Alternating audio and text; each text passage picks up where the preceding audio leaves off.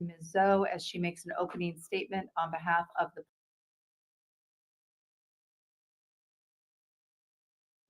Those were the same frantic words from the same set of students as they watched Mr. Ali compress.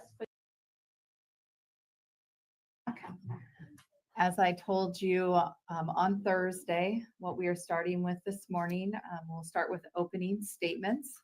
So at this time, if you would please give your attention to Ms. Zoe as she makes an opening statement on behalf of the plaintiff, the state of Washington.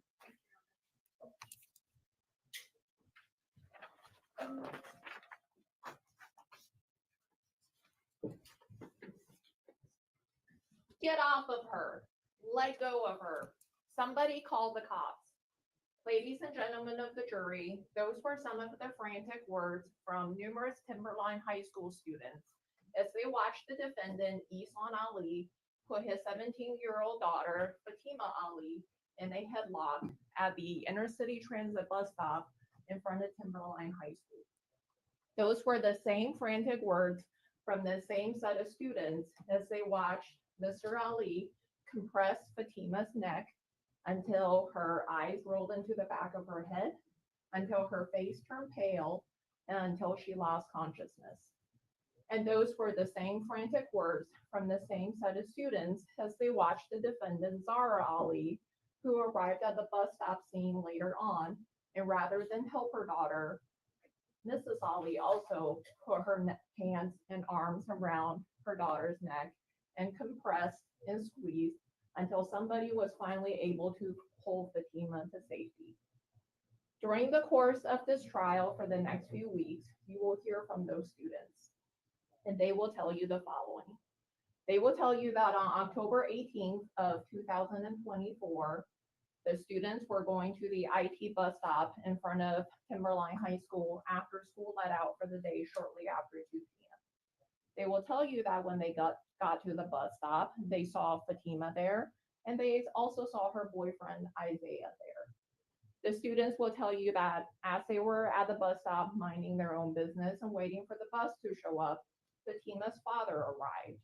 And shortly after his arrival, an argument ensued between Mr. Ali and his daughter, Fatima. The students will tell you that during the course of that argument, Isaiah tried to help Fatima. And as a result of that, Mr. Ali punched Isaiah in the face. You will hear that Mr. Ali punched Isaiah so hard that it caused Isaiah.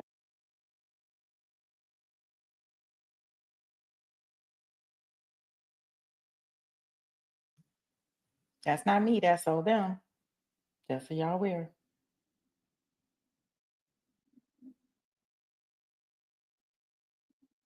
Oh, okay. We see the thing up there. They must be showing some video footage that we can't see.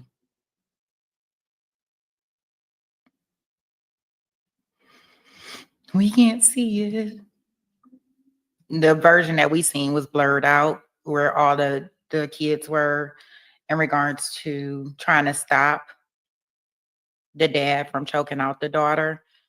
But the one that they're going to be showing in court, of course, they're not blurring it out because these are people that are going to actually come up and actually testify. So unfortunately, they're not going to let us see. Oh, no, it's a technical issues. Y'all see that?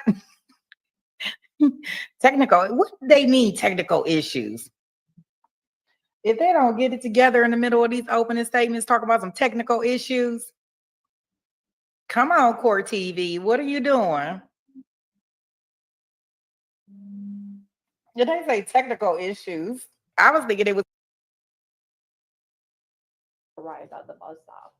After her father arrived at the bus stop, Mr. Ali started to yell at Fatima to try to get her to go home with him.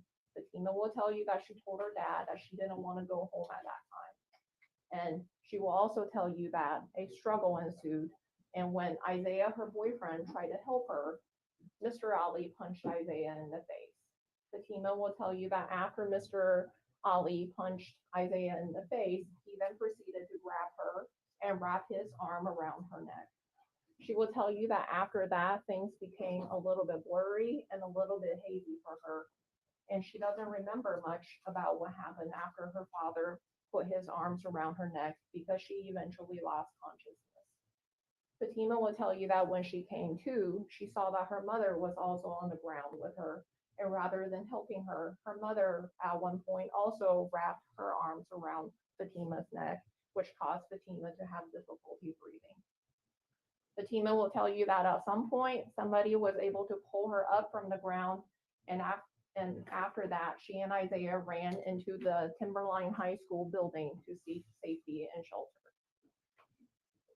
Another set of witnesses you will hear from are the school employees, and they will tell you about a no trespass order that was issued against Mrs. Ali, prohibiting her from being inside Timberline High School. They will also tell you about a no contact order that was issued prohibiting Mrs. Ali from having any contact with Isaiah, from having any contact with Isaiah's place of residence, and from having any contact with his school, which was Timberline High School. The school employees will tell you that on October 18th of 2024, a little bit after when school let out at approximately 2 p.m., a frantic and scared Fatima and Isaiah ran into the front office area. And they will tell you that when Fatima ran inside, she was screaming, "My dad tried to kill me." The school employees will tell you that shortly after Fatima and Isaiah ran into the building, Zahraa Ali also ran into the building. The employees will tell you that knowing that Zahraa could not be there, they tried to get Zahraa to leave. Eventually, after Zahraa left the school building, the school employees placed the school on lockdown for the safety of the students. Another set of witnesses you will hear from are the law enforcement officers from the Lacey Police Department. And they will tell you about the investigation that they conducted in this case. They will tell you about the individuals that they interviewed, and they will also tell you about the video footage of the bus stop incident that they received and collected as part of this case. You will, in fact, get to see the videos for yourself during the course of this trial. And finally, another set of witnesses you will hear from are the medical professionals from Providence. And they will tell you about the effects of strangulation on the human body. They will also tell you about the injuries that they observed on Fatima. You will hear that Fatima had abrasions, she had bruising, and she also had petechia on her neck and on her face. And the medical professionals will also tell you that due to what happened at the bus stop, Fatima was also diagnosed with a condition called pneumomedium sinum, which is in essence when air leaks out of your lungs into other parts of your body. And the medical professionals will tell you that due to what happened at the bus stop, Fatima ended up being admitted to the hospital for several days. Ladies and gentlemen of the jury, there will be lots of evidence that will be presented during this trial. You will see lots of photos and you will see many videos. I also ask that you pay close attention to the testimony of the witnesses from the witness stand, because what you will not get when you go back to deliberate is that you will not get their taped statements, you will not get medical records that were in this case, and you will not get the police reports in this case. So I ask that you pay close attention to the testimony of witnesses. And then at the end of this trial, my co-counsel, Heather Stone, will come back before you and deliver her closing arguments. And at the end, we ask that you return a verdict of guilty on all charges against both Mr. Ihsan Ali and Mrs. Zahraa Ali. Thank you. Thank you. Members of the jury, if you will now please give your full attention to Mr. Kading as he makes opening statement on behalf of defendant Mr. Ali. Hey, good morning. A couple of things. This case is about October 18th of 2024. October 18th, 2024 was not a day like any other day. You're going to hear from witnesses about what happened that day. I'm going to tell you the day started early, about 4 a.m. You can hear Fatima say that she left her house. She ran away from home. She didn't tell anybody. She had never said anything about leaving home. She knew for a fact she was going to be traveling later that day. She didn't talk to her parents about what was happening in terms of her not wanting to go. She didn't make any complaints to them. She just got up early and left the house. Her parents, concerned when they woke up, they called the police and made a report that she had run away. They went out and looked for her. They talked to the police throughout the day. You're going to hear from Officer Hang, who's going to say, yeah, he talked to them throughout the day. They were never told one thing about where she was that day. You're going to hear she was at Timberline High School for most of the day. You're going to hear that she had told people she had run away. But you're also going to hear they never relayed that information.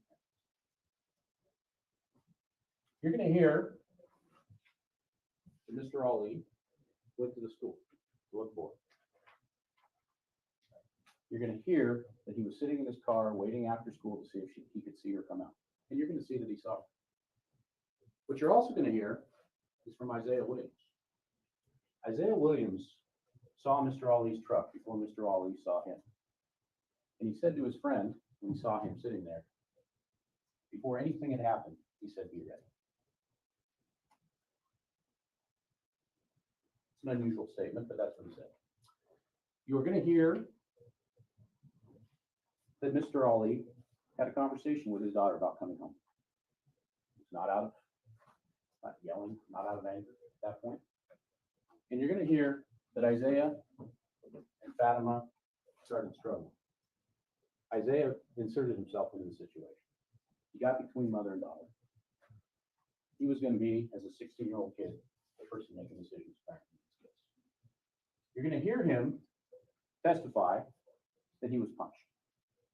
But you're going to watch video in this case. And it's very important, the video in this case, because this incident was captured on video in its entirety. People are going to testify to different things, but I want you to be careful about what they say versus what you see. They're different, and you're going to see that. I'm going to ask you to take careful notes of what people say. I'm going to ask you to carefully watch the videos that are going to come up here. And I'm going to ask you to compare them. You're going to see that credibility is an issue in this case. People don't always remember what's going on. Fortunately, for Mr. Ali and his wife in this case, it's on video. People relayed to the police what they said happened. It's different than what's on the video. So I want you to pay close attention to everything. Next thing we're going to talk about is the medical in this case. You've heard that Fatima had some abrasions, some petechias, those sort of injuries. And you're also going to hear about this pneumomediastinum. Okay? This condition is when you have air in your cavity of your chest. And it happens in different ways. And you're going to hear two main ways it happens. One is puncture injuries. In this case, there was no puncture injury. The other way that it happens is if you have blunt force trauma, the most common way, likely what happened in this case. Blunt force trauma, as it was explained, and the doctors will tell you, causes this injury because if you hold your breath and then you hit the ground, your lungs are like a balloon. And if you hit the ground, sometimes that balloon will pop. So if you hold your breath, it's going to pop. If your mouth is open when you hit the ground, not likely to cause any problems because the air will just expel out your mouth. The other thing you're going to note in this case is pneumomediastinum is not a life-threatening injury. You're going to be told that it's a condition that you can get and it needs to be monitored for some time and see if it resolves. You're going to hear the doctors tell you that by 8:43 a.m. the next morning they did a chest x-ray of Fatima and the condition had resolved. It's not life-threatening. It was not something they monitored after that point. There was no evidence of it occurring other than for one incident. Likely blunt force trauma, which you'll see in the video, could have been caused in numerous ways. One of them falling to the ground, which is interesting because you're going to see in the video that they didn't really fall to the ground. You're going to see that Isaiah Williams attacked Mr. Ali. Him and Fatima were knocked to the ground after hitting a tree. Knocked to the ground where punching and kicking occurred. You're gonna see 42 punches, 3 kicks to the head, all done by Isaiah Williams and his friends, to Mr. Ali. So, what I'm gonna tell you is, I want you to pay close attention. I want you to listen to the evidence. I want you to weigh the evidence. And I want you to compare what people say to what you see. There's going to be a lot of issues that come up in this case that you'll hear. I'm not going to lay everything out for you now, but you'll know when it happens that if you're taking notes, you're paying attention, you're going to see at the end of this case that Mr. Ali is not guilty of the crimes he's charged with. The state is not going to be able to prove to you what's happening. That's their obligation. So pay attention, take notes. At the end of the case, we're going to come back and sum things up. We're going to ask you to find Mr. Ali not guilty. Thank you. Members of the jury, if you will now please give your full attention to Mr. Larry as he makes opening statement on behalf of defendant Mrs. Ali.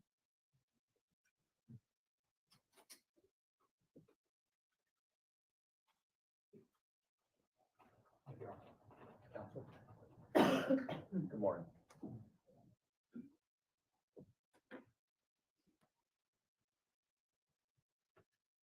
When asked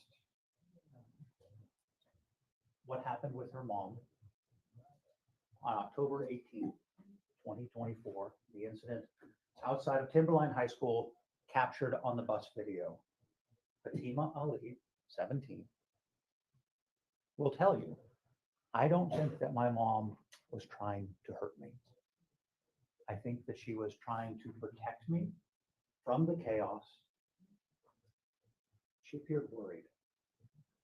She appeared scared. She was worried for me. There is one word that you will hear likely throughout the testimony of these witnesses, one observation that you will probably attach to this incident when you watch the video, and that is chaos. Absolute and utter chaos on a small patch of land next to the bus stop outside of the high school. Now, fortunately, in 2024 and 2025, you are not going to have to rely exclusively on the testimony of teenagers and adults trying to describe for you what they saw in that chaotic moment, what they were focused on, what they happened to see, what they believed they saw. Because in addition to their testimony and their personal observations, you will have the opportunity to compare, contrast, and analyze numerous videos. We are fortunate that the transit bus was pulling up for its stop to pick up its kids on its normal run of the day. And being 2024, that bus was outfitted with approximately 8 cameras, front, back, right side, left side, inside. Now, there are certain cameras that are more valuable to this analysis, certainly the front-facing one, because the bus driver, who you're going to likely hear from first today, will tell you what he saw, how he stopped the bus, and he will walk you through what that camera shows and what we can see. Now, video doesn't capture everything. We all know that, but it provides a baseline. It tells us timing. It tells us who is visible when people arrive on the scene. Now, we are focused on October 18th. That day began at 4 o'clock in the morning. See, my client had a trip planned to travel with her daughter and her younger son. What my client didn't know is that her 17-year-old daughter did not want to travel with her mom, despite the decision to simply abandon this trip. She never communicated to her mom. She never communicated to her dad, hey, do I really have to go? I don't know that I really want to go. Can we do something else? Are there alternatives? Instead, she ran away, 4 o'clock in the morning. Didn't have a large amount of money on her, didn't leave a note, didn't tell her parents where she was going, what her plans were, or who she intended to be with. Understandably, mom and dad were worried. Their response is they drove around Olympia looking for her. Fatima will tell you that throughout the day, on various occasions, she could see her dad's truck. And before he noticed her, she would hide, get out of view. At the end of the day, or towards the late afternoon, there's the incident at the bus stop. She sees her dad approaching. She lets Isaiah know. Isaiah will tell you that he told his friends, there's her dad, get ready. It's not exactly clear what they're getting ready for, but that is what is said. Now, the state got up an opening, and this will be, throughout trial. We have different perspectives, different takes, different things that get focused on. The state said that there would be testimony that Mr. Ali ran up angry and was upset and yelling. You'll also hear Fatima describe her dad. That he walked up, he was talking in a quiet voice. He wasn't yelling, he wasn't screaming.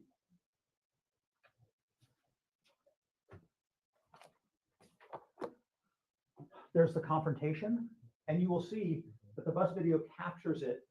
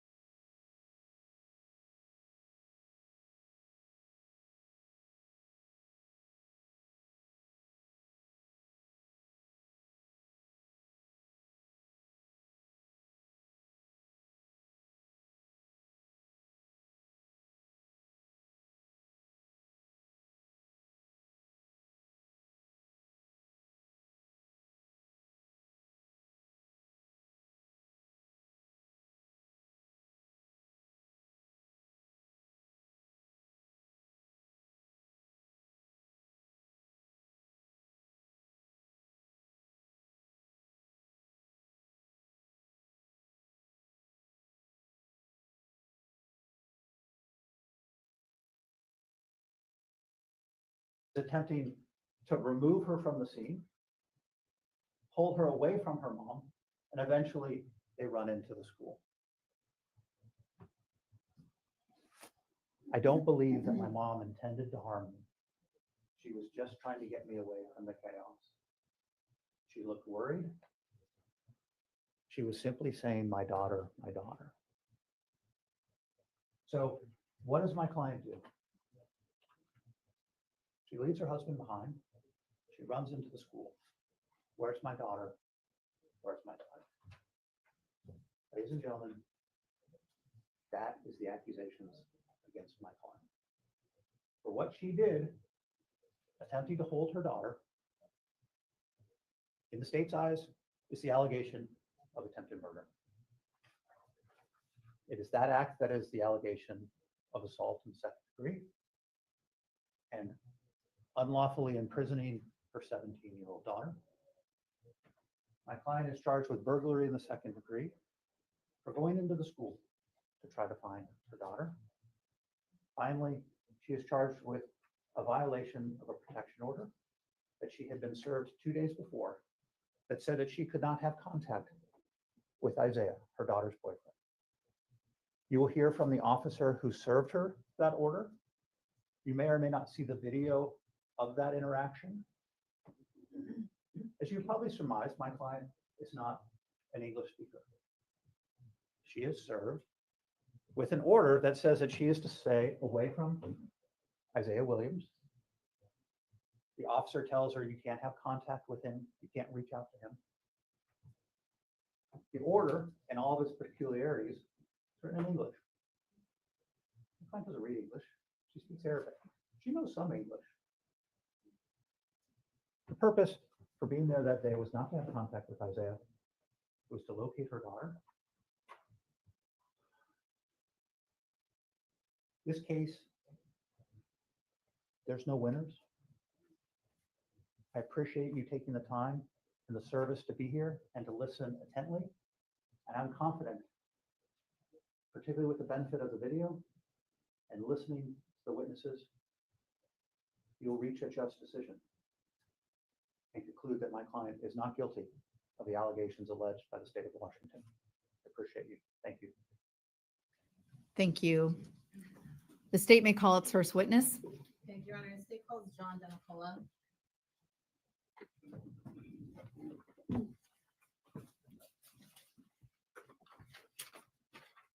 Come forward, please.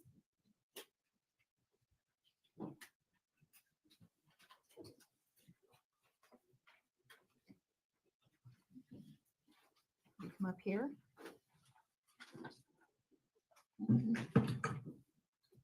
Please raise your right hand. Do you solemnly swear or affirm that the testimony you're about to give will be true and correct? I do. Please be seated.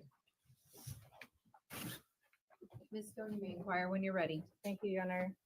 Good morning, Mr. Denicola. Good morning. Can you please state your name and spell your last name for the record? Yes, my name is John Denicola. Last name is spelled D as in David, Enicola. And Mr. Denicola, are you employed? Yes, I am. How so? I work with Inner City Transit. I was formerly a coach operator. I'm now a transit ambassador. I'm sorry, say that one more time. I was formerly a coach operator, bus driver. What's a coach operator? That's a bus driver. Oh, okay. Operate the buses. Okay. And now I'm a transit ambassador. Is it a transit ambassador? Yes, it's a new program. And did you have a normal route that you drove when you were the coach operator? Yes, I did. What was that? That would have been the Route 68. And what about in October of 2024? Were you driving that same route at that time? Yes, I was. Where does Route 68 go? Route 68 departs from Lacey Transit Center, on Golf Club and 6th, and it goes down Carpenter Road and then down Mullen Road to Ruddle Road and heads over to the mall, Capitol Mall. Okay, so based on that Route 68, are you familiar with the area of Timberline High School located at 6120 Mullen Road Southeast? Yes, I am. Is that in Lacey, Washington? Yes, it is. And were you in or around that area on October 18th, 2024, shortly after 2 p.m.? Yes, I was. And what shift were you working in October of 2024? The shift I was working, well, I actually worked from about 8:40 in the morning till 5:30 in the afternoon.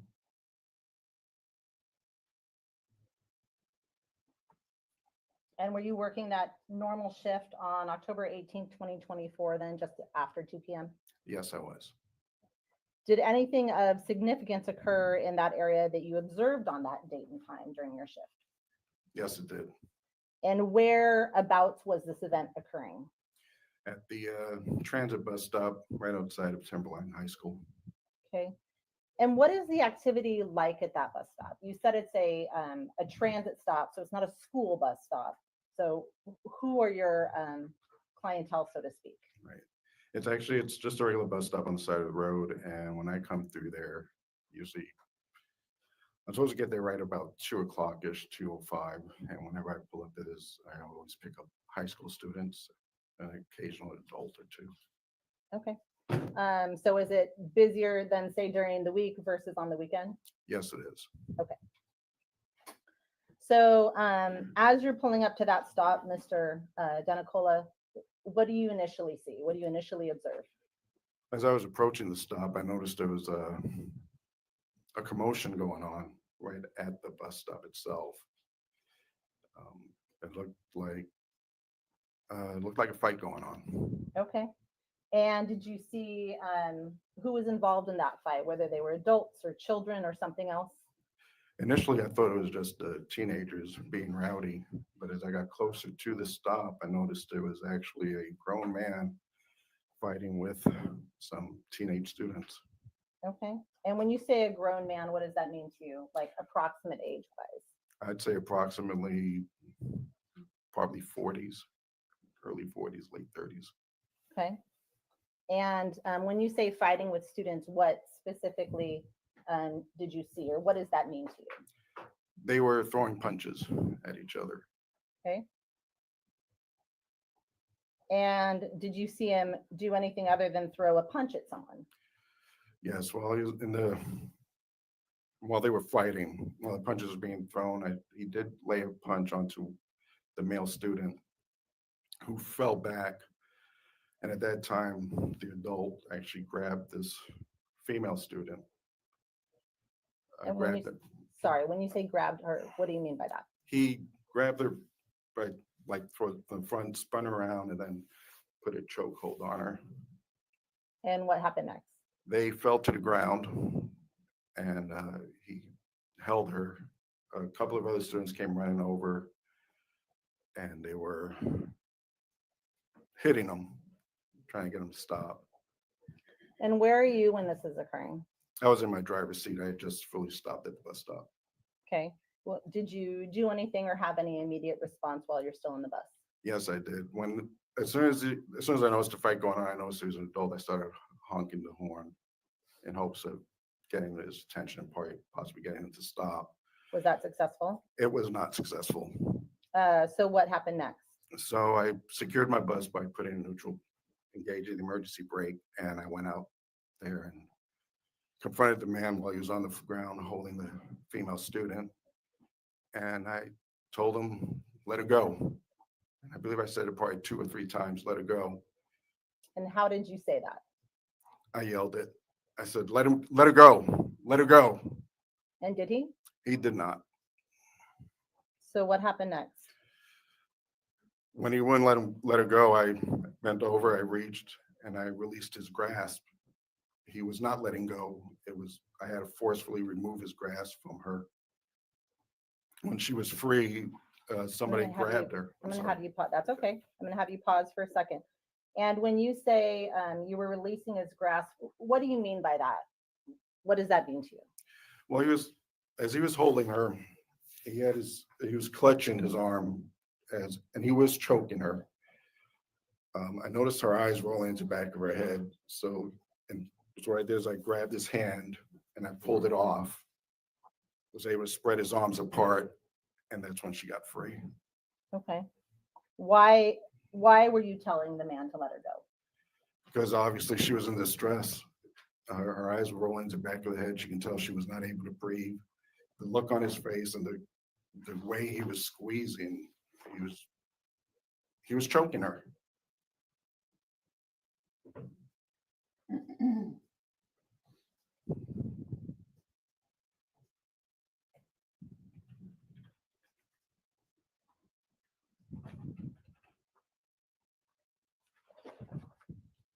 And was there anyone else there besides you, the young woman, and the man that you've described? There were several students around. Once I released his grip from her, another gentleman did come running across, and I believe he kneeled on the adult's chest. But I really, the whole time I was mainly focused on him and the female student. Okay. Do you remember if there were any other adult women in the area? I did notice one that caught my eye, and that was mainly because she had a phone out and she was recording. And the male student that he originally had punched away slapped the phone out of her hand and said, "You don't even know what's going on here." Okay. Sustained. Mr. Denicola, I've sustained the objection. The jury will disregard the very last portion of the witness's answer related to what someone said. Mr. Denicola, if I specifically ask you to relay a statement, then do so. But if I don't, do not. Okay. Okay. Thank you. Mr. Denicola, when you saw, or you and the crowd, so to speak, were able to get the young female released from the adult male, where was that young male, if you recall, the initial male that got punched? He was standing at her feet from when she was laying down. Okay. And where did the young female go, if you saw, after she was removed or released from the older male that had been choking her? She was moved over about, say, about 5 feet away from where the adult male was laying. And was she standing up on the ground? Do you remember? Yeah, she was still on the ground, and somebody was holding her. Okay.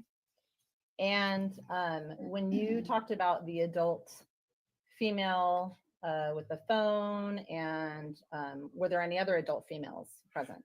The person holding her on the ground appeared to be an adult female. Okay. Can you describe how either the woman holding her on the ground appeared or the woman with the phone appeared? I cannot describe the woman on the ground, because I really didn't focus on her. But the one standing up that was holding the phone, she was wearing, I don't know how to describe it. It's when they wear the black, like the Muslims wear. I'm not sure what it's called though. Okay. So like a headscarf or a head Right, covering of some sort? Exactly, and covering, I believe it was covering her face as well. Okay. And when the adult male, the other adult male came over, and I know we're using adult male and adult female a lot. Do you know any of these individuals? I do not Okay. personally. The male that came over and assisted by holding down the man who was choking the younger female, did you see where he came from?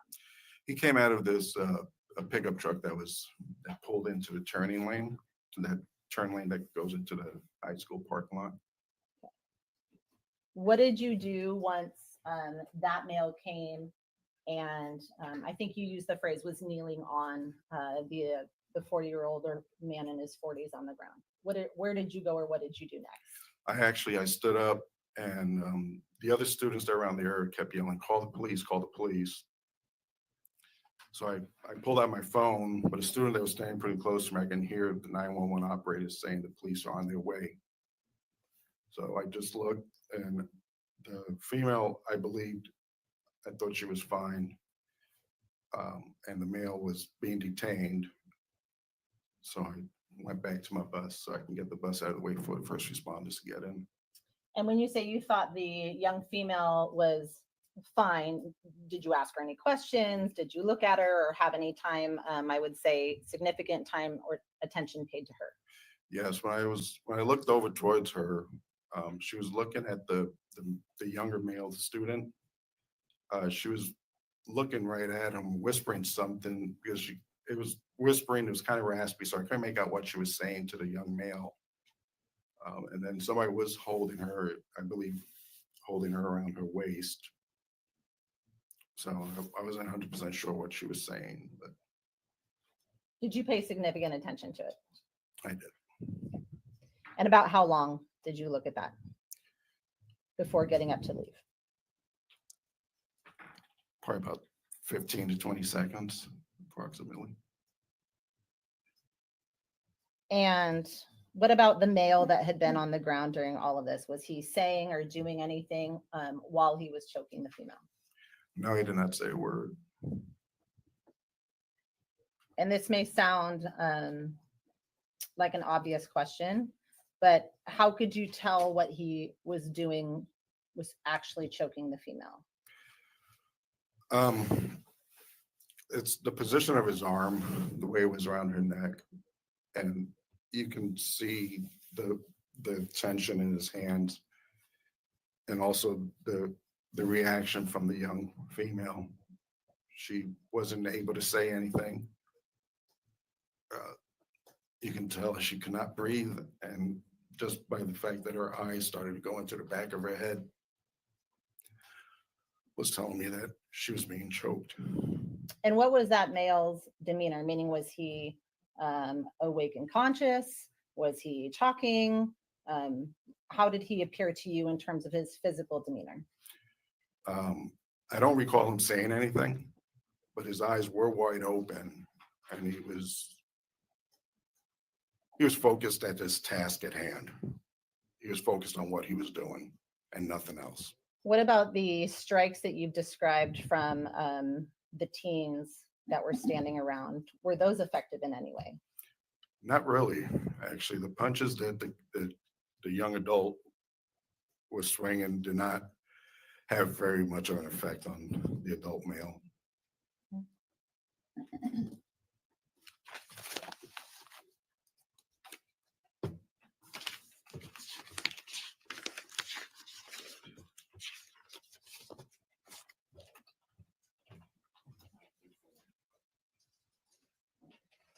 Do you want to make a pitch? You may. Mr. Denicola, I'm going to show you what's been marked as State's Exhibits 1 through 4. I'm going to ask you to look at those silently to yourself for a moment, please, sir, and then look up at me when you're done.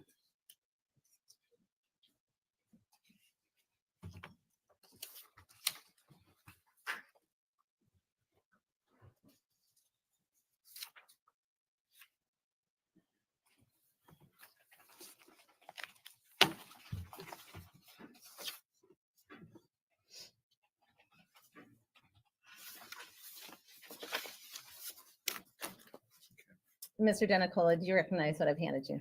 Yes, I do. What are those, sir? These are aerial photos of the area around Timberline High School. And do those appear to be a true and accurate representation of that area as it appeared to you on October 18th of 2024? Yes, it is. Your Honor, at this time, the state moves to admit State's Exhibits 1 through 4. Any objection, Mr. Kading? No objection. Mr. Larry? They are. Exhibits 1 through 4 shall be admitted. Your Honor, permission to publish. You may publish. I'll take those back from you. Thank you.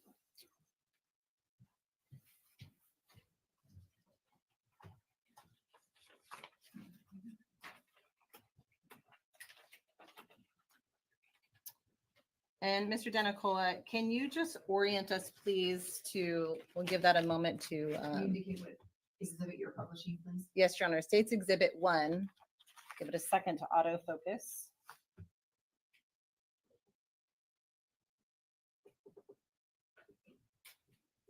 There it goes. And actually, there it goes. May I approach, Your Honor? You may. I'm going to give you a pointer. That button is the cursor up top. You have to hold it for a second before it can see. Okay, thank you. Some button to start. Mr. Denicola, we're looking at State's Exhibit 1. Can you please describe to the jury the area that we're looking at? Yes. So right over here, this is the Timberline High School.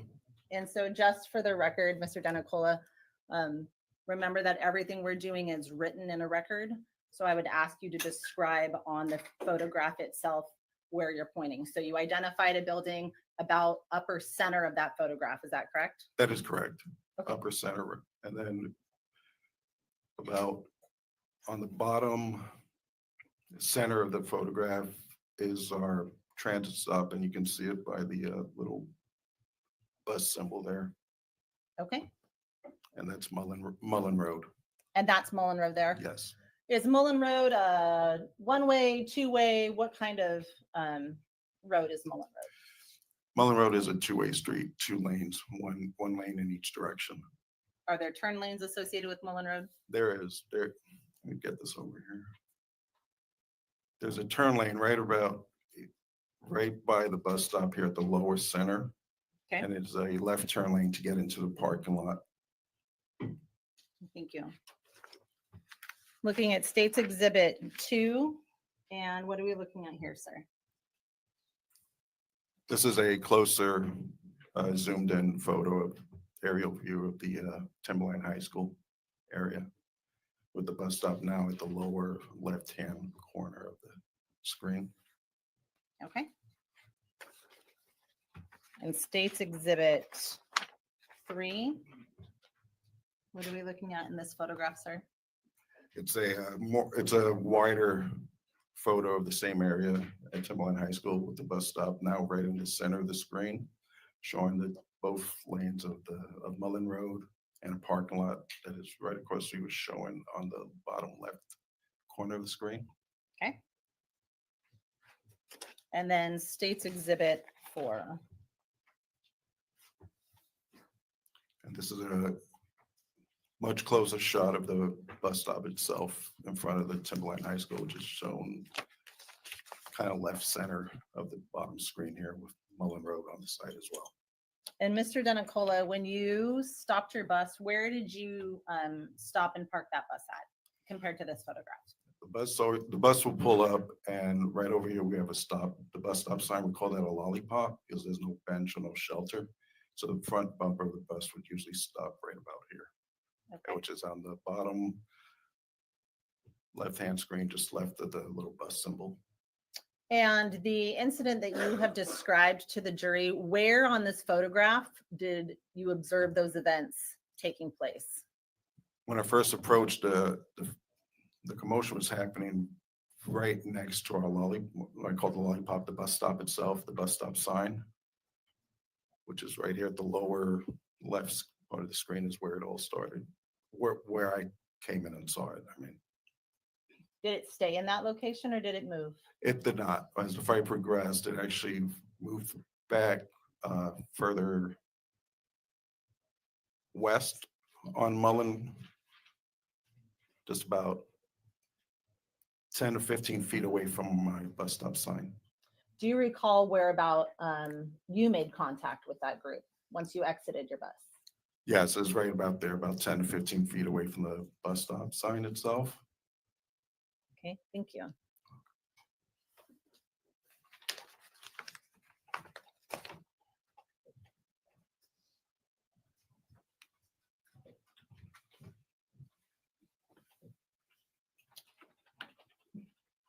Mr. Denicola, do you recall what I know you've described the teenagers at the scene as throwing strikes, throwing punches while the man was choking the young female.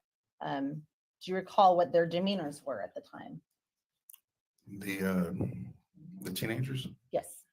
they were excitable. They were screaming, so they appeared to be scared.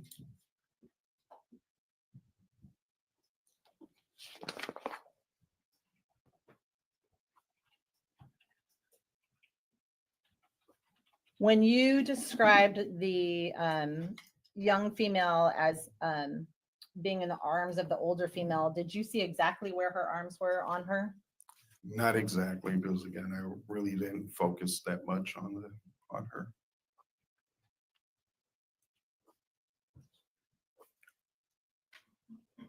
I know you indicated that you had moved your bus for law enforcement to be able to come in. Did you see law enforcement or hear law enforcement arrive? Yes, I did. Just before I departed the stop, I could hear sirens faintly in the distance. And as I drove away and I approached, got closer to Ruddle Road. So between the high school itself and the cemetery is where I saw a Lacey police car coming down eastbound on Mullen Road. Okay, and how long would you say total you were on scene of this incident or at the bus stop before getting back into the bus and restarting your route? It felt like a few minutes. I really wouldn't be able to say exactly how long. Okay. And what did you do upon getting back in your bus? What happened next? When I got on the bus, I told these kids that were right outside the bus, okay, come on, let's go. The police are on their way. And I made sure all the kids, they got on the bus and I shut my doors and I drove off. Okay, at any point, did you make a report into law enforcement or your agency? Yes, I did. As I drove away and I was trying to make sense in my mind as what's going on, I did request a call back from my dispatch so I can report what had happened. Okay. And did you make a report to your dispatch about what happened? Yes, I did. I made a report over our radio, two-way radio, and on what I had witnessed and what I had done. Did you finish your route that day then? I did not finish my route. Why not? Another supervisor, we call them the road supervisors. They're out on the road driving around, called me on the bus. He asked me to wait for him once I arrived Tumwater Square. When I got to Tumwater Square and I waited for him, when he arrived, he asked me how was I doing. I told him I was okay. He asked if I could finish my route. I said I should be able to. He said, no, your voice is shaking, your adrenaline's pumping. I don't think you should finish this route. So they brought a relief out there for me and he drove me back to the shop and I had to write a report as to what happened and then they let me go home. Okay.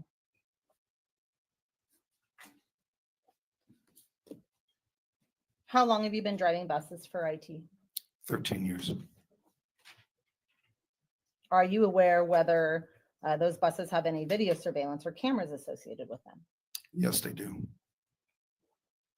And where are those cameras located, if you know? We have about 6 cameras inside the bus recording all the activities going on. And then I believe we have about 4 of them on the outside of the bus. And when you say on the outside, where are the ones on the outside pointed or directed? We have 2 up front that are, one's pointed out in front, seeing the road and everything in front of the bus. The other one that's up front is pointed at the driver itself. And then we have 2 one on each side that sees everything going on the sides of the buses. And how does that camera record? Meaning, is that something that is manually operated by you? Is it something that just runs whether the vehicle is on or off, or something else? The cameras are continuously running while the bus is running. When we first start them up in the morning, it takes about 3 minutes before the hard drive warms up and then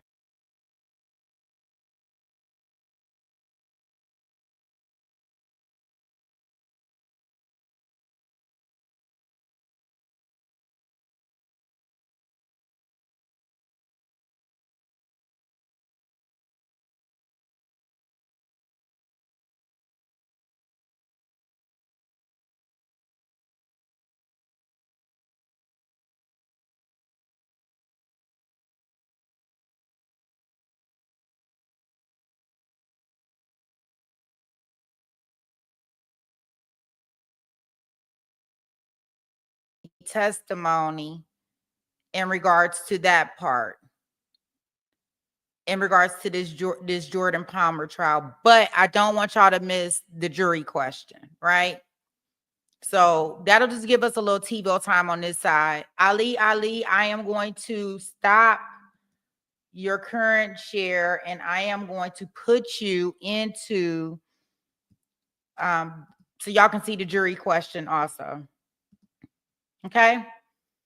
So I was trying to work out this microphone issue. I was trying to open up a different browser and use my Firefox, but I can't get the, I'm unable to get the feed to come through the way I want it to come through. So I will work on that tonight, since it seemed like we in all types of courtrooms all the time, right?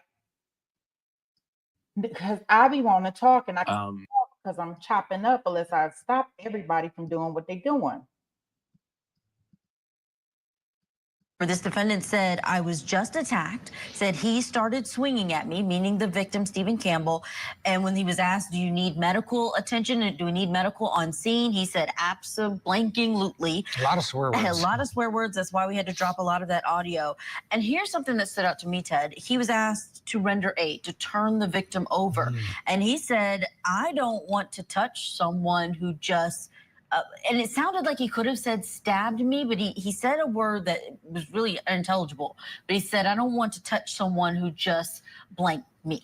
So what he And said not may only be someone, important. I don't want to touch a blankety blank guy who just tried to. I mean, he was, every second word was a swear word. So Right.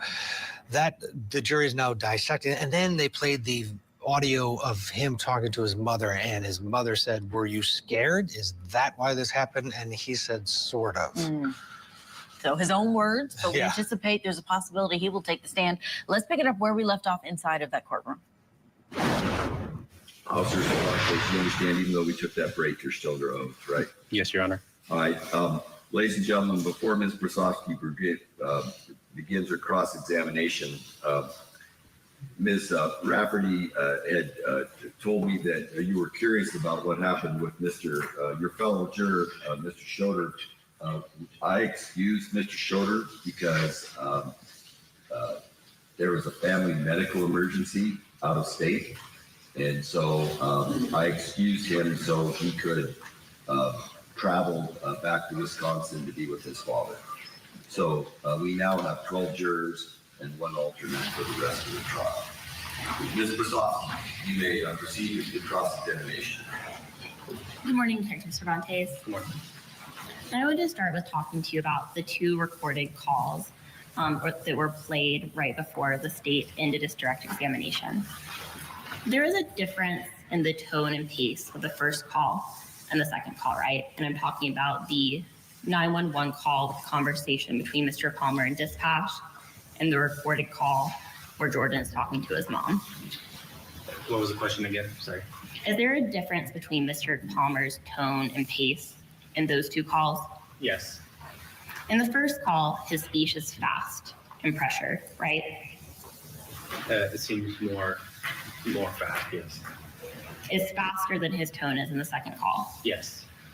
In the first call, Mr. Palmer uses swear words, right? Yes. In the second call, he speaks pretty slowly, right? Correct. In the second call, he isn't using any swear words. Correct. That first call was taken immediately after this incident, right? Yes. The second call was 4 days later, right? Yes. That call was made when Mr. Palmer had already been arrested and charged with deliberate homicide, right? Yes. He was probably in a position on that day where he was questioning everything, right? Objection, speculation, that's Sustained. And during that second call, he was talking to his mom, right? Yes. His mom, who was really worried about him, correct? Objection, lack of personal knowledge. I have to sustain Ms. Brasovsky. So there's a difference in tone between when he is in an excited state or stressed out right after this incident to when he's talking to his mom afterwards, later, right? Yes. Now, Detective Cervantes, I also want to talk to you a little bit about what your experience has been brandishing firearms. You testified on direct that there have been times in your capacity as a police officer where you've brandished a firearm, right? Yes. And Detective Cervantes, when you brandish a firearm, you have to be prepared to use it, right? Yes. If someone came at you and tried to take that firearm, you would have to discharge it, wouldn't you? If someone came at me, what was the question again? If somebody tried to take the firearm from you, you might have to use lethal force. I might have to, yes. And if you had to start firing your gun, you would stop when the threat stopped, right? Yes. That's how law enforcement is trained, to shoot until the threat is over, correct? Yes. Now, Detective Cervantes, I just wanted to bring back out Defense Exhibit A, which is a map, so we can help orient the jury to how everything went on, okay? Okay. So Defense Exhibit A is right behind you. My co-counsel, Bridget Carneal, is coming up to move the exhibit. All right, we're going to slip at a break right now because the parties have convened in Washington, and we're getting ready to see what the jury wants. We've stopped the deliberation clock. They have a question. It's their second. Stay with us.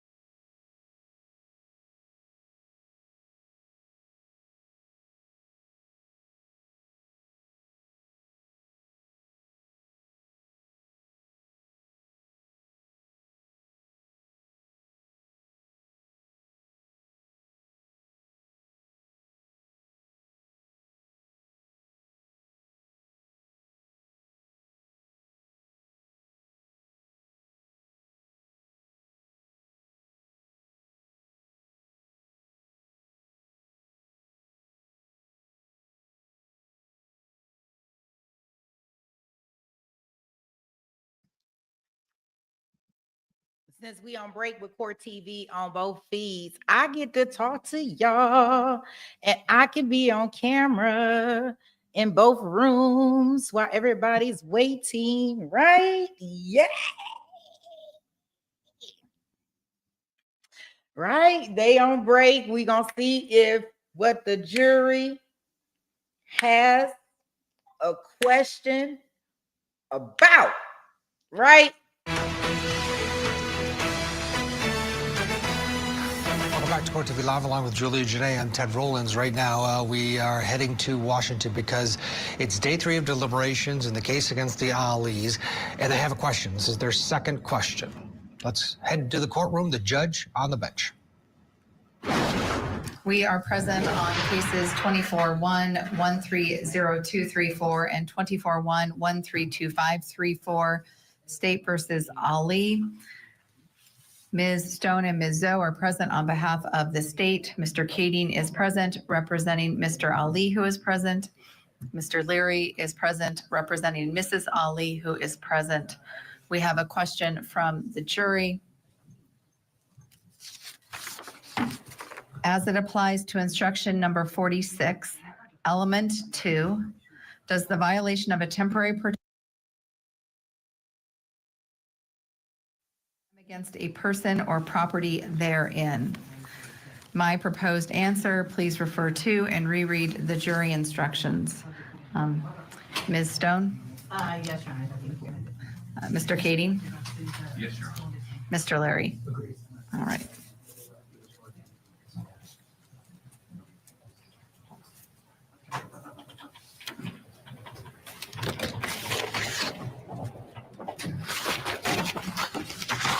There were 2 sheets together. One was empty.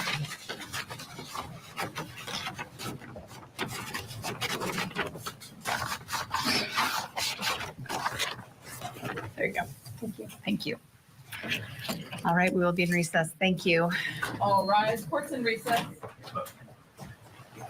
All right, that question there, we're going to read it again because we did have to drop that sound because of the minor name that was included. We can only say the first name of the boyfriend in this case, but the question from this jury is, does that protection order, the order of protection, temporary protection order that was in place against mom, we know that from the testimony in this trial, does a violation apply to the boyfriend, his person, or to something broader, the person or places or property, perhaps the building is what they are asking about. Because this bus stop was near the school. Right.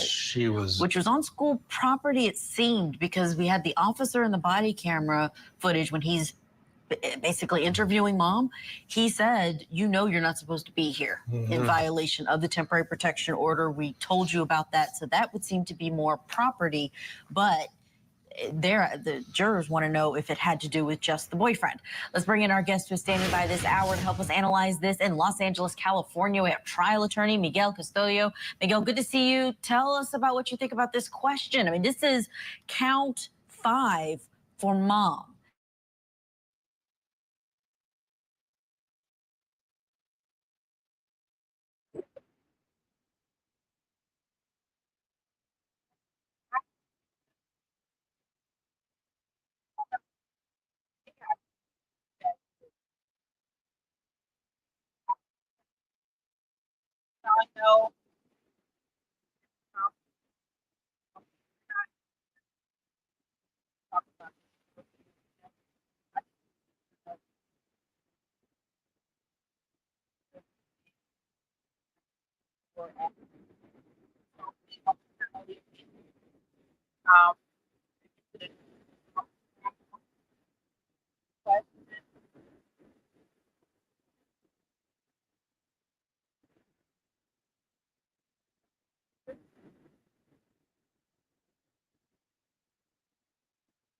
Can y'all hear me now?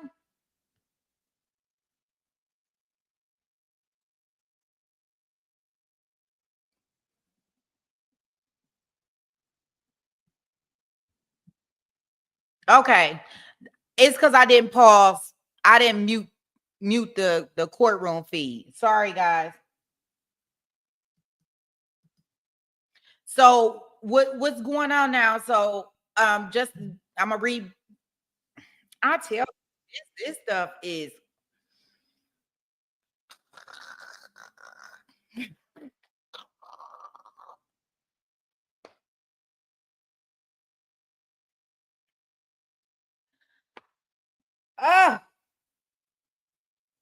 they trying to take me there. They trying to take me there, OnlyFans. We trying to get through this stuff. I know you gotta get your nap in. They asking all these ridiculous questions. We trying to watch another trial.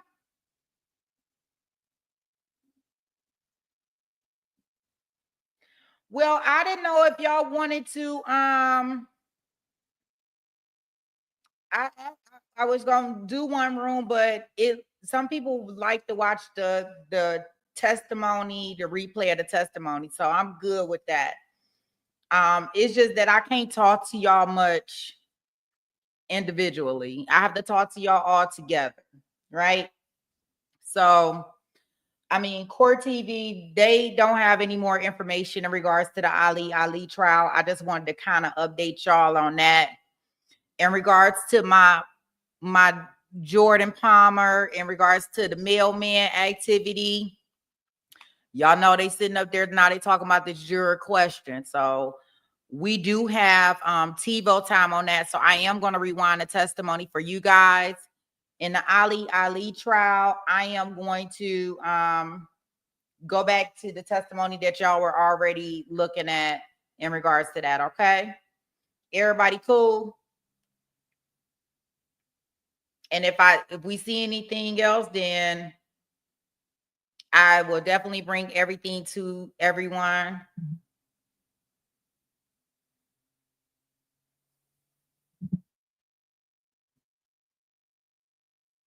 And we'll kind of go from there. We gonna fake it until we make it. Fake it until we make it.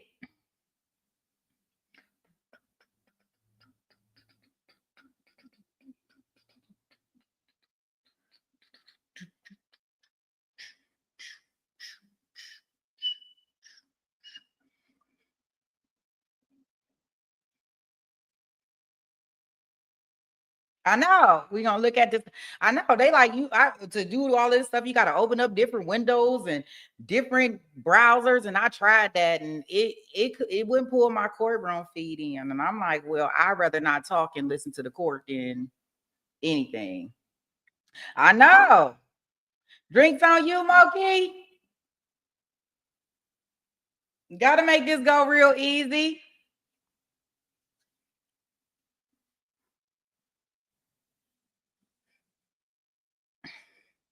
Just dance. Just dance. That's what I need to do. Just dance. Just dance. Hey, y'all know I like to chair dance. I'm the best chair dancer in the whole USA. Hey. I'm just looking at this screen to see what we got going on here. All right, guys. I am about to put everybody back into their respective places. Ali, if we hear anything else, we will definitely let you know. All right.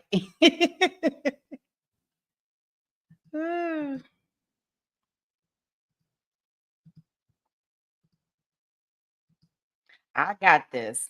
I got this. I'm gonna get good at this stuff here.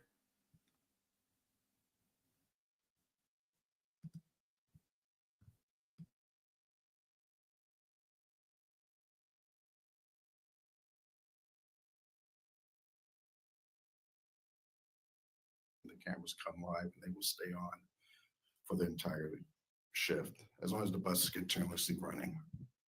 What about when you turn the bus off? When the bus turns off, the cameras stay on for about another 2 hours after the bus is turned off. And where is that bus footage recorded or maintained? The recordings on the bus, actually, there's a hard drive on the bus where it's recorded onto a hard drive itself, and that's where they stay. So if you want to access that footage, do you have to access it from the bus directly, or is there another means for gathering it? They can pull the hard drive off of the bus, but if the bus is still in service, they can remotely upload the footage.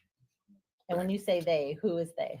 That would be we have supervisors that are responsible for pulling videos for any sort of an event, and they have the technology up at the office, and they can just tap right into the bus and it just uploads the videos.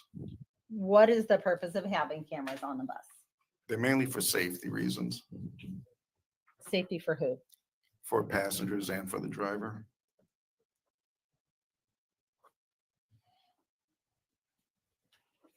If that footage is pulled or it's accessed, how does one get a copy of that footage? In order to get a copy of any kind of footage on any of our buses, you have to submit what's called a public records request. Mhm. And you can just go online to innercitytransit.com and you can fill out the request there. And so if that footage is pulled, do you know how long it's stored or maintained for?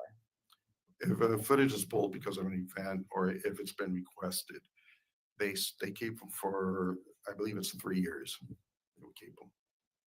Do you have any ability to edit or modify that camera footage in any way? No, I do not. Would you know how to do that if that was an option to you? No, I don't. Okay. Have you ever had to review camera footage from your bus before? Yes, I have. About how often? I'd probably review footage about 3 to 4 times a year. And in those instances, did that footage appear to be true and accurate reflection of those events as you recalled them occurring? Yes. Is there anything about your prior interactions with the bus's video system that would make you doubt the accuracy of that footage or that it had been manipulated in any way? No. On October 18th, 2024, was the bus you were driving equipped with the camera system you've described previously? Yes, it was. And was that camera system recording and operating in the same fashion that you've previously described? Yes, it was. And are you aware whether your bus's video surveillance system captured any footage of the incident in this case about which you've been testifying? Yes, it did. And have you had an opportunity to review that footage prior to your testimony today? Yes, I have. And based on your review of that footage, did it appear to you to be a true and accurate reflection of the events or a portion of the events as they appeared to you as they occurred on October 18th of 2024? Yes.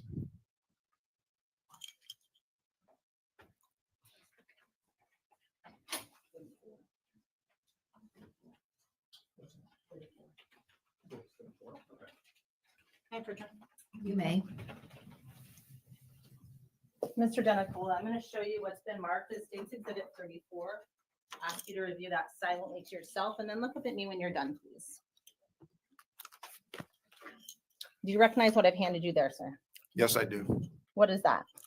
There's a thumb drive that has the video showing all shots from the camera footage from that day of the event. And how do you know that's what that is? Because after I viewed it, I initialed and dated the tag on the thumb drive. And when and where did you have an opportunity to review that thumb drive specifically prior to today to confirm the contents of it? I reviewed it this past Saturday on July 12th back in the prosecutor's office. And based on your review of State's Exhibit 34, did that appear to you to be a true and accurate copy of footage of your bus's video cameras capturing those events from October 18th of 2024? Yes, it was. Your Honor, this time the state would move to admit and publish State's Exhibit 34. Any objection, Mr. Keating? No, Your Mr. Larry? No, Your Honor. 34 shall be admitted. You may publish.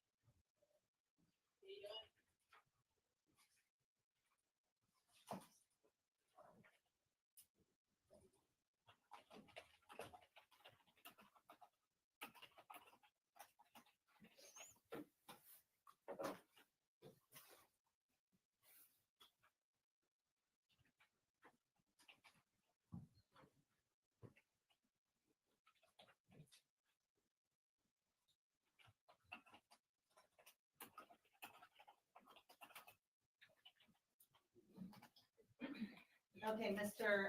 Denicola, I'm gonna start first with all of the views. I'm gonna ask you to orient the jury to what they're looking at on State's Exhibit 34.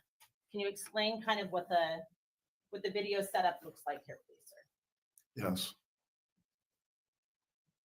So just orient the jury if you don't mind. What are we Okay. looking at in terms of that setup? On the setup is all the camera angles that are on our buses. On the upper left-hand corner is the camera that's right above the driver's seat. Right next to that is the front portion of the passenger seating area. Next to that one is the rear area. Then we have the rear exit door. Going behind that one, that is a side of that's the curb side of the bus camera.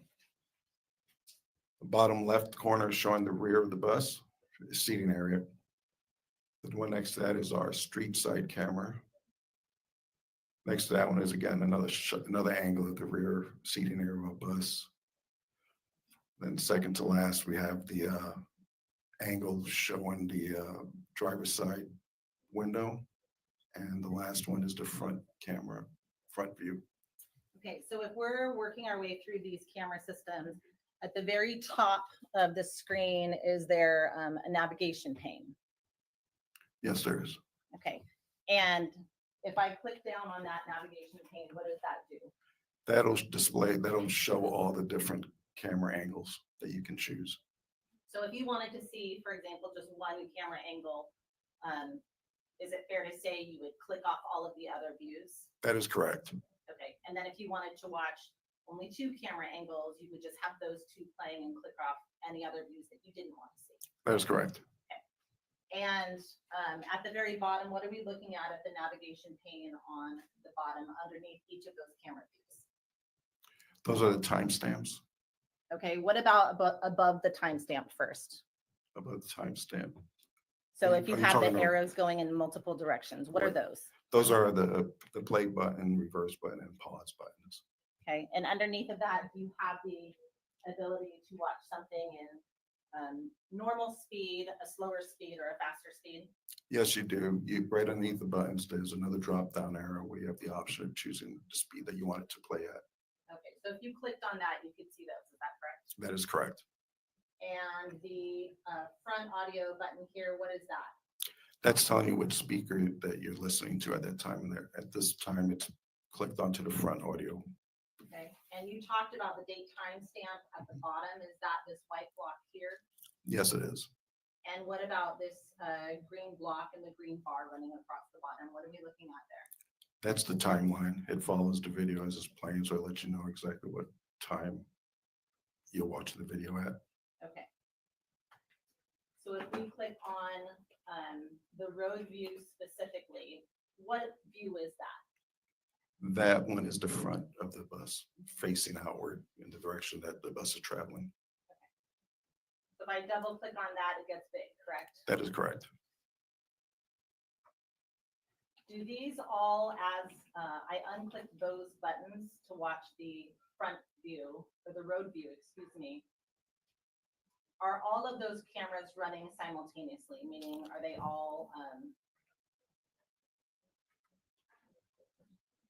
all the contemporaneous views, so they're synced with each other? Yes, they are. They all run at the same time. Okay, so Mr. Denicola, I'm gonna play State's Exhibit 34, the road view, and is that identified in this upper left-hand corner here of the video? Yes, it is. Is that the same for each of those videos? That it is. And then I have some questions to ask you after this is done, okay? Yes. And playing it in normal speed, is that correct? Yes.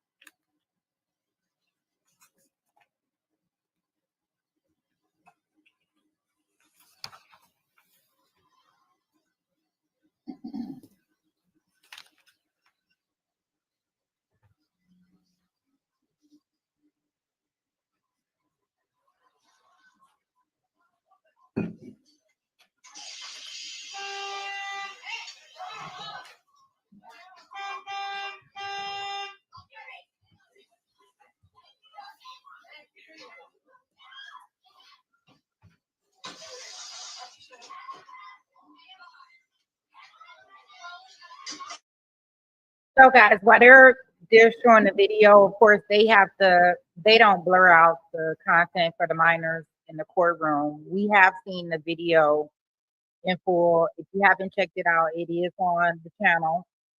The video that we have, which was presented by Court TV, it already has the people blurred out. So unfortunately, the cameraman that's inside of there, yes, we had a blurred out version, but you know, in court, they're actually showing the faces of all the individuals, and they all are minors, except for the guy that kind of came over to stop his truck in the middle of the street and the bus driver. So to keep their identities, they have to blur it out. So that's why they had this court order restriction up here. But we do have a blurred out version. It's actually on the channel. We actually watched it before we started opening statements today. So we do have a copy of it. No, they don't actually have the bus video. They did not show it now. Not to say that they won't upload it later and, you know, blur this portion out. The only portions that they had was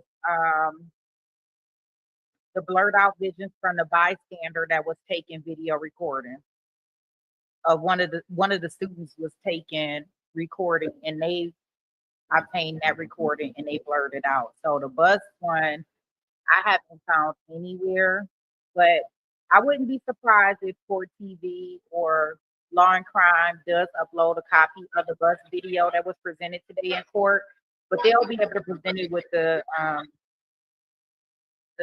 it blurred out for us. So if they do, I'll be looking for it and I'll put it up, or show it tomorrow, right? When we covering day 2. Yeah, I haven't seen this one either. And it looked like it was gonna be real clear. Like he was pulling up on it, right? He was seeing it all.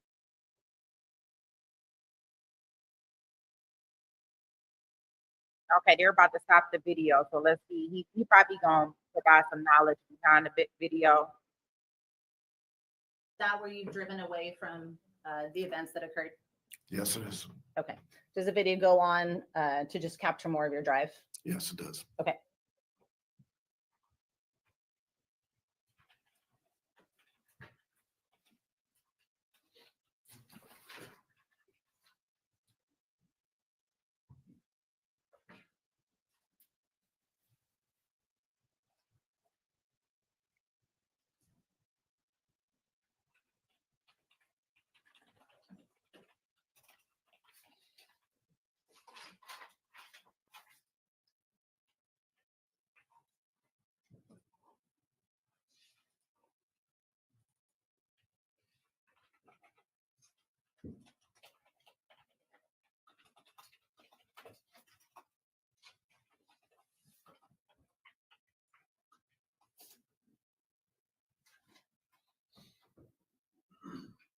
Mr. Danicola, what view now is, I'm going to ask to re-show 34, please.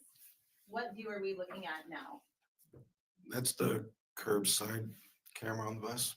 And Sure. so that the side that pulls up to the stop itself.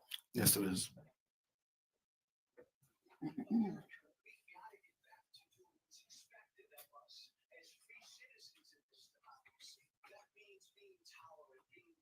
I'm sorry, whoever is playing something needs to step outside the courtroom immediately, please.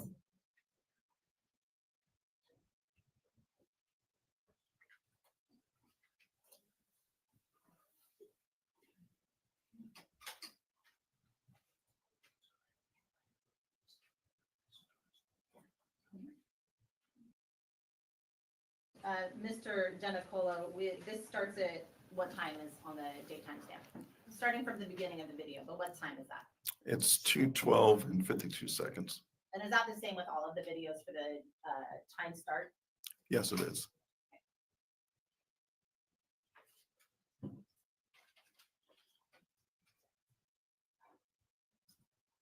And I started playing that as well.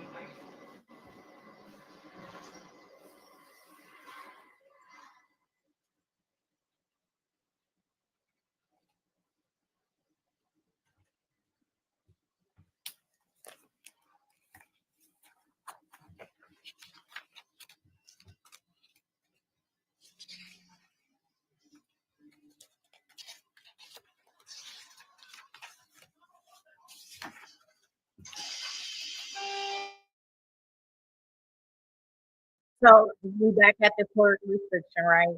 So just to answer your question, Cinnamon and Lisa, it's to my understanding that she had already left the home from an incident in September. And I'm not sure, it appears that she may have been back and forth, but the school had placed her with a teen residential care center called New Haven. Due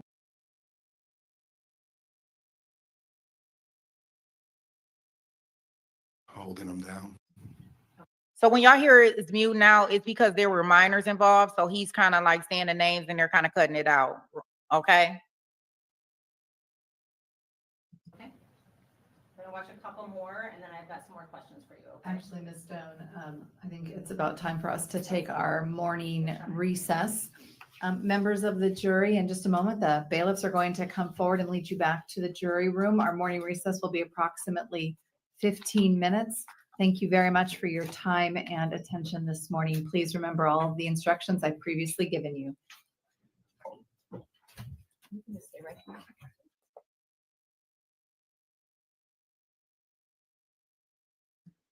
Okay, so the jury's going out. They're going to take a 15-minute break. We're going to see how Miss Ashley, Judge Ashley, runs her courtroom. 15 minutes, Judge Ashley.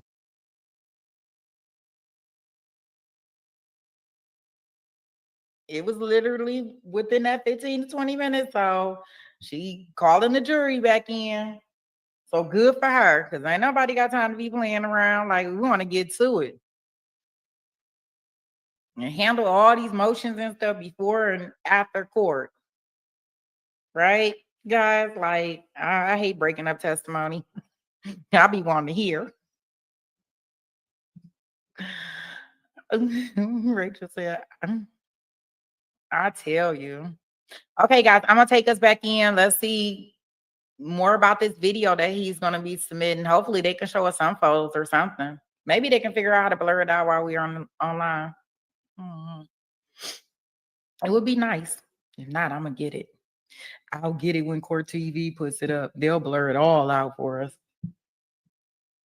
Let them do all the hard work, I think. We love you, Court TV. Okay, here we go.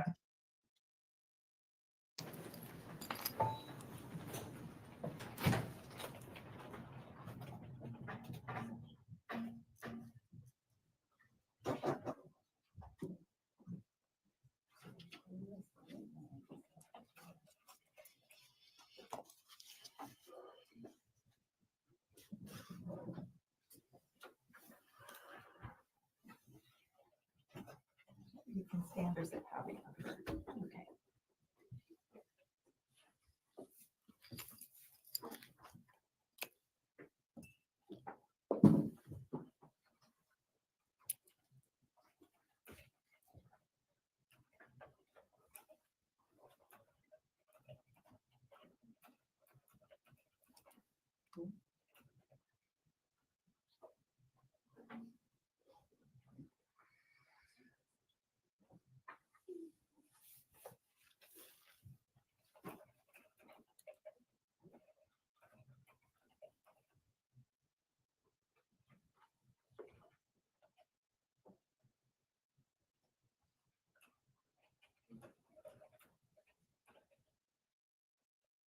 I kind of wonder, they have a translator in the room. So I'm assuming they have earphones on them for the translation. I thought they were going to have the interpreter kind of like interpret through the court process, like after somebody says something, but it looks like. Yes, it is. And I'm hitting start or play on the roadside. And when we say roadside,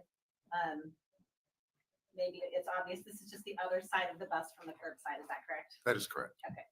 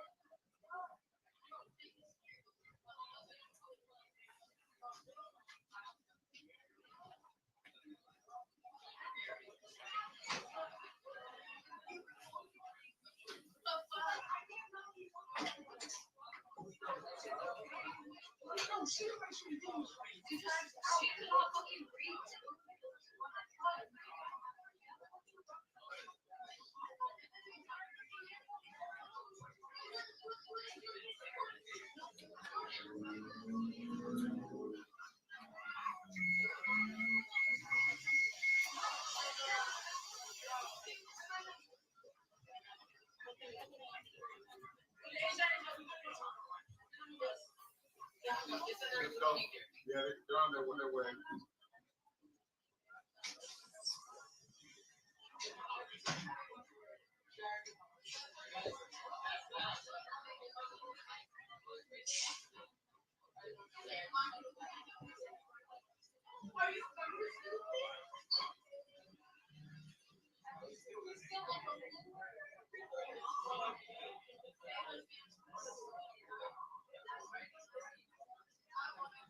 Okay, I'm stopping the video at 2:16. 08.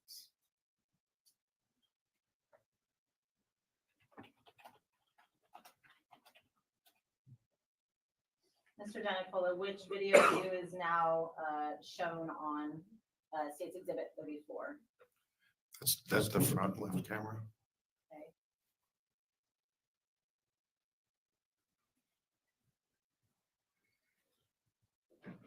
And moving that back to the beginning, to 12:52, and playing that from the beginning.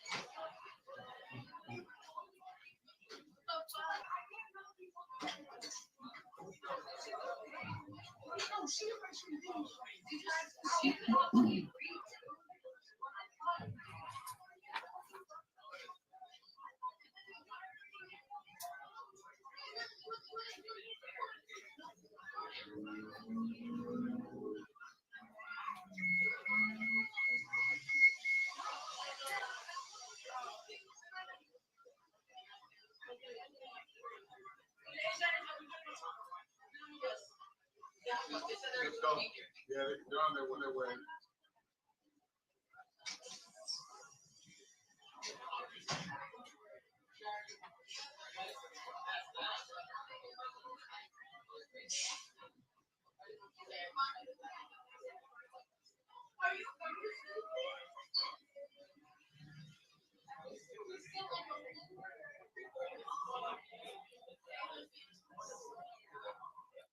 And I've stopped that video, the front left view at 2:16:02, is that correct?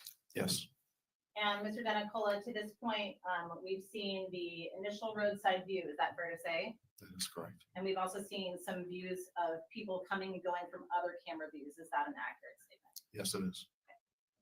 Did you know any of those individuals No. in this event? No, I did not.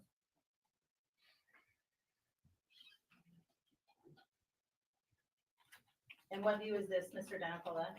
That's the view from the camera right above the driver's seat. Still States Exhibit 34, correct? Yes.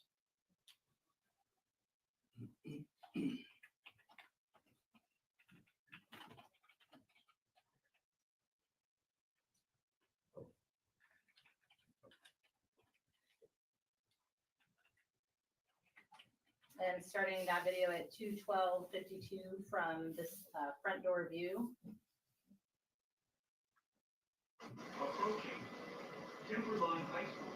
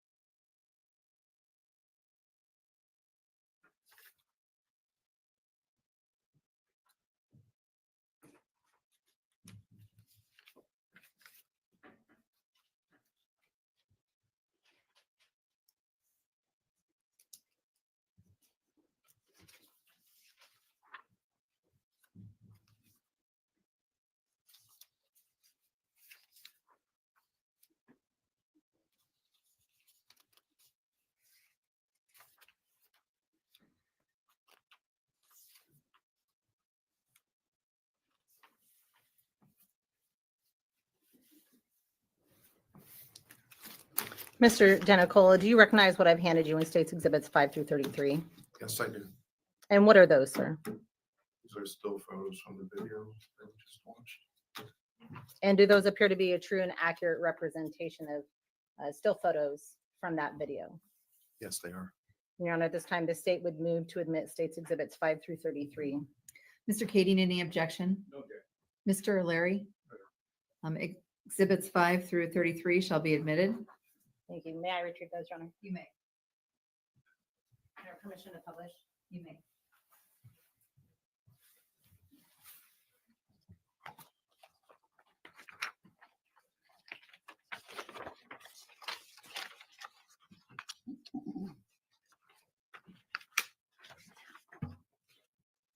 Mr. Denicola, starting with States Exhibit 5.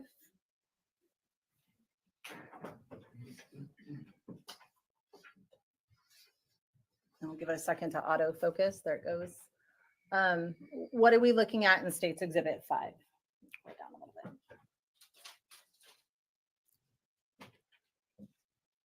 What is this, sir? That's the transit bus stop in front of Timberline High School. Okay, do you still have the Oh, yes. pointer? Yes, thank you. So can you orient us in terms of the stop itself, what we're looking at up close? Earlier, you had talked about from the aerial view. What are we looking at up close here? Up close, you can see the, this is the actual stop that we call a lollipop. Okay. And then several students in the area. And then right around over here, you can see that fight that's going on. The witness is referring to the right quarter of the exhibit. Thank you, Your Honor. And about center of the page, is that center of that right-hand side of the exhibit? Is that right, Mr. Denicola? That is correct. Okay. Mr. Denicola, this maybe it's not an obvious question. You've seen fights at bus stops before. Is that fair to say? Yes, Have you gotten out to intervene, for lack of a better word, as you did here? no, Why did you do here? because it was apparent that this was an adult male fighting with students. Was that different to you? Yes, it was. Showing you State's Exhibit 6. What are we looking at here? In the same spot at the lower right center of the screen here is the fight that's going on, the adult male and a teenage male as well. Okay. And is the female there in that photo as well? Yes, right to the left of the adult male. And is that the female that he's holding on to, or is that a different student to the left in the, I would say, tan pants, so to speak? I believe that's the female that he ends up grabbing. Okay. What view is this? This is, I'm sorry, No, that's okay. Where would the view be in terms of date timestamp if somebody was looking at it? you're looking at it from the front camera, and then the date timestamp going off the upper left-hand corner. You can see that from October 18th, 2024, 2:13 and 19 seconds. Okay. And you've got the cursor on the right-hand side, but you're looking at the Right. left-hand side. Is that correct? That is correct. Okay. And when you say the front camera, do you mean the road camera? Is that the specific Yes. title? That's the front road camera. Well, it's a road camera. Okay. State's Exhibit 7. What are we looking at in State's Exhibit 7? Again, we're looking at the road camera timestamp of October 18th, 2024 at 2:13 and 20 seconds. And where is that fight happening in this photograph? The fight is happening about 10 feet away from our Lollipop bus stop. It's right here on the lower right-hand side of the screen. And so throughout this, you've referred to in your descriptions an adult male, a young female, and another young male. Do you see those 3 individuals depicted in this screenshot? Yes, I do. Can you identify, please, where you're talking about the adult male, the young male, and the young female? Right here is the adult male. And then these are the 2 young males. And then I believe this is the female over here. They're center of the screen, right side of the screen. Mr. Denicola, let me ask you a different question then. Yes. State's Exhibit 8. What are we looking at in State's Exhibit 8? Looking at the road camera, October 18th, 2024, 2:13 and 21 seconds. It's a closer view. We can see the adult male right here, and he's fighting with the teenage student. Is there a student on the ground? Yes, there is, just to the left of the other student that's still standing in front of the adult male. And the witness is referring to the right bottom corner of the exhibit. Thank you. State's Exhibit 9.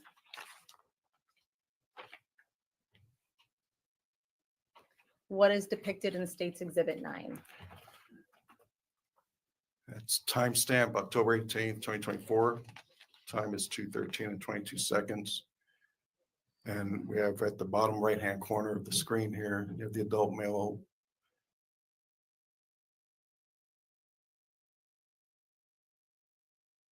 The screen is a picture. So that's why she's sitting right next to her husband. For the most part, but I'm assuming they arguing 2 different things because there is an additional charge that he has that she doesn't have, and he also does not have the charges in regards to trespassing and the different things on the school because he did not get an order to not be on the school grounds. She had an order that she was not supposed to be on that school property. So she does have slightly different charges, and I guess my thing what I will pose to everybody, when we're talking about attempted murder, and we're talking about actual murder. I would like to know your thoughts, and you can put it in the chat, and I'll pin it actually to the top of the messages. But I guess I would like to know, just from your mindset, do you think they hold the same weight? Like, should you get life in prison for both of them? When we're talking about attempted, you tried, you failed. And then we actually talk about the people that actually have committed it and it happened. Should they get the same sentences? And I only ask that because I was dealing with it. We were watching a bench trial, the Ali case. These Alis are they going bananas, right? They're going bananas. So we just did an Ali, and his was a bit.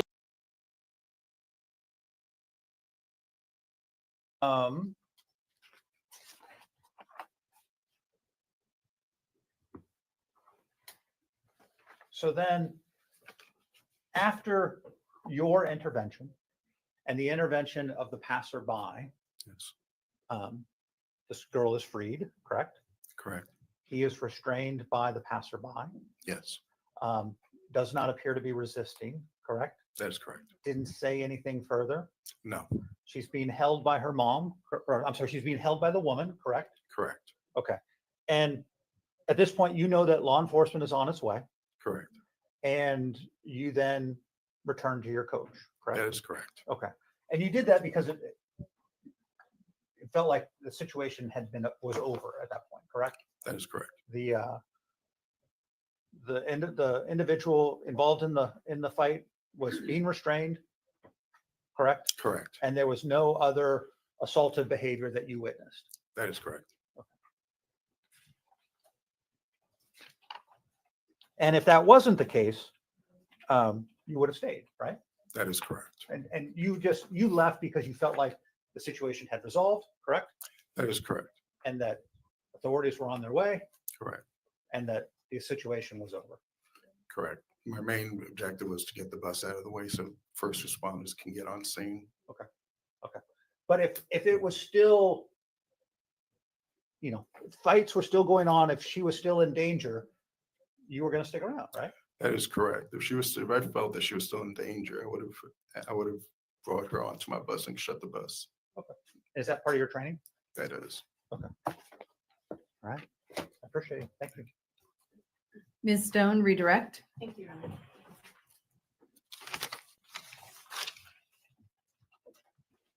Mr. Denicola, Mr.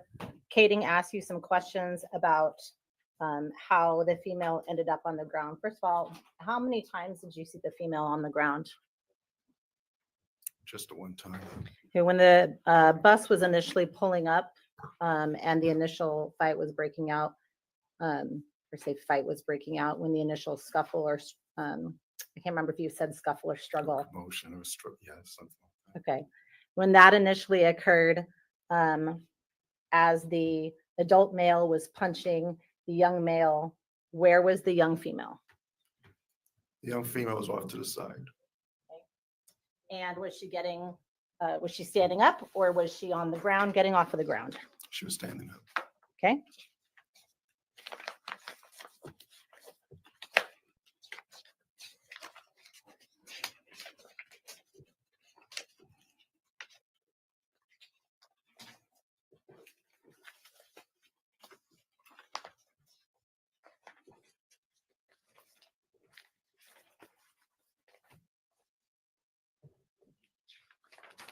Show you states, may I publish on her? You may. Show you states exhibit 7 again, Mr. Denicola.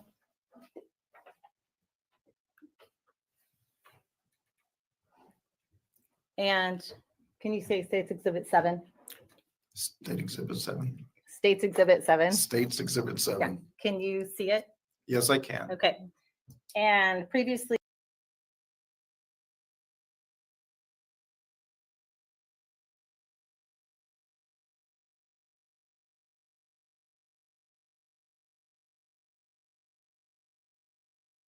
You may.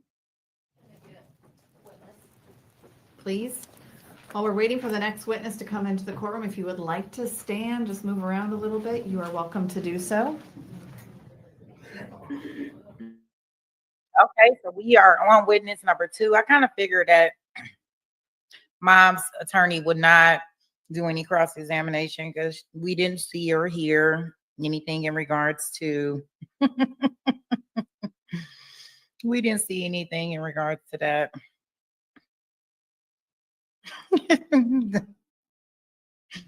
You say you too nosy. All right. Like I wish they would have showed us some pictures, but I wanted, I guess a lot of things are kind of like up in the air in regards to mom because we really don't know all her involvement or what evidence they have that they're going to present.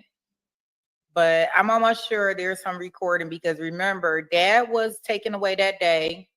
He was released like 2 days later. When they released dad, they arrested mom. I was like, wow.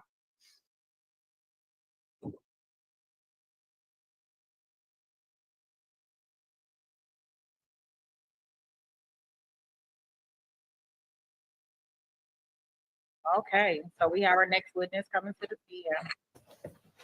And please raise your right hand. Do you solemnly swear or affirm that the testimony you're about to give will be true and correct? I do. Please be seated. Thank you. Ms. Zoe, you may inquire when you're ready. Thank you, Your Honor. Good morning, sir. How are you? Good. How are you? I'm good. Thank you for asking. Please state your name and spell your last name for the record. Yes, my name is Sopal Hing. Last name spelled Heang. Are you currently employed? I am. How are you employed? I'm employed with the City of Lacey Police Department. Okay, and how long have you been employed with the Lacey Police Department? Approximately 5 years. Now, Officer Hang, what kind of training did you undergo to become a law enforcement officer? I underwent the 720 hours of basic law enforcement academy, and that was at the Washington State Criminal Justice Training Center. Then upon being certified as a peace officer, I've been on patrol the entire career where we do annual training. Okay, and what were some of the things that were taught during these 720 hours at the academy?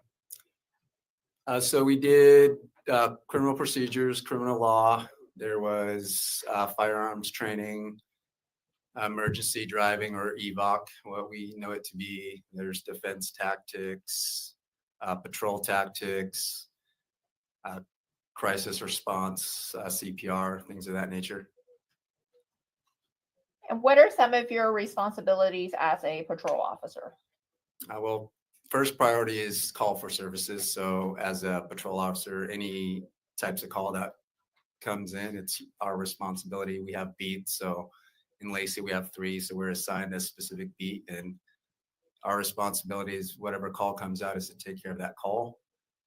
In addition to that is if there's proactive policing. So when there's not call volumes or calls, it's kind of expected to kind of be proactive. So deter crime, look for suspicious activities, anything of that nature. And then on top of that, community policing. So that's just business checks, engaging with the community in a positive light. Okay, Officer Hain, you testified a moment ago that the Lacey Police Department have 3 beats. What do you mean by beats? It's just jurisdictional boundaries. So we have the Adam area, the Boyer, and the Charles area. It's just how it's separated within the city. In the Adam area, which part of Lacey does that entail? So that's from boundaries, kind of where the train truss off of Rainier Road. So that's kind of the south boundary up until 22nd Ave. And what about the, I believe you said the Boyd area, which part of Lacey does that entail? So that's kind of more central towards the police station. So from 22nd Ave southeast up until 15th Ave northeast, or kind of by North Thurston High School. Okay, and what about the Charlie district? Which area of Lacey does that entail? That'll be Hawks Prairie area. So kind of a lot of the newer development, a lot of the warehouses that are out there. Okay. And as a patrol officer, when you're on duty, are you assigned to a specific area, or do you patrol all within the city limits of Lacey? We are assigned. It doesn't mean that you cannot, you can assist as needed in the other beats or jurisdiction, but we are assigned a specific jurisdiction area. Okay. And were you working on October 18th of 2024? I was. And were you working as a patrol officer on that day? I was. And which jurisdiction of Lacey were you assigned to? That I was the adamant car. Okay. And what, if anything, and let me ask you a different question. What was your shift that day? I was working day shift patrol. Okay. And what are the hours for day shift? So it starts at 6:30 a.m. and it ends at 5:10 p.m. Okay. And what, if anything, occurred at approximately 14:15 hours or 2:15 p.m. That day? So we received a disturbance call at Timberline High School. And when you say we, who are you referring to? I guess the Lacey Police Department, specifically in the Adam area. Okay. And did you yourself respond to the call? I did. Okay. And what, if anything, did you initially observe when you arrived at the scene at 2:20 p.m.? As I approached, so there was a circle of individuals, but as I approached, there was one subject, male subject, that had another male subject pinned on the ground. Okay. And the male subject that was pinned on the ground, were you able to ascertain his identity at some point? I was. And what was his name? Ihsan Ali. Okay. And prior to you having contact with Mr. Ali in front of the bus stop, did you have contact with Mr. Ali earlier that day? I did. Okay. And what was the purpose of that contact? Prior that day, I had gone to his residence as he had reported his daughter as a runaway. Okay. And what was the name of his daughter? And on October 18th of 2024, were you the first law enforcement officer to arrive at the bus stop scene? I was. Okay. And Ms. Zoe, I know we just got started, but it's noon, and so we are going to take our break. Members of the jury, thank you so much for your time and attention this morning. We will be on break or recess until 1:30 this afternoon. The bailiff will tell you when they request you be back here so that they can have you in the jury room and bring you back in at 1:30. Please remember all of my instructions. Bailiffs would come forward and lead the jury back.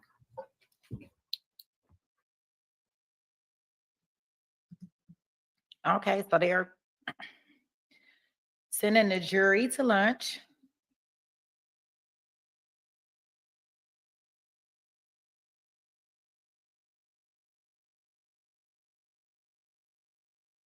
Everything. Y'all see that? Like they was all on top of him.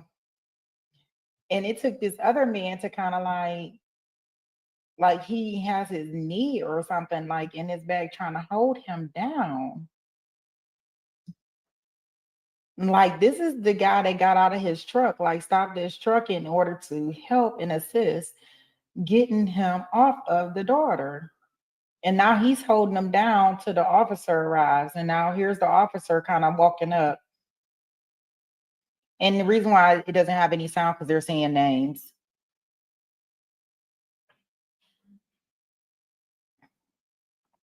Hands behind your back.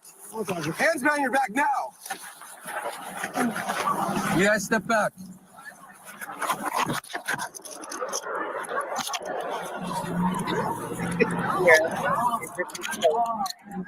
Was there any other person?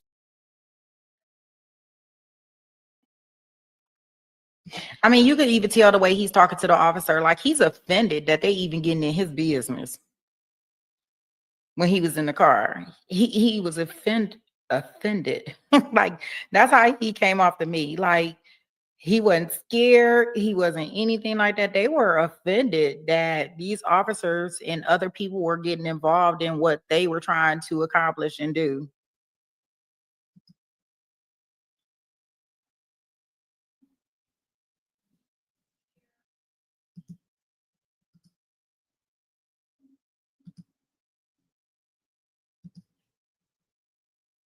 And my mom, she's after this.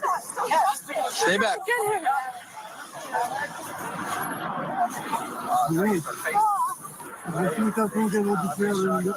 Stay back. I need to call. Stay back. And right here, that's the daughter right here. Right here, this is the daughter. She coming to see about her daddy. Stay back, please.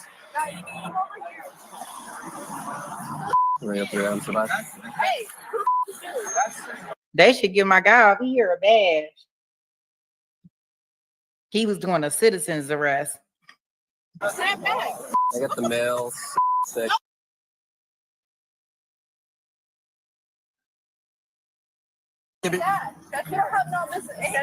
He's detained by the bus stop. He's going to be the primary aggressor.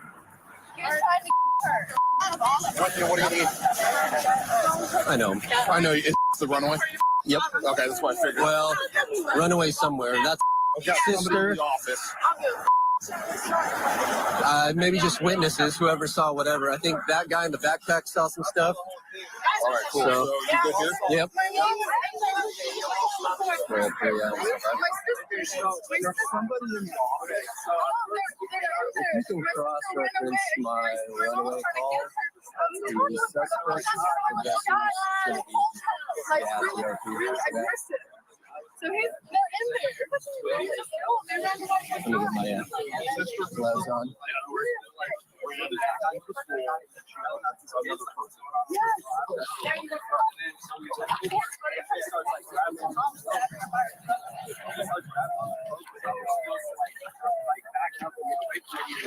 I'm going to get him up to my car.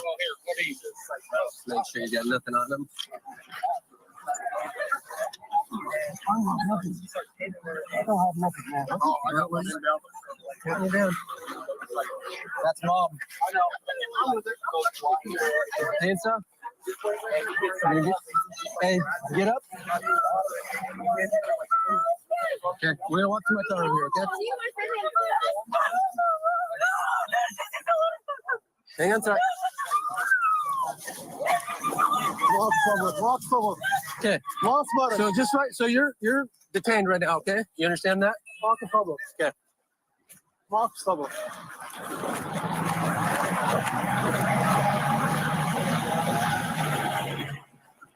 You're right there. I need to pat you down for weapons. Okay. You got any weapons on you? No.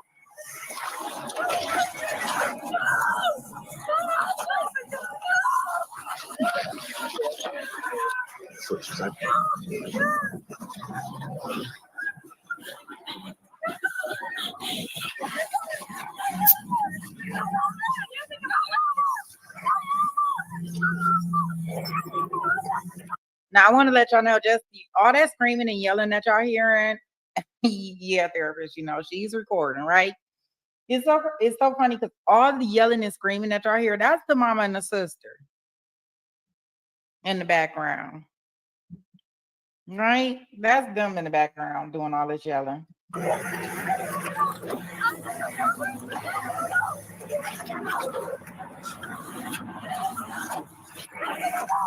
Not bad first up.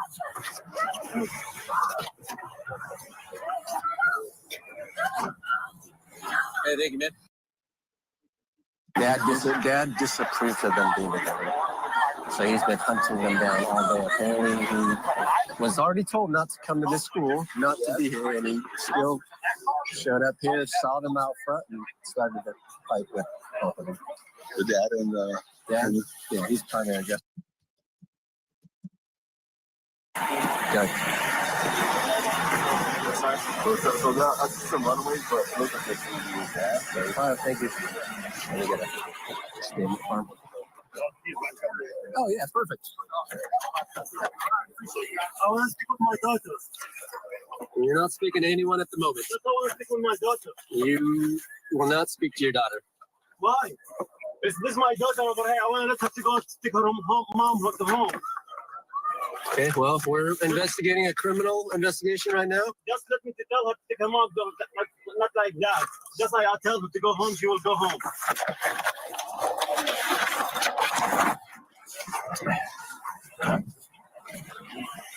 I ran out of statement forms. Do you have any? Yeah. I can kind of have him fill out. Who is this? That's mom and sister. Mom, sister, and dad have been track and run away. She's okay. Okay, so I had it right. That's what I'm about to say. Who are these people? Witnesses? They came and saw suspect dad beaten, Yeah. trying to get involved. And so this guy tackled dad and had him detained for me when I got here. Oh, nice. The moment I got here. So. Where's the dad at? Dad's in the back of my car. Okay. Yeah. Yep. He's detained. Not under arrest yet, but the more sounds of it, he's going to be the primary aggressor. Okay, so again, you're not under arrest at the moment, but I'm going to read you your rights, okay? So you have the right to remain silent. Anything you say can be used against you in a court of law. You have the right at this time to talk to your lawyer and have him present with you while you're being questioned. If you cannot afford to hire a lawyer, one will be appointed to represent you before questioning if you wish. Do you understand each of these rights I've explained to you?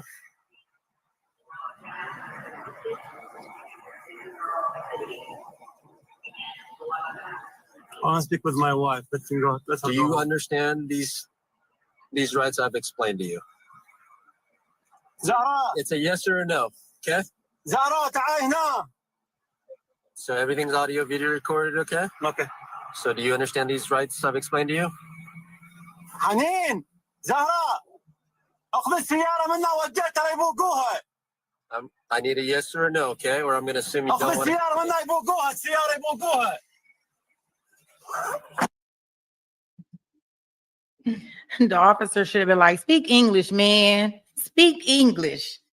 You're like, what are you talking about? What are you talking about? Like, he total disregard for the officer, right? Like, I don't care nothing about what you're talking about. What I want to do is I want to talk to my wife right now.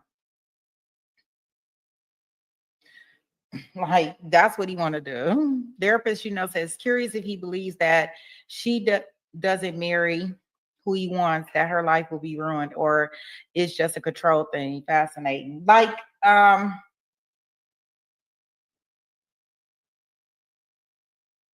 your dad, you're not showing me anything.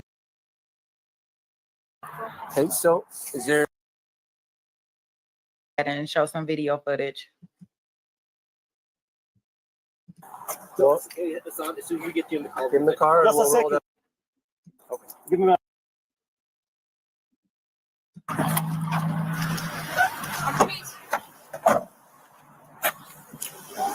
All right, I'll head over to the church. 1 second if she needs to talk to him.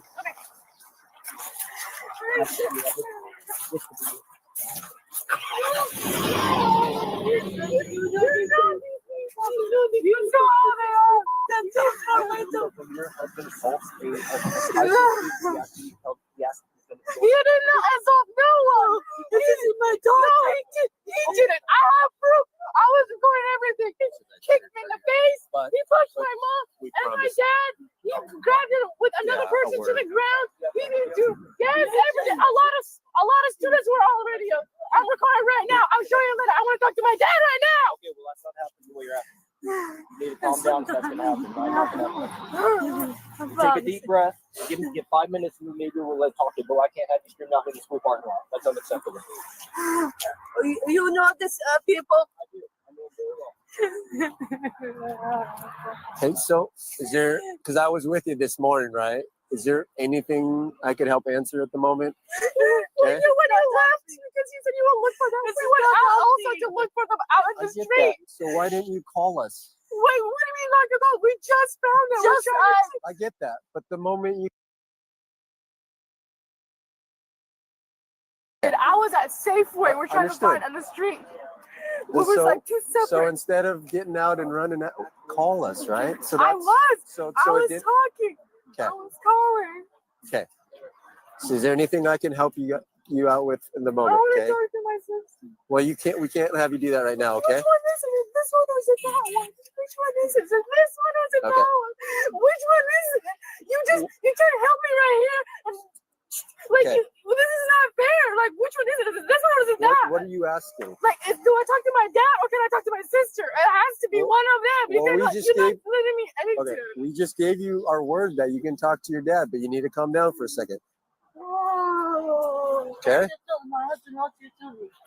Here, can you remain calm? You want to talk to your husband real quick? One at a time? One at a time. Here. Come on, Zahraa.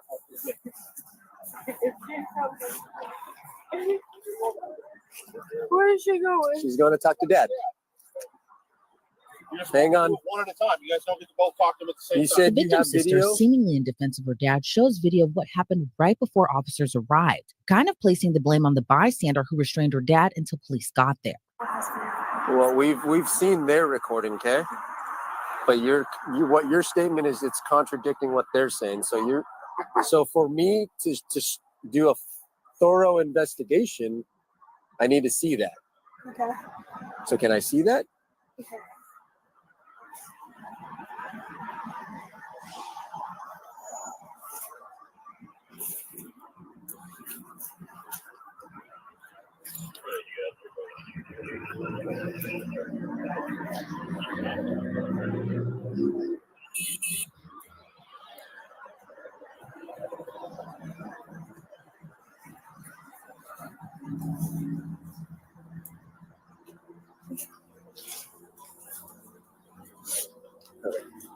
Can you go? He was choking me. This dude. But that's the point. He's already detained. Do you have anything that goes back? Because I arrived in that scene. I know, but you said you had. Well, I just.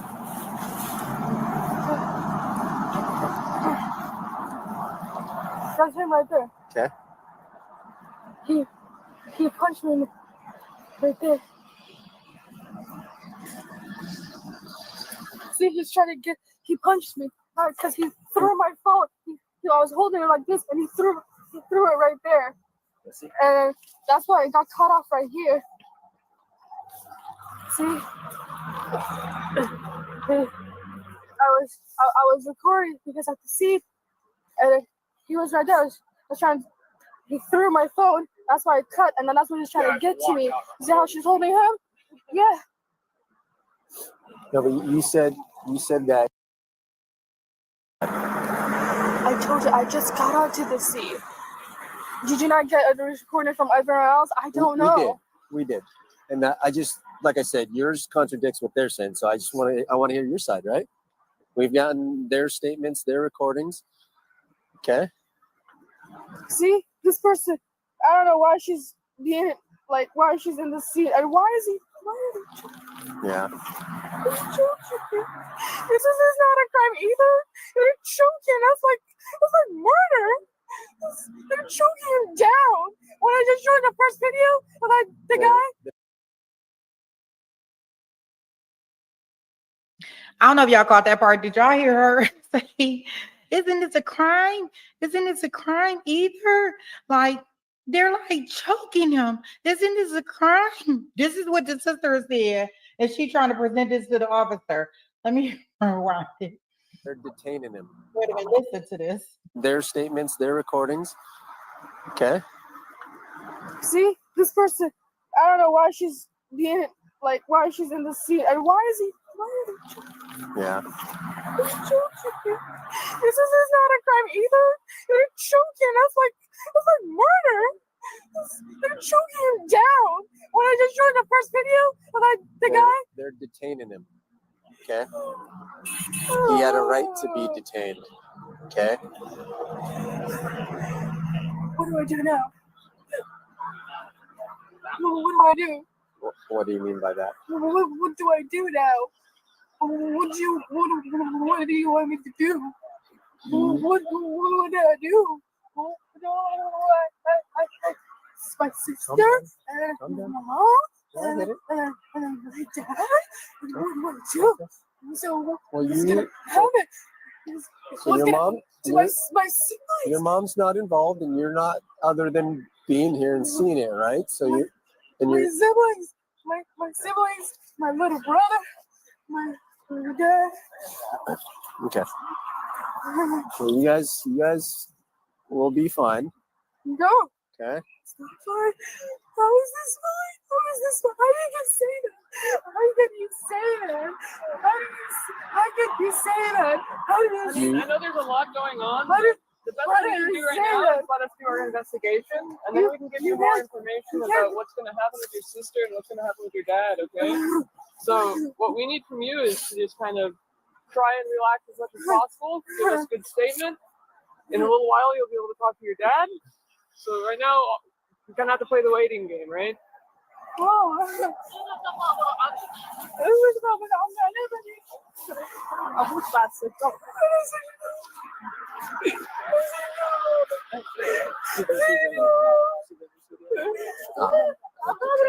don't think they have anything this. No, we've had others definitely haven't seen. I mean, did you want to talk to Dad? Are you going to be okay? Like we said, we gave you our word, so.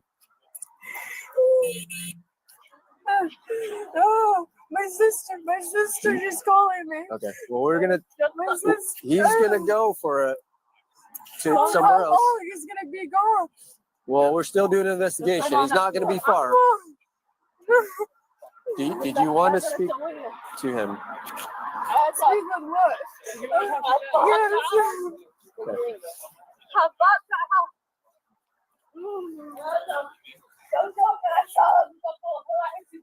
The girl's mother and sister stayed on campus until police told them they gotta leave.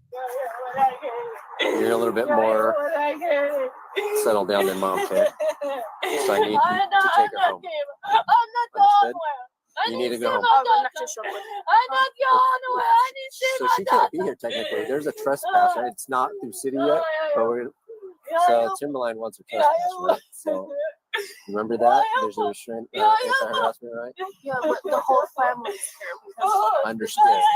Technically, I'm going to give you some grace, right? But you need to take her home.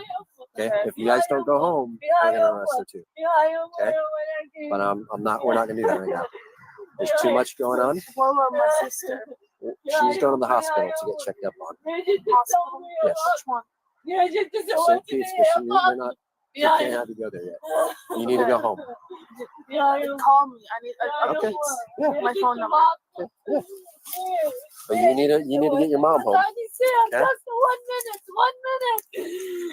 minute. What's your phone number?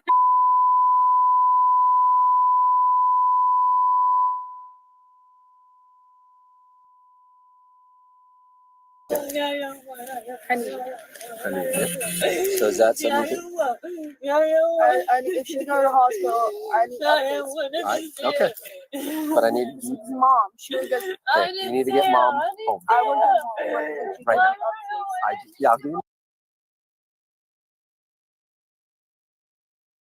Hi, Jack. Thanks for joining us. So in regards to your question, she wanted to know in regards to their beliefs, would the jury have to consider this is allowed in their country or not so much? So no, the jury won't hear anything in regards to the arranged marriage.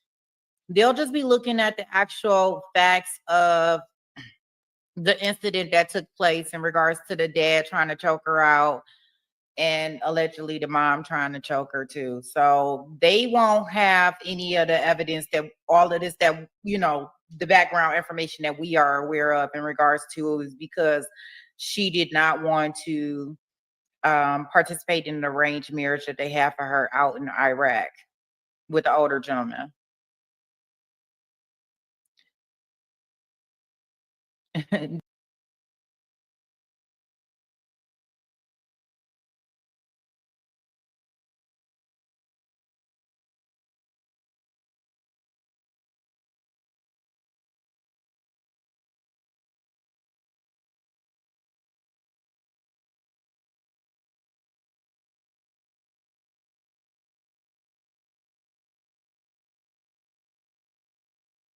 You mentioned that earlier in the morning hours of October 18th, you had taken a call at the Ali's residence regarding a runaway. Is that right?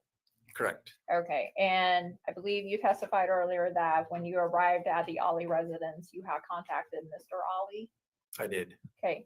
And during your conversation with Mr. Ali, when he reported his daughter Fatima as a runaway, did he at that time had an idea on who she might have been with when she ran away? Yes. And who did Mr. Ali think that his daughter was with? He believed her to be with Isaiah. Okay. And did you have a conversation with Mr. Ali about his thoughts on the fact that he believed that Fatima was with Isaiah? Yes. Okay. And what was that? Can you describe the conversation, please? Yes. So he explained to me the last time that he had located Fatima in kind of a similar incident that he had located her at Isaiah's parents' house. Okay. And then fast forward when you indicated that when you arrived at the scene of the bus stop, you observed that Mr. Ali was pinned down on the ground. I believe that was your testimony. Is that right? Correct. And after your arrival, did you separate him from the group of people that was gathering around at that point? I did. And Fatima Ali, when you arrived at the scene of the bus stop, was she present? No. Okay. And what about Isaiah Williams? Was he present at the bus stop when you arrived on scene? No. Okay. And during the course of your investigation, were you able to determine where Fatima and Isaiah were when you arrived at the bus stop? I did. Okay. And where were they? They were inside of Timberline High School. Okay. And then after your arrival to the bus stop scene, at some point, the other Lacey officers arrived. Correct. And was it one other officer that arrived or several? Oh, there were several. Okay. Do you remember approximately how many? Just to name a few: Sergeant Newcomb, Landworld, Corporal Perneda, Corporal Stanford. It was me, Officer Chavez, Officer Bell, Officer Dawes, and a few others. Okay. Officer Beltran. Okay. And you testified that when you arrived at the bus stop, there was a group of individuals that was at the bus stop already. Did they appear to you to be students or were they adults? I at that time I couldn't tell. I think there was a mixture of both. Okay. And did any of the officers speak to any of the individuals that were at the bus stop? They did. Okay. And who was the officer that spoke with some of the individuals? Officer Chavez and Officer Bell spoke with some of those folks. Okay. And then you testified that when you got to the bus stop, you learned that Fatima and Isaiah were inside Timberline High School. Do you know if any officers spoke with them? Yes. And who was that spoke with them? It was School Resource Officer Beltran. Okay. And the individual that was holding Mr. Ali down when you first arrived at the bus stop, who was that individual? That was Mr. Wagner. And did you at some point speak to Mr. Wagner? I did. And did he, without going into what he specifically told you, was he able to sort of tell you what his observations were of what had occurred at the bus stop? Yes. Okay. And you testified that Officer Beltran was the officer that spoke with Fatima and Isaiah when they were contacted at Timberline High School. Do you know whether after Officer Beltran spoke to them, whether he updated you on what Fatima and Isaiah had told him about what had occurred? He did. Okay. And did your involvement in this case conclude at that point after you spoke with Mr. Wagner at the bus stop? It did not. Okay. And where did you go next? Later that evening, I went to St. Peter's Hospital. Okay. And what was the purpose of going to St. Peter's Hospital? It was to speak with CPS and to get a recorded statement from Fatima herself. Okay. And where did you contact Fatima? I was in the emergency department. Okay.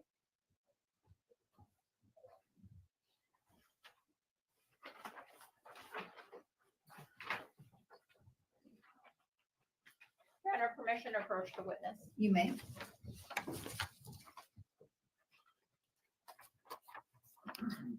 Officer Hang, I'm showing you what's been marked as State's Exhibit 35. Do you recognize what I've handed you? Yes, And what is it? it's a photo of Fatima at the hospital. And does Exhibit 35, the photo of Fatima, does that accurately depict the condition that she was in when you interviewed her?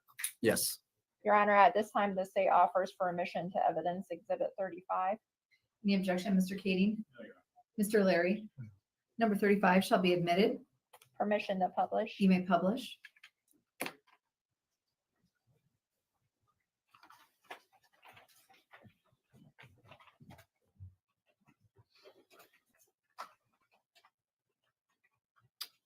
Officer Hang, if you showing you what's been admitted as State's Exhibit 35, can you tell the jury what they're looking at in this photograph? that's a photo of Fatima.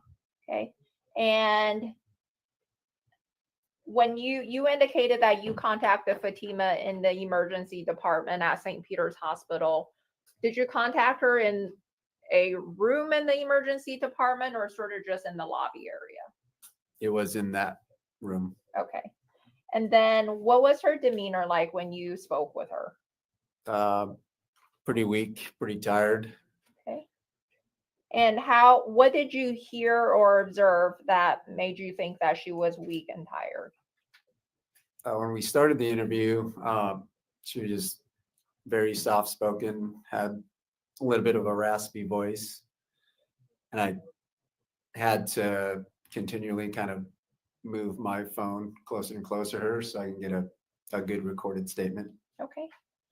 And without telling the jury what Fatima said during your interview with her, was she able to tell you what had transpired on October 18th, that Yeah. letter to the hospital? Yes, Okay. And without telling the jury what she said to you, was she also able to relate to you whether she had any pains or injuries? yes, Okay. And after contacting Fatima at the hospital, did you contact anyone else? I did. And who did you make contact with? Later that evening, CPS arrived, and then as well as Isaiah and his mom. Okay.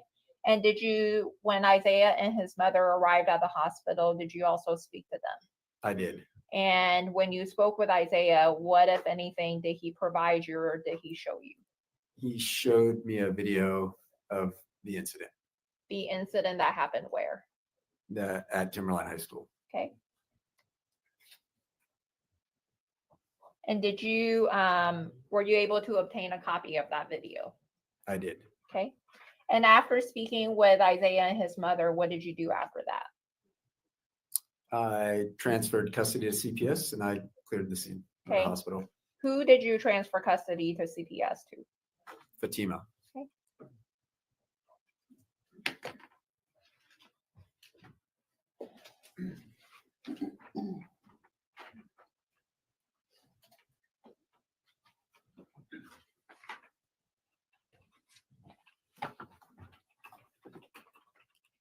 And Officer Hang, are you also aware of a no contact or a temporary protection order that was entered that related to this case?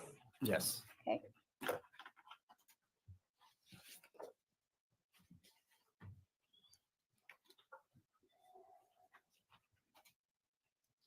Under permission to approach the witness.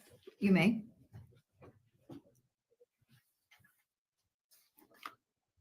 Officer Hang, I'm showing you what's been marked as State's Exhibit 36. If you could look at that exhibit and let me know when you're done looking through it.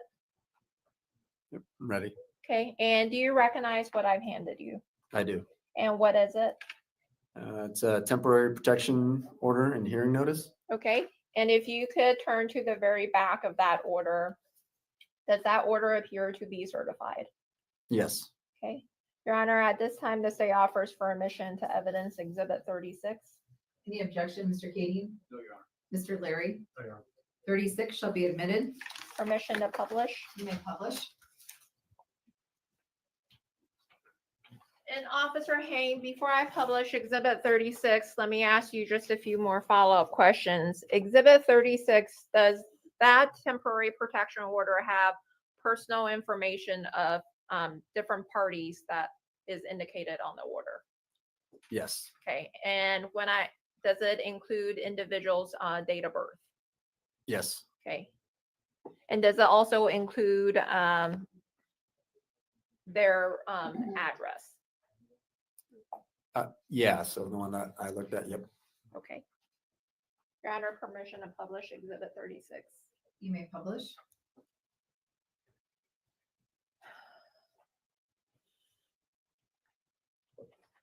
I'm showing you what's been marked as what is page 1 of Exhibit 36. Officer Hain, can you tell the jury where this order was issued from? It was Superior Court of Washington, County of Thurston. Okay. And then can you indicate, according to the order, when the order was issued? Okay. I'm going to move it just a little bit. Okay, so October 14th, 2024. Okay. And then how long is the order to last? Till the hearing date, so October 24th, 2024. Okay. And who was the petitioner that was seeking?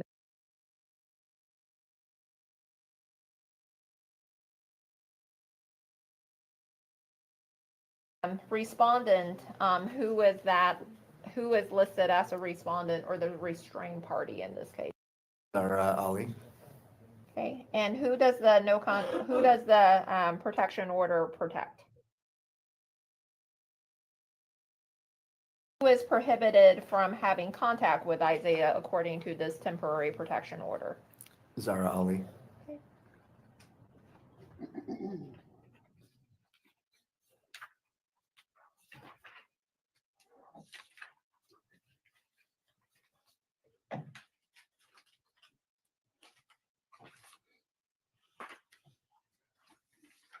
I'm showing you the bottom of page 4 of Exhibit 36.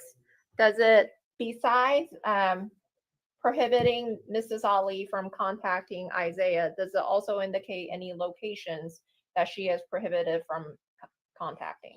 Yes. And what are those locations?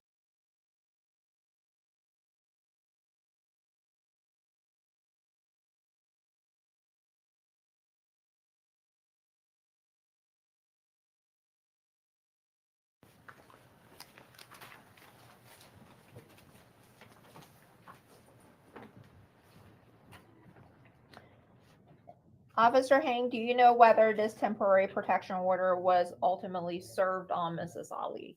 I do, Okay, and how do you know that it was served on Mrs. Ali? because I served it. Okay. And after you served the temporary protection order, did you also have to file a proof of service? Yes. Okay.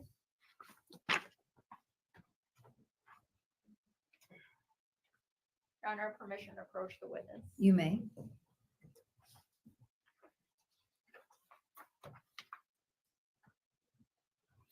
Handed you what's been marked as State's Exhibit 37. If you could look through that exhibit and let me know when you're done looking through it.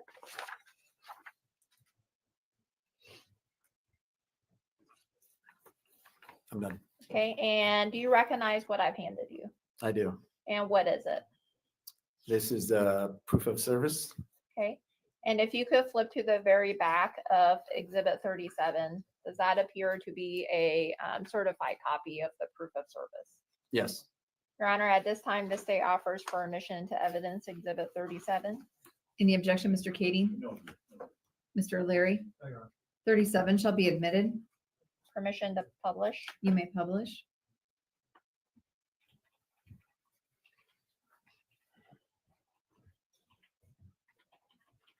And Officer Hang, just a few more follow-up questions before I publish Exhibit 37. Does Exhibit 37 also contain personal identifying information of individuals listed on this proof of service? It does. Okay. showing you page 1 of exhibit 37. Can you tell the jury when the order was served? It was served October 16th, 2024. Okay. And who did you serve the order on? It was served on to Zahraa Ali. Okay. And then where did you serve the order?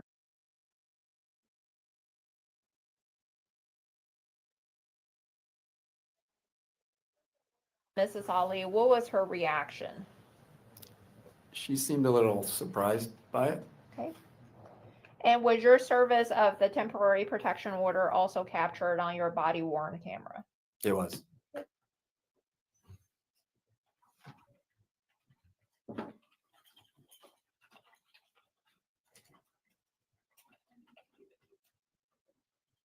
Permission to approach the witness. You may.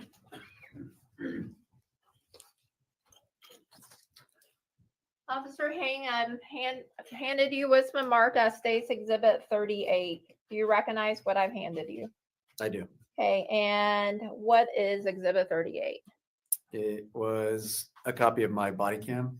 Okay, and is what's contained on Exhibit 38 a accurate, what's contained on Exhibit 38, does it accurately depict the conversation you had with Mrs. Ali when you served on her the temporary protection order? Yes. Okay, Your Honor, at this time, the state offers for admission into evidence Exhibit 38. Any objection, Mr. Kading? Mr. Larry? 38 shall be admitted. Your Honor, permission to publish. You may publish. And Officer Hang, before publishing this exhibit, just a few more follow-up questions. When you served the order on Mrs. Ali, was someone else from the household also present? Yes. And do you know what the relationship was between Mrs. Ali and that individual? I do. And what was their relationship? It was Mrs. Ali's daughter. Okay. Was it Fatima Ali? No.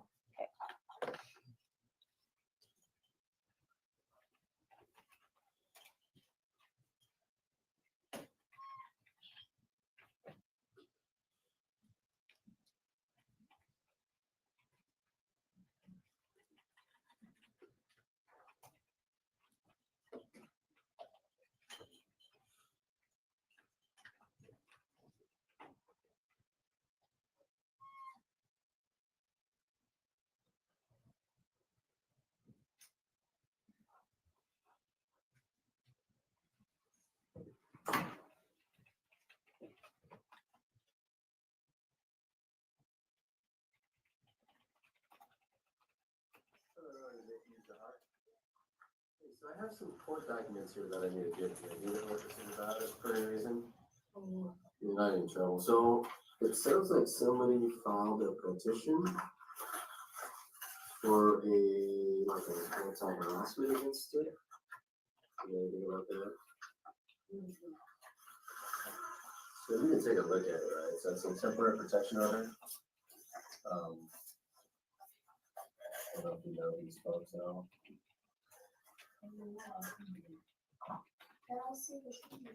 Yeah, that's fine.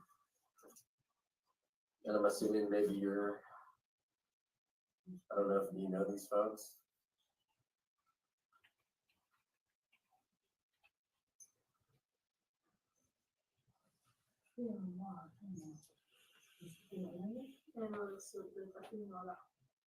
So it's saying like don't make contact with these people in any way. Don't call them, talk to them.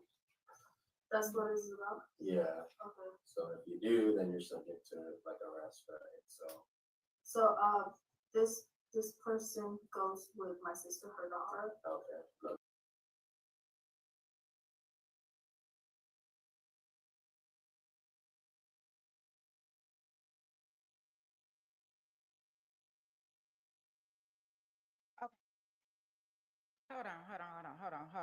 Hold on.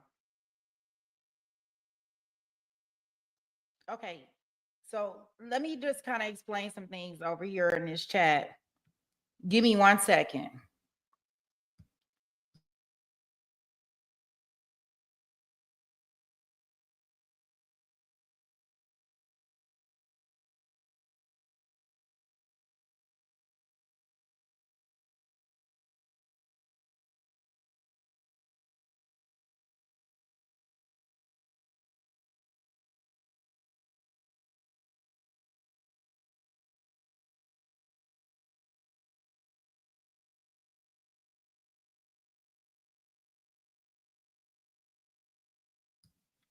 I mean, I don't understand in regards to what's going on in this chat over here.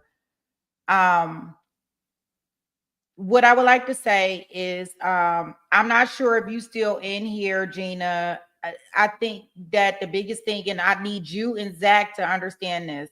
Look, I am more than cool. I just don't want everybody arguing and fighting in the chat. So in order to diffuse different situations, they have to kind of like put y'all in timeout, because other than that, we're not getting anywhere. Everybody in cabs, that just definitely sounds like yelling at a person, right? Wouldn't you agree? If I'm speaking to you in caps, that's basically saying that I'm yelling at you. And unfortunately, it's different times that we have to use the caps as mods and things because we're trying to get your attention to get you to understand. But in the same token, it's just we have no real reason as we're talking and chatting with each other to be using all caps. So that's just a preference of mine, because it just seems rude to me, right? I don't like the politics, because that, no reason for politics, right? Religion, no reason for that. We're just watching a trial and looking at the facts and just discussing and things like that. I don't understand how it gets to this level. Now, I know in regards to Libby 22, I know what happened with your situation. So I apologize. The chat is moving really, really fast. So I told them to diffuse the situation so we could get past that. So that's why you were put in timeout. So I apologize for any hard feelings. I had to go back in the chat and actually look at it. So Libby, there you go. Apology.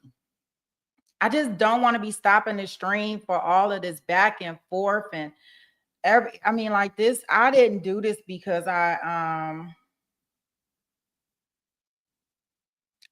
didn't set this up and do this to do this, right? And I'm pretty sure y'all didn't. I want everybody to be able to voice their opinion just in a respectable way. And quiet as kept it. And if anybody doesn't like somebody's opinion, it's to my understanding that if you don't like it, you are able to block that person individually, right? So I don't know, guys. I just hope we can get it together. This Ali trial this chat room has brought out some things that I just don't really understand. Nothing is that deep to me. Not in that case. Not in this case. Like, not that deep where I'm going back and forth in a chat. Sometimes it's just better just to give up. Yeah, so we working on that stuff. Just work with us. I just don't want everybody arguing and fighting in the chat room about anything. So if Libby 22 is still here, I apologize that I could not get through the chat good enough, but I did see you and Tessa just going back and forth, and I seen that the mods was trying to diffuse the situation, and I know that you were trying to say, hey, it's not me, it's not me, it's not me. But unfortunately, I couldn't get to everything at the same time. And if y'all didn't notice, we was having a struggle stream, right? And I'm over here dancing on commercial break in the other trial, and we over here kicking it, and I come over here and it's a whole hot mess. But anywho, I will go ahead and put y'all back in the chat. In regards to that, Zach, no, I really, really, really don't want to have caps in there. Only because it just sounds. Okay. Well, you can send me a proposed list of rules. I will see if it's something that we like, or if they mess with the thing. Because I don't want it to be where people can't have fun and express their opinion. So I get that. That's why, but I just don't want it to get bad. Like, this is like, I don't know. But yes, email me the information. I have no problem with taking a look at it. I truly appreciate it. Y'all have been out here more than I have. I'm just starting this. I'm only like a month and a half into this. So I'm willing to take any recommendations or anything anybody has. I just don't want to, I think of everybody like being my friends and being out here, and yeah. But okay, awesome. I'm gonna put y'all back in. And we still on verdict watch. To school, something happened. Something happened. Someone from school, is it? You can look at it, so if you look at the petition, what they wrote in the back. From school? Me? Yes. No, from Lacey Police. Okay, and then what you tell me for this. She not going to school anymore. Okay, which is fine. If she's not going to school anymore, then yeah, just whatever you do, don't talk to these people. No, I'm not talking. And yeah, and then you should go back. So this position still have to go to court? Yeah, it looks like there's a hearing, right? It's 24th. 24th. If she wants to contest it, right? If she says, I don't care, because this is a temporary, so it's just get up into the court date, so it's like 2 weeks usually. Is it required or is there an option for us not to? I would call these numbers. If you don't go, the protection order will be, usually it'll be granted, so it'll say for a year or whatever. So this is a temporary, if she doesn't go, she doesn't contest it, they'll say, okay, it's permanent, so now you cannot ever get in contact with these people, can't talk to them, can't email them, anyway. Does that make sense? I mean, they'll know better if you call those numbers. Okay, so these people that are family quality, Yeah, they tell you they go to the courts, yeah, and the courts give it to us to do. Right, so right now it's civil, it's nothing criminal, but if you violate it by contacting them or making any contact, then it is criminal, right? So you could go to jail if you come in contact. or like It's, the petition is between them and your mom. Oh, and her? Yeah. It's your chance to go to the court and tell them this is what happened, like, you know. Okay, and they said if you don't go, then they will say that you cannot come. Yeah, if you don't go, you choose not to go, saying you're not gonna contest it, then it'll, instead of a temporary, like, it'll be a permanent thing, so you can never contact those people. Okay. Oh, then, is that coming here? Yeah, they shouldn't, but it's not. If you come here, what they do? You can call us, yeah. If they come here to start an argument, something you don't want them, if this is your property, your house, so yeah, you can call us. Tell them to get off first, right? Tell them to leave. If they refuse to leave, then yeah, call us and because this is your house, and you have a right to be here and to be at peace in your own place. So How many times they come here? yeah. So, okay. So is it not a jail thing? Not at this time, but again, yeah, if you violate it, then it does become a jail, right? So.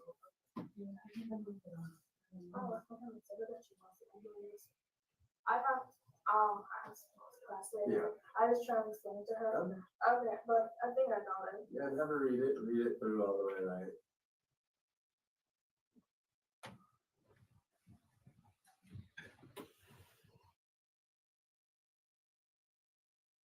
So that's just me pausing it. I don't know if y'all noticed that when they served her with this protection order, did y'all notice that this was on October the 10th?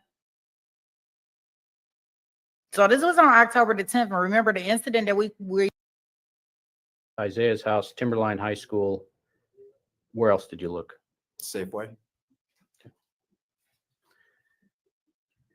And when you contacted Timberline High School, did you talk to anyone there? I didn't specifically.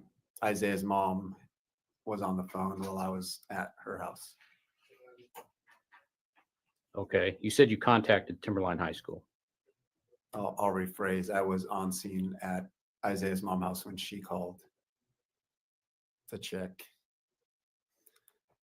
So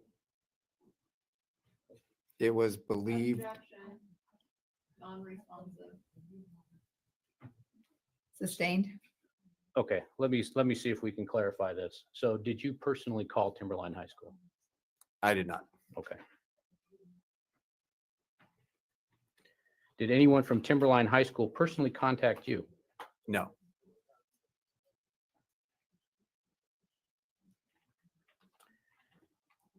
All right. And so is it fair to say then up until 2 o'clock approximately, you did not know where Fatima was that day? Correct.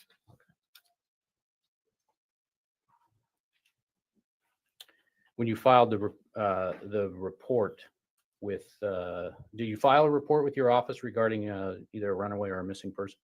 Yes. What did you file? I had dispatch first put her in as a runaway. Okay. NCIC, WASIG. And then I requested that they send out a attempt to locate. So if any law enforcement agency contacted someone that given that description and or run a name, that they would come back as a runaway. Okay. And you did that at what time? I don't recall. Was it before 10 o'clock? No, I Was don't it- believe so. So was it before noon? I don't recall. You don't recall when you put that in? I don't. Okay.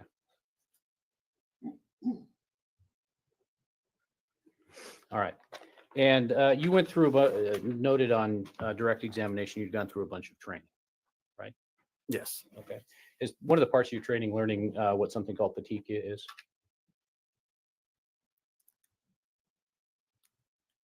Not at Academy, no. Okay. Have you had subsequent training regarding what petechia is? Just basic Okay. Basic. Where did you have the training? at the police station. Okay. And who gave you training on that? I don't recall. Was it a doctor? I don't believe so. Was it an officer? I don't recall. Okay. But you know what petechia is apparently. Just some signs of it. Okay. I'm noting in your report, we can pull this out for you. Hang on just a minute.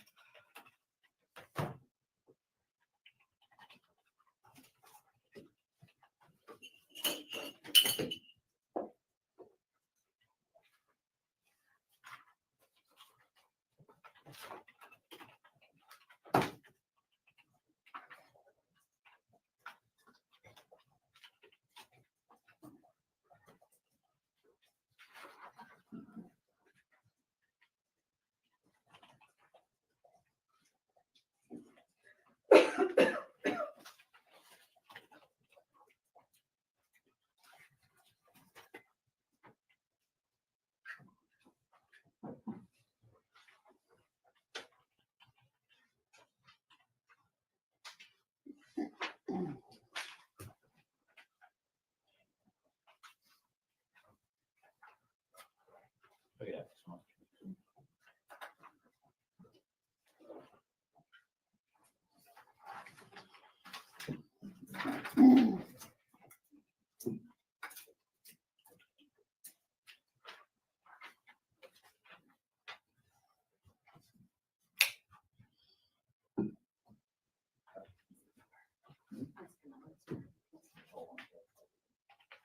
Airplane number 503.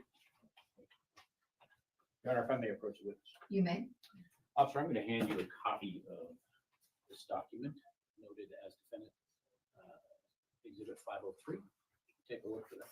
Look at that. Tell me what that is.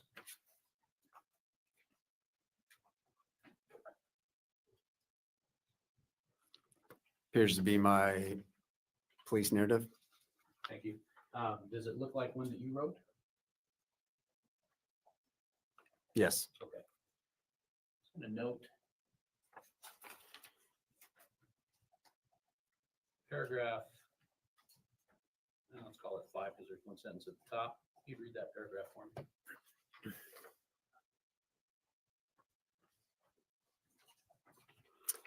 I asked Fatima about. Objection, Your Honor, call for hearsay. Not asking a question yet, Your Honor. Just a moment. There is an objection. I'll sustain the objection. He's just asking you to read it to yourself. Oh, And then he'll ask you a question. thank you. Sorry. Thank you, Your Honor. Okay, so officer, did you get a chance to read that paragraph?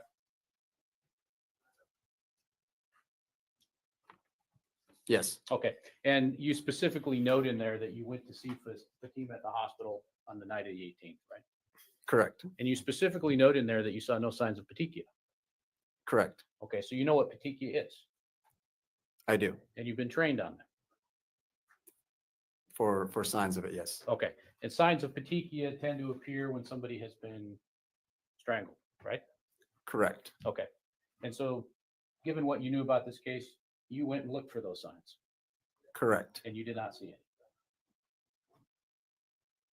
Can you rephrase that? You didn't see any signs of petechia. Not at that moment. Okay, thank you.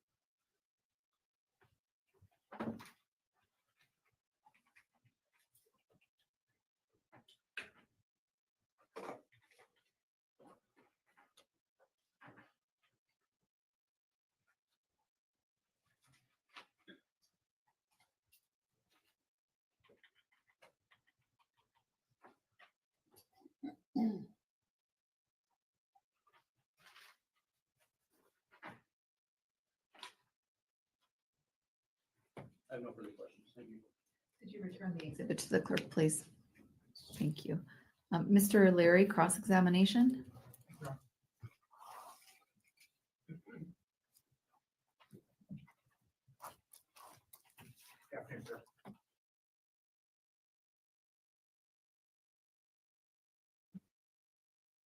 So this is the first time that we're going to actually hear from the mom's attorney, right? So this should be in.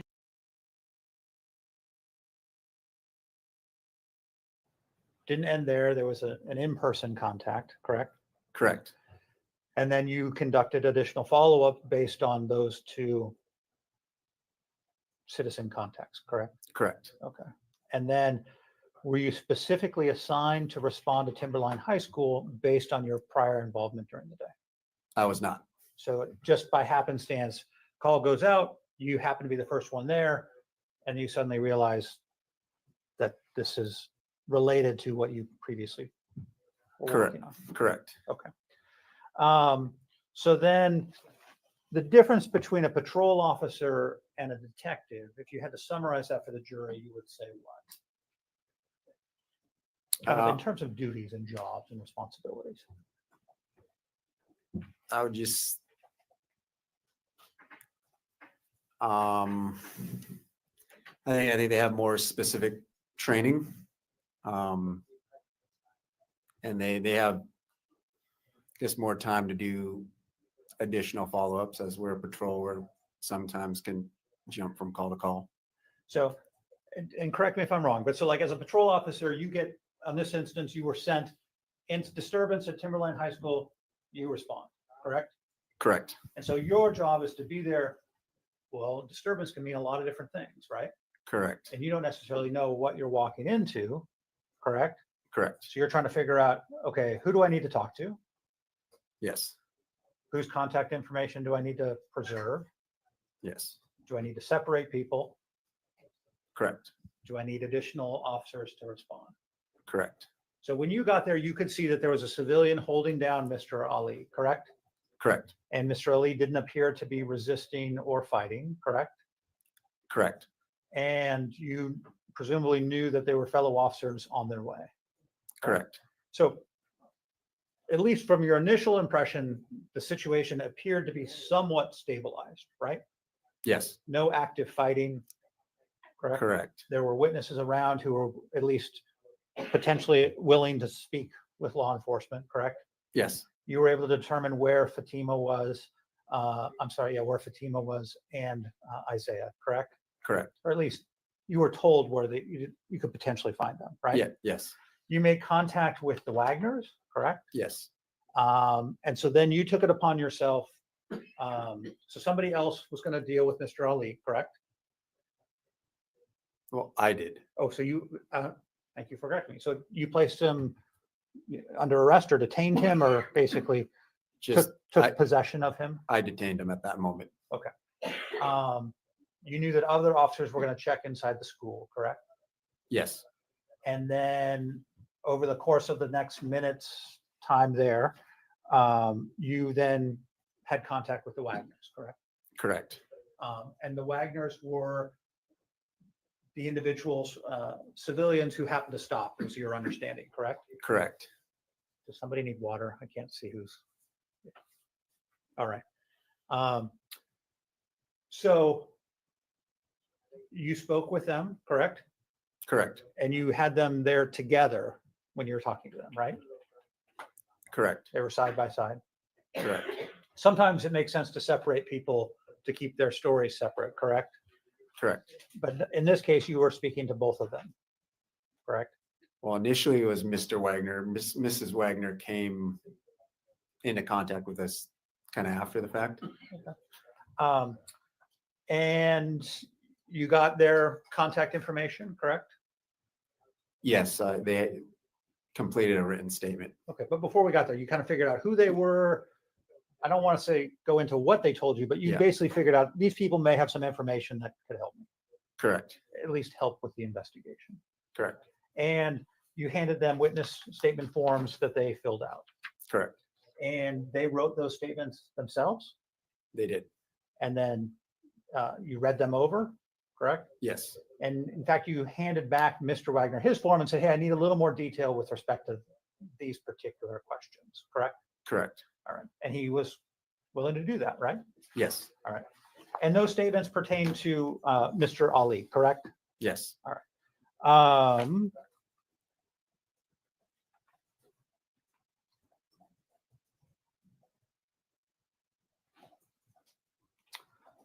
All right. So now I want to talk to, so when you went and saw Fatima at the hospital that night, was that the first time you had sat down and talked with her? It was. And you were able to take a recorded interview with her, right? Correct. And she was, by all accounts, cooperative with you, correct? Yes. And was able to answer your questions and provide you with that information, correct? Yes. All right. And did you feel like you were able to get the questions answered that you were seeking? For that specific incident, yes. And you wanted to have it recorded so that there was kind of, it wasn't just your word as to what she said, correct? Correct. All right. Now I want to go back in time to October 16th. We saw the video of you providing a copy of a no contact order, correct? Yes. And do you recall having that conversation with Mrs. Ali? I do. All right. And so, you were able to sit and listen and watch Exhibit 38, the video, correct? Yes. So in that video, you're attempting to talk with Ms. Ali, correct? Yes. And it was clear to you that she spoke some English, correct? Correct. It was also obvious that English was not her first language, correct? Correct. She didn't necessarily understand kind of who you were, correct? It appeared that way. She asked, are you with the school, correct? Correct. And I assume were you in full uniform? I was. All right. And she asked you, kind of, are you coming from the school, correct? Yes. And she said, well, my daughter doesn't go to that school anymore, correct? Correct. Okay. And had questions about Isaiah's family. Did the family contact you, correct? Yes. And at this point, all you were doing was handing over court paperwork, correct? Correct. And the sole purpose of that meeting was Exhibit 37, which is the proof of service, correct? Yes. You confirmed that the person I handed this to was Zahraa Ali, correct? Yes. Okay. And that's really all you were expected to do, correct? Yes. Right. So your job is, I'm going to go there, I'm going to hand this person, confirm that this document I'm handing is to the person who is listed as the respondent, correct? Correct. All right. Now, you talked about it with her, correct? We heard and saw the conversation, correct? Yes. And you told her that she couldn't call Isaiah, correct? Yes. And that she couldn't contact Isaiah, correct? Yes. Not to talk to these people, correct? Correct. And you also said, don't email, don't talk, correct? Yes. You never asked her if she read English, correct? I did not. And you saw that there was a potential language barrier, correct? Correct. And that is something that you're trained on, right? In terms of interacting with the public. Correct. And you have resources available to you, correct? Correct. So what's a language line? It helps translate. Okay, so explain that to the jury. So if you're on a call and there's a language barrier, and you need to communicate with somebody, what does the language line offer you? It'd be just a third party person that would help translate the two languages. Okay, and do you know where that person is from? Can you rephrase? I mean, so they're going to connect you with an interpreter in the city of Lacey? I'm not sure. Okay, I mean, it could be anywhere, right? Correct. And it could be at 1 o'clock in the morning, Correct. 1 o'clock in the afternoon. Correct. All right. And so it gives you the ability to effectively communicate with individuals where English is not their first language, correct? Correct. And there was nothing that said that it wasn't available to you on October 16th, correct? Correct. And so the state had you take a look at the prohibitions on page 4 of 11.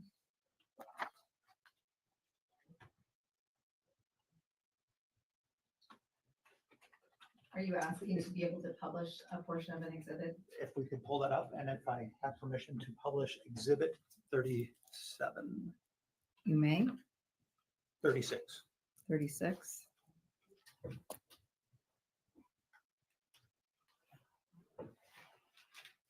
So are you familiar with these orders? I am. Okay. And so you did not go through what is on page 4 of 11 with Ms. Ali, correct? I did not. Okay. So you kind of summarized it about, hey, don't call Isaiah, don't contact Isaiah, don't email, don't talk, correct? Correct. And so, but it's specific about distance, correct? Correct. About a residence, correct? Correct. Daycare Correct. and a school. Yes. And then it references minors named in section 3 above. That box is checked as well. Yes. Okay.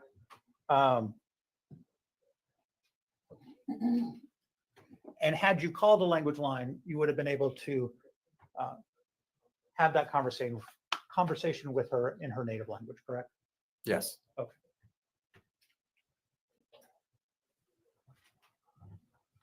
I appreciate taking the time. Thank you. No problem. Redirect.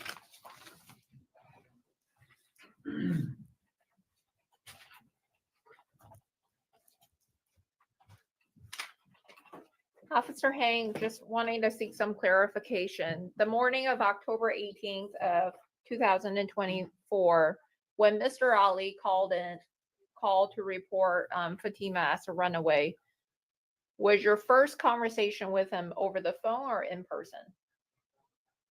I believe it was over the phone. Okay, and then at some point you went out to his residence, Correct. and while at his residence, you then had another conversation with him about the runaway call that he reported? Correct. Okay.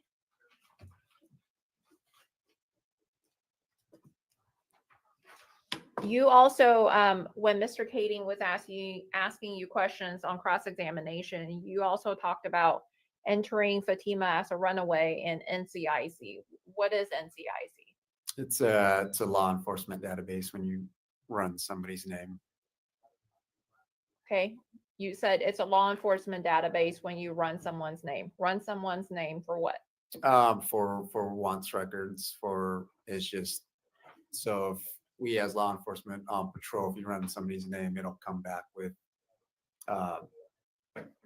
flags that dispatch will let you know. So in case of a runaway, if a law enforcement found Fatima in Olympia and ran her name, then they would know that, hey, this subject was reported as a runaway earlier this morning by who, and to contact dad or whoever. Okay. And is NCIC, is that a national database that law enforcement can access? Correct. Okay, and then you also indicated after mentioning NCIC, you also indicated WASIC. What is that? It's similar, but it's just specific to Washington, To where? to the Washington state. It's a more localized, but database. Okay, and when you say it's a similar database, I'm trying to understand your testimony. The WASIC is a Washington database where the NCIC is a equivalent, but it's a national database. Correct. And if I'm understanding your testimony, then WASIC is a database that only law enforcement officers in Washington can access. Correct. So if a law enforcement officer, let's say the Thurston County Sheriff's Office, if they decide to run Fatima's name through WASIC, it will show up that she is a runaway that was reported out at Lacey Police Department. Yes. Okay. And did you enter Fatima as a runaway in your system? Well, let me back up for a moment. You testified on cross-examination with Mr. Kading that you don't know the exact time as to when you entered Fatima into the system as a runaway. Was it before your arrival at the bus stop that afternoon? Yes. Okay.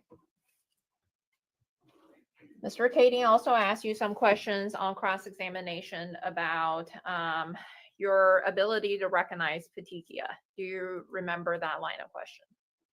Yes. Okay. And you talked earlier about your training experience in becoming a law enforcement officer. Officer Hang, do you have any medical training and experience? Yes. Okay. What is that?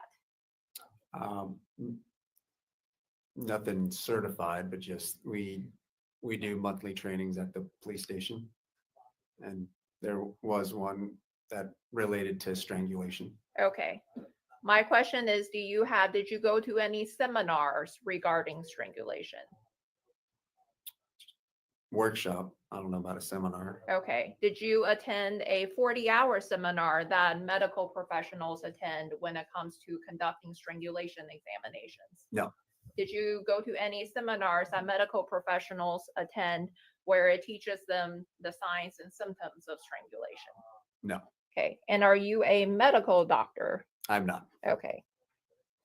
And you indicated that when you spoke with Fatima at the emergency room, that at some point you had to get a little bit closer to her because you were having a difficult time hearing her. Is that correct? Correct. Approximately how close did you get to her? I think pretty quickly I put the recorded phone off of next to her chin. Okay. But were you yourself right next to her chin? No. Okay. And when you were interviewing Fatima, did you at any point ask her to take her clothes off so you can do an examination? I did not. Okay. And did you actually conduct a strangulation exam on Fatima that day? I did not. And based on your trainings, based on the training that you received at the Lacey Police Department when it comes to strangulation, was it taught that law enforcement should do the strangulation exam, or should that be left to the medical professionals specifically trained to conduct that examination? It'll be the latter half, the medical professionals. Okay.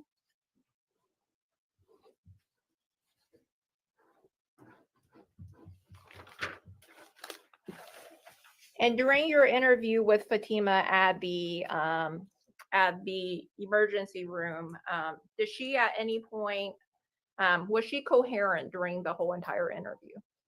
She was. Okay. Were there times where she appeared confused at any of the questions that you were asking her? I don't believe so. Okay. With regards to, want to ask you a few questions about the service of the temporary protection order.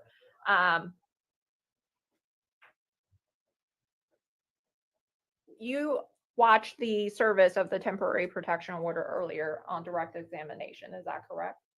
Correct. And do you recall there was a point when Mrs. Ali was asking you if you were with the school? Yes, Okay, and I believe you testified on cross-examination that well, let me back up for a moment. Were you in your full uniform that day? I was. Okay, and are you aware of what school resource officers are? Yes. Okay, and what are school resource officers? What are they? Yes. So they're uniform commissioned officer that is assigned to specific schools. Okay, and are there specific Lacey police officers that are in fact school resource officers? There are. Okay, and I believe earlier on direct examination, you mentioned one of them was Officer Beltran, is that right? Correct. Okay, and besides Officer Beltran, are there other school resource officers that works for the Lacey Police Department, but actually are assigned to the schools? Yes, And do you know any of their names? I do. And who are they? School resource officer Howard, and currently right now school resource officer Newcomb. Okay. And the school resource officers, when they are assigned to a specific school, when they're on shift, are they also what are they typically wearing when they're on shift? Same uniform Okay. When you say same uniform as who? as patrol officers. Okay. Would it be the same uniform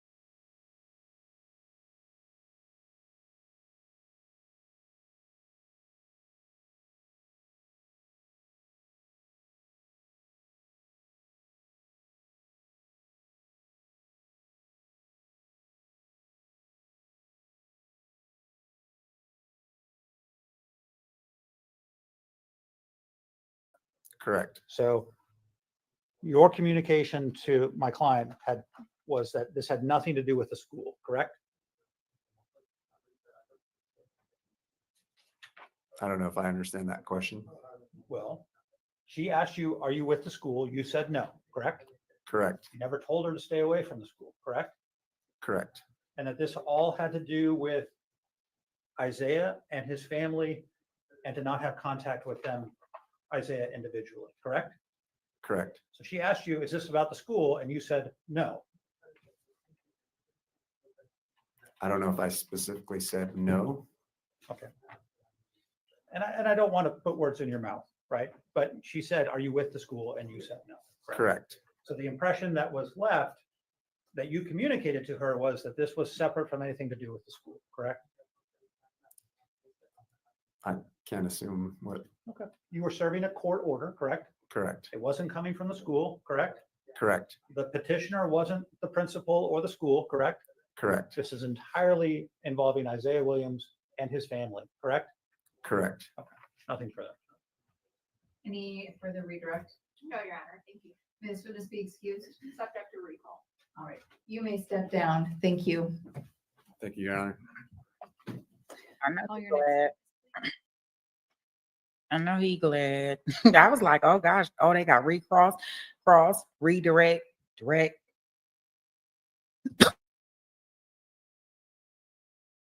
Oh, excuse me. Wow. So our next witness. So we on witness number 3. Let's see here. I don't know. With our last bench trial, it was kind of the same as I was putting the question in there.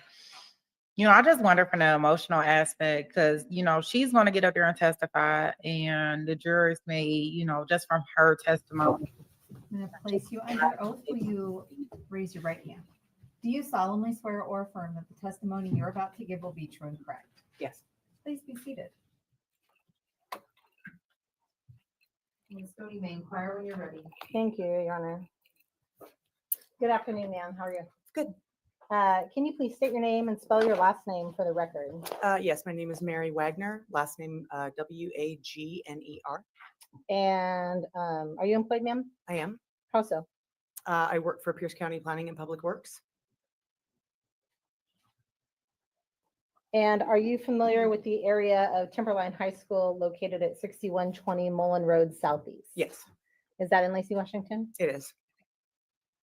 Were you in or around that area on October 18th, 2024, shortly after 2 p.m.? Yes, I was. And did anything of significance occur in that area that you observed on that date and time? Yes. And well, first of all, where were you coming from? Why were you in that area? My husband and I were coming back from a late lunch that we had that day. We were driving down the road in front of Timberland High School back to our house, and we saw an altercation on the side of the road. Okay. And when you say on the side of the road, which side of the road? On the high school side of the road. Okay. There's a public bus stop there, and it was right around the public bus stop. And you said you were in your vehicle driving at the time? Yes. What kind of truck is that? It's a Ram 2500 pickup truck with What a cab. color? It's like a dark gray color. My husband was driving it. I was in the passenger seat. And who is your husband? Josh Wagner. And what did you do when you observed that incident? What was your first action?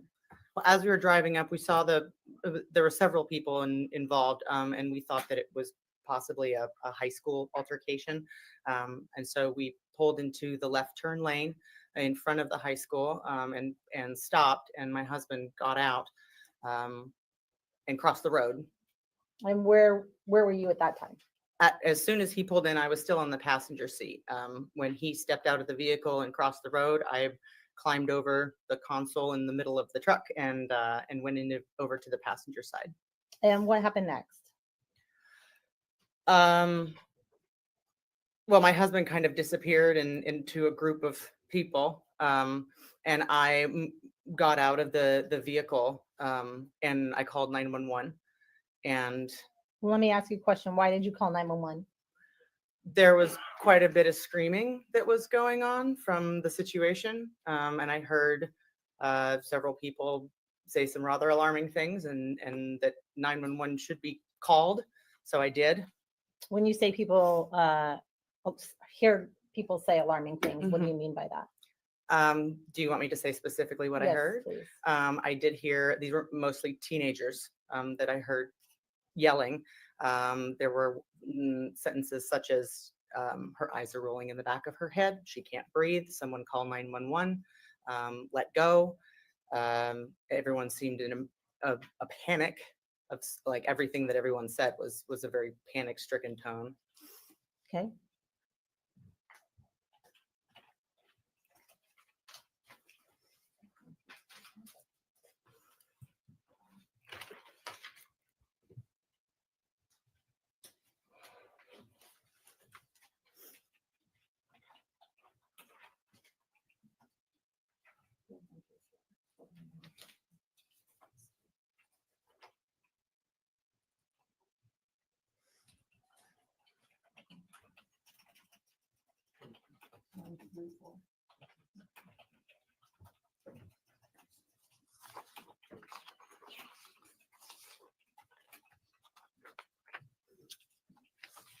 Your Honor, may I approach? You may. Ms. Wagner, I'm going to show you what's been admitted as States Exhibits 1 and 3. Ask you to look at those silently to yourself for a moment and then look up at me when you're done, please.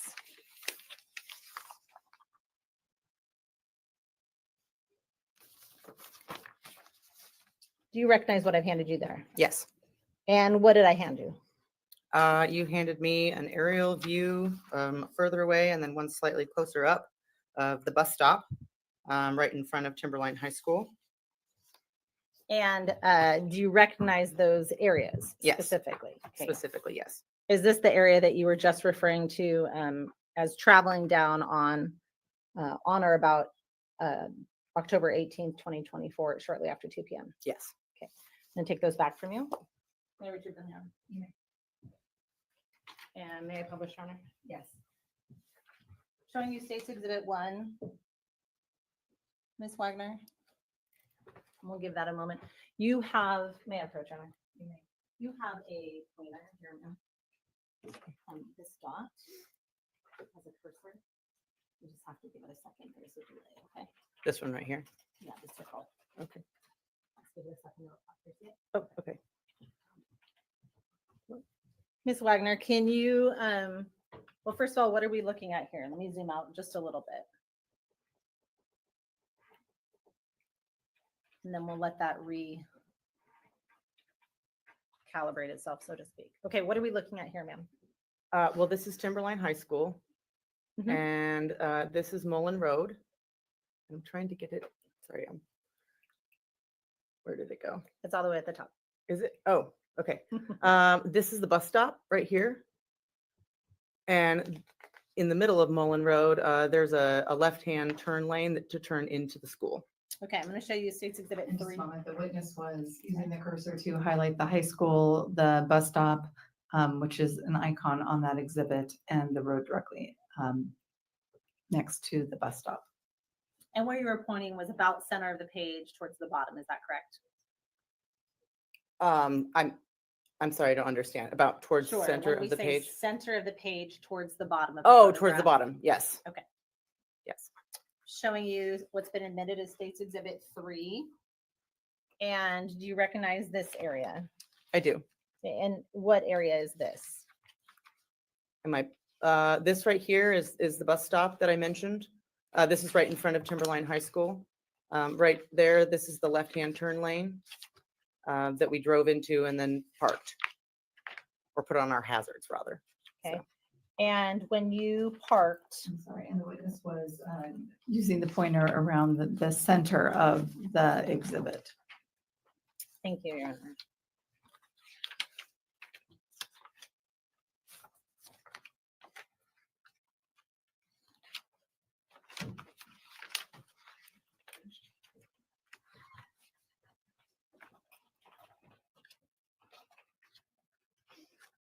I'll take that back.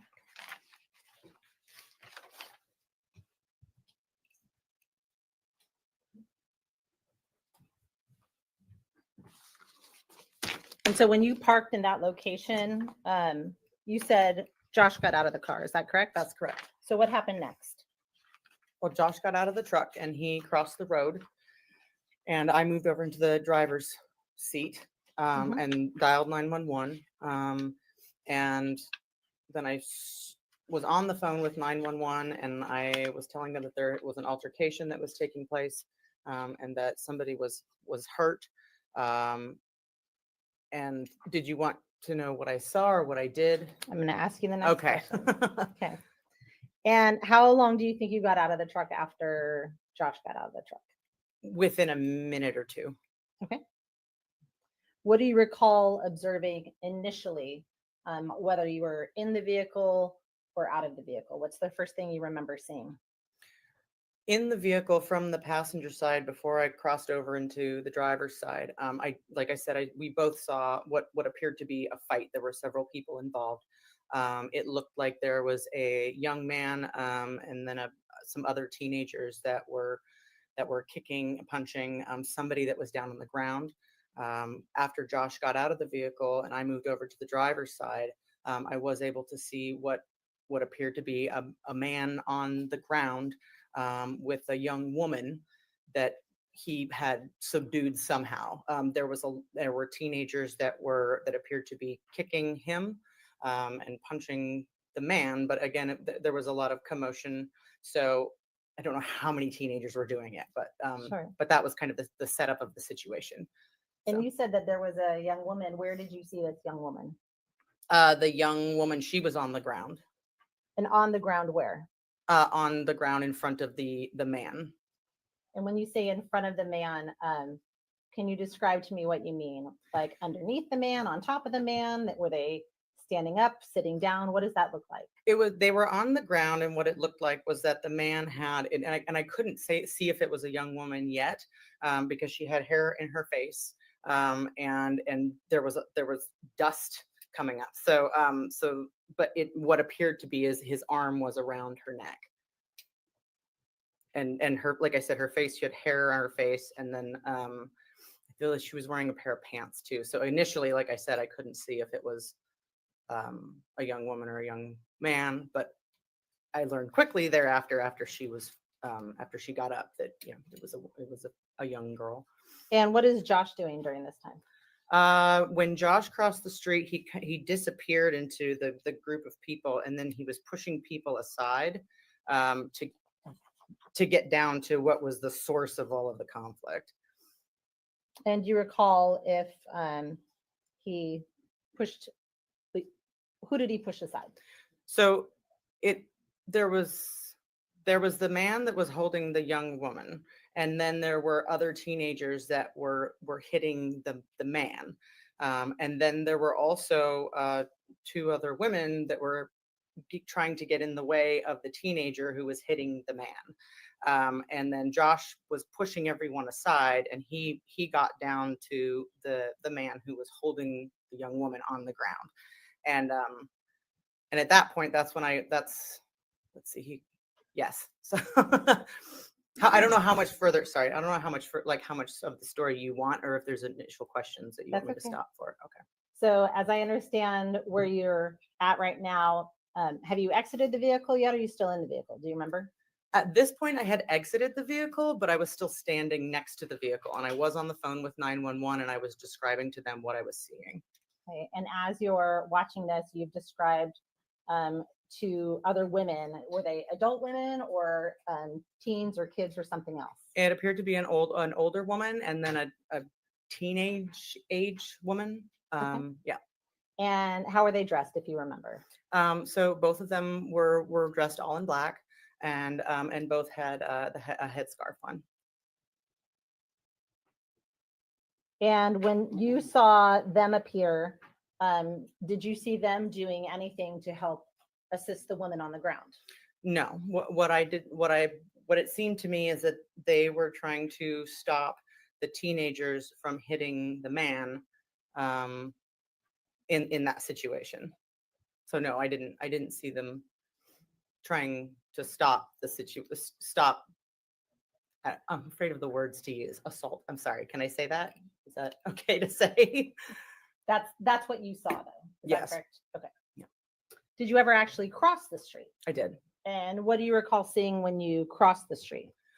When I crossed the street, I saw that the young woman who had been held down on the ground, she was being pulled up, and she was stumbling behind the trees. She was stumbling off, just kind of running away. It was what it looked like, but her footing was very bad, and so she was stumbling across in front of me. And then there was the young man who had been punching the older man on the ground, and he was going with her, kind of pulling her off to the side. The two women that were dressed in black, they followed her.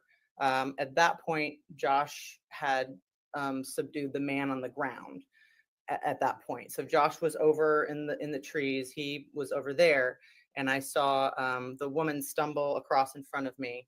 And I'm going to have you hit pause for a moment. When you say the women stumble across in front of you, and I know that, first of all, do you know any of these individuals?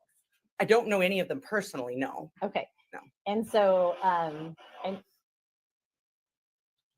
I know that we are using a lot of young man, young woman, Yes. the woman. I know that can be difficult. So I'm going to ask you to do a couple of things for me. Okay. First, I'm going to ask you to slow down just a little bit, okay? And so when you were talking about the young woman stumbled, which young woman are you referring to? Do you want me to give them a name? No. Or no. Okay. I'm sorry, so you can't ask questions. Oh, But if you can't answer the question that's asked, you can say that and she will ask it in another way. Okay. Thank you. Yes. So I'm going to ask, since you don't know any of these people individually, Mhm. and I don't want you to testify about something that you may have learned later regarding names, I'm going to ask you to only use the description of the individuals that you saw at the time. Does that make sense? Yes, it does. Okay. So starting first with the young woman that you described on the ground, where did she go? She was pulled up and crossed in front of me to my left. So this was happening on the right side of me, and she crossed in front of me to the left side of me. The young man that had been punching the older man on the ground, he went with her and was pulling her. The two women that were initially at the scene that were both dressed in black, both the older woman and the younger woman, they followed the woman the young woman who had been pulled up from the ground. Okay, I'm going to have you pause. Okay. And did you see how the two women wearing black, or all in black, how were they interacting with the young woman that had just stood up, that had been on the ground? They seemed to be trying to.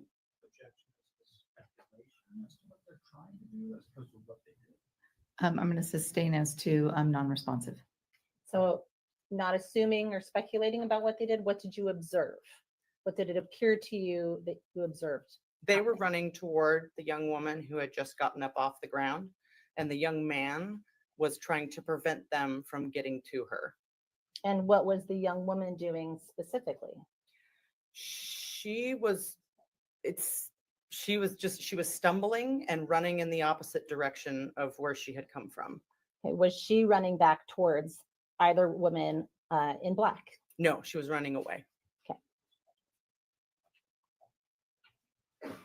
And so when you got across the street, well, let me back up. How did the young woman seem to you when you saw her? The young woman who had been on the ground, and I believe you described earlier the older man had had his arms around her. She seemed in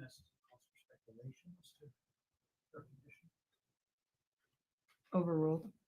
That means you can answer. How did she seem to you? How did she appear? She appeared incredibly confused. And what do you mean by that? What does that look like? She seemed to not know what her surroundings were. She was like I said, she was in kind of a panic. At one point, there was a slight altercation between the women that were wearing black and the young man who was assisting the young woman who was on the ground. And at that point, I ran. I was in the middle of the street at that point, but I ran across and started screaming at everybody to just stop. because there was still fighting going on. And the young woman she turned around and looked at me, and her eyes were huge. I mean, she had hair in her face. She looked completely disheveled. She looked very confused, absolutely terrified. And she looked at me and then turned the opposite direction and ran towards the high school. So she didn't say any words or anything to me. So. And initially or earlier in your direct, I believe you used the phrase she was not sure-footed. Mm-hmm. What do you mean by that? She was stumbling. She could not stay on her feet. She was trying to run, but was falling, tripping over herself.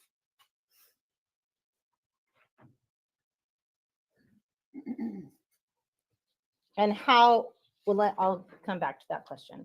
So you said you called 911 during this. Is that correct? I called 911 before I left the truck. Yes. Okay. And did you stay on with 911 throughout that interaction? I did. Okay. What did you do? At some point, what happened to the vehicle? What happened to your truck? So after the young woman ran off towards the high school, the young man who was with her went that direction as well. And then I went back to the truck, and I pulled the truck into the high school parking lot. I was on the phone with 911, and they had informed me that police were almost there. So I pulled into the parking lot and stayed there until police arrived.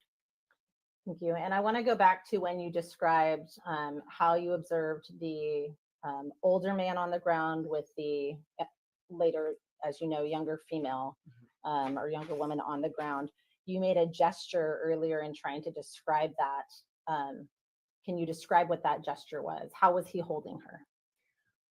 What I saw was her head was right about here. So can you describe it with words? And describe it with words. Yes, absolutely. So let me just explain something. So Yes. we have a court reporter. Mm-hmm. So again, I know it's very difficult to talk slower, but our court reporter has to write down everything that is happening. Okay. So we have to describe what's happening as if you were reading it from a piece of paper. Okay. Okay. Yeah. So if you can slow down just a little bit more. Okay. And then describe what you were seeing. What I was seeing was a head with with hair in the face in the elbow area of an arm. So the head was in between a bicep and the bicep and the forearm, I suppose. That's the area that I saw the head, her head. And when you said you observed these, the young male striking the older man, or the adult male, and the other kids engaged, were their strikes effective in releasing the young woman from the adult male? They were not effective.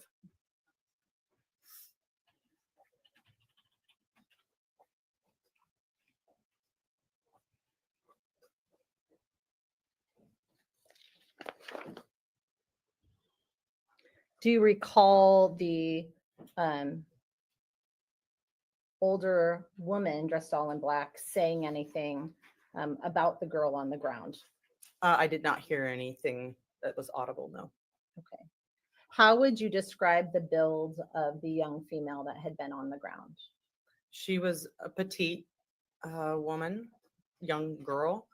I'm almost 5'9", and I was quite a bit taller than her. So she was slender. And how would you describe the adult male in terms of build and size? He appeared to be a larger man. The entire time that I saw him, he was either close to being on the ground or on the ground. So I didn't get a full, I didn't get a, side by side. Sure. And do you recall if the adult male was saying anything at the time? Not that I was able to hear, no. Okay. And where did Josh go if anywhere, once the younger female had been released? Josh stayed in where he was. He stayed next to the man that was on the ground. Okay. And did you make contact with law enforcement? I did after they arrived, yes. And did you provide a statement to law enforcement? I did. Ms. Wagner, how would you describe the fullness of your statement today in comparison to the statement you gave to law enforcement? I would say as close as it could be. Okay. And would it be fair to say you've provided more details today? Yes. Okay. And why is that? Well, you were able to show me the map so I can pinpoint exactly the location. And the questions that you asked me, when the police asked me to give a statement, they just said, tell us everything that you think is important. And so I wrote that down, and there weren't any other additional questions. So. Okay. And I want to show you some still shots. Actually, Ms. Stone, I think that we'll do that after our afternoon recess. You can just stay where you're at. Members of the jury, the bailiff is going to come forward and lead you back to the jury room for our afternoon break, which will be about 15 minutes. Thank you very much for your time and attention.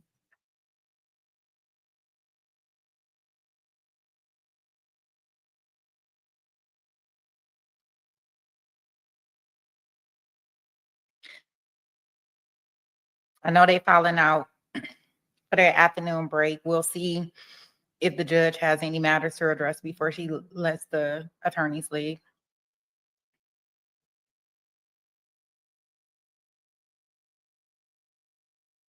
Thing that makes us snap back, right? So you may think a lot of things, but you have that kind of stops you. And unfortunately, some people just don't have that.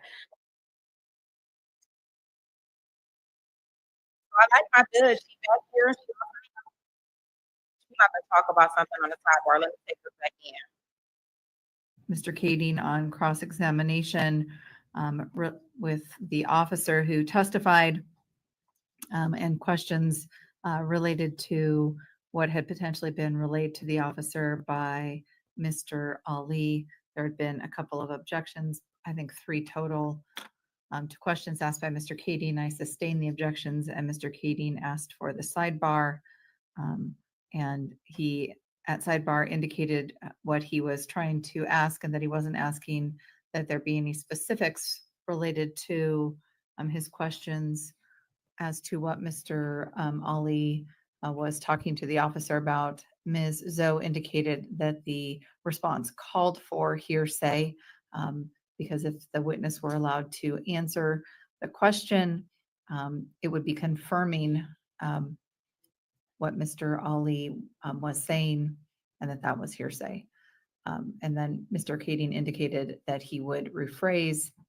I didn't make a specific ruling because I had already ruled on the objections, and I think Mr. Kading was just seeking clarification at the sidebar, and then questioning went on. Mr. Kading, anything that you would like to add to the sidebar? Ms. Zoe, anything you'd like to add to the sidebar? Mr. Leary, anything you'd like to add to the sidebar? All right, thank you. Go ahead and bring the jury in, and the witness can be recalled to take the stand. Yes. Okay, our jury is coming in. It seems like she handles kind of like our judge in the Karina Cooper case. Like, he did his after the day was over. He would go back and address any sidebars, you know, because when they do their sidebars, it's the jury can't hear it, but we also can't hear it. So they kind of like put it on the record where we can hear exactly what the sidebar was about and what the legal claims were. So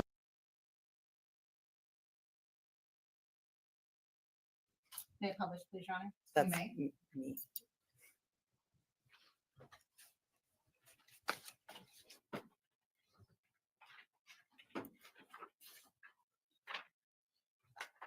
Let's start with State's Exhibit 29.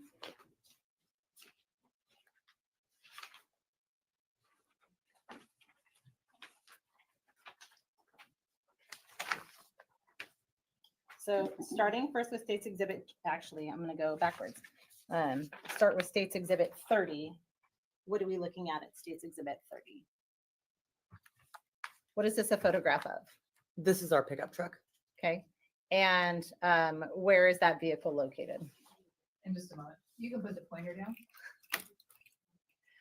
So what I'm actually going to ask you to do, if you don't mind, pick the pointer back up for a moment, and just move the cursor off the middle of the photograph. Thank you so much. So in State's Exhibit 30, where is your vehicle located? The vehicle is parked in the left turn lane that would be turning in towards the high school. Okay.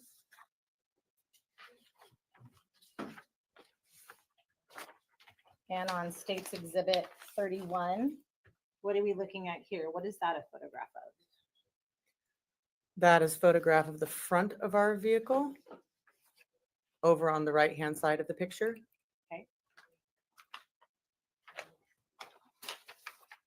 Is that the same on State's Exhibit 32? Yes, it is. Okay. Is that where your vehicle remained until you moved it into the parking lot as you've described? It is. And somewhat redundant, but State's Exhibit 33. Is that the same That is, vehicle? that is also our vehicle, yes. So when we look at State's Exhibit, actually, I want to show you a couple more photos.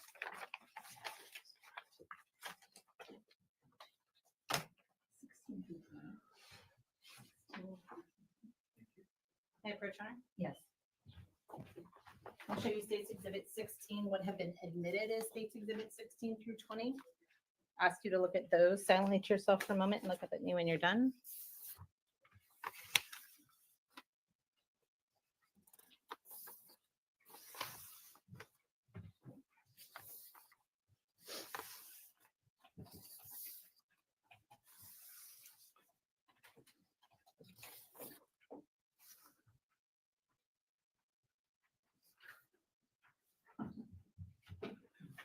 And Ms. Wagner, do you recognize what I've handed you there? Yes, I do. Okay. And what are those? These are pictures of our vehicle. And are those pictures of your vehicle during the events about which you've just been speaking? Yes, Those appear to be true and accurate representation of those events. they do. I'm gonna go grab those from you. May I approach them? May I publish, Honor? Yes. So in State's Exhibit 16, Ms. Wagner, zoom in a little bit.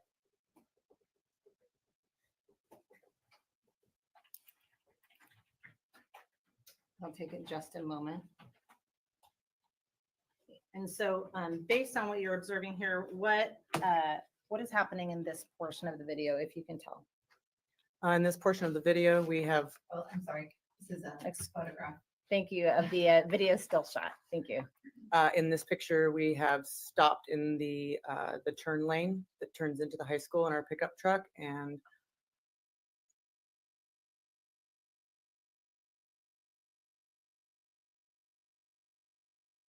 So guys, if you're moving over from the Montana case,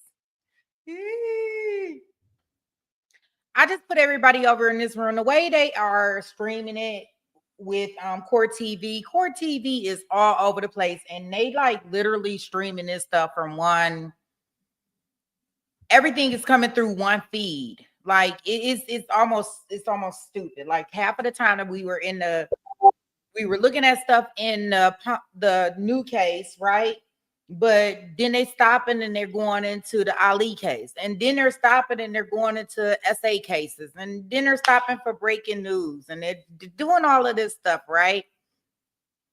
So I figure I just put y'all all in here. That way Court TV taking all these commercial breaks, and I can entertain y'all better on a commercial break than Court TV can never entertain you. So, entertain everybody. I'm putting everybody in the same place because it is nothing different. And what we're seeing, everybody will be able to see the countdown, and you can also get some new information in regards to the trial. And I'm sure, so for anybody who was watching the Palmer trial, because they had everything so split up, I will take the clips of the testimony that we did get, and I will put that in a playlist for everybody. If you didn't see it as we're going through this, I will kind of like rewind if we need to. But that's where we're at, and that's how we all ended up here in the same room. So I hope that's cool with everybody. And I'm gonna go ahead and share my screen. They are back in there talking about the Palmer stuff, of course, now that I done moved everybody. But that's cool. We'll stay here and we'll keep it moving. And like I said, I'll just clip it out of this Ali stuff. And if y'all, yeah, because they're like switching between everything. It's crazy.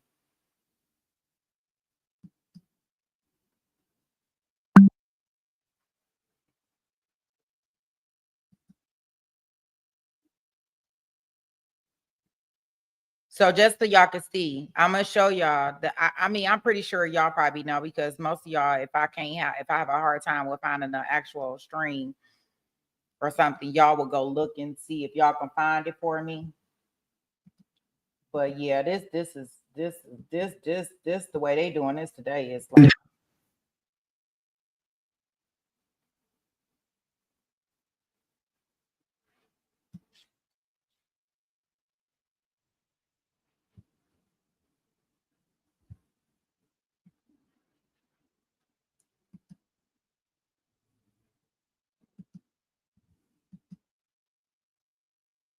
So like, yeah, Moki, I'm gonna tell you how bad this is with this stream, and we'll work through it. And like I said, I'll clip it all up for us, so y'all can kind of like look at the key testimony instead of going through a whole stream, considering that we all over the place with it. But what I would tell you is that when you go to Court TV's thing where you go watch live trials, they usually have, it has Ali, right? But when you click on the Ali trial, it has the watch clock like what we're seeing. And they're talking about the Montana trial, the new trial, right? And then they just broke news about some SA case, and they just all over the place.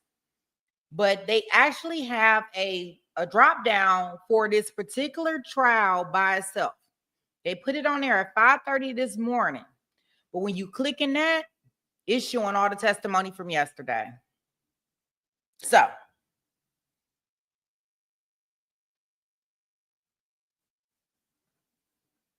you want me? Yeah, I can do that for you.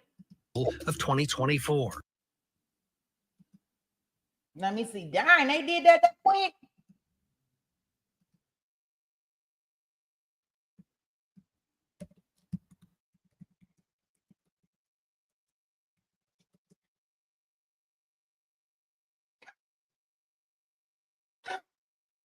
I don't know. You sure you want to see it? Here, I'll show it to you. I don't even know. Yeah. Okay.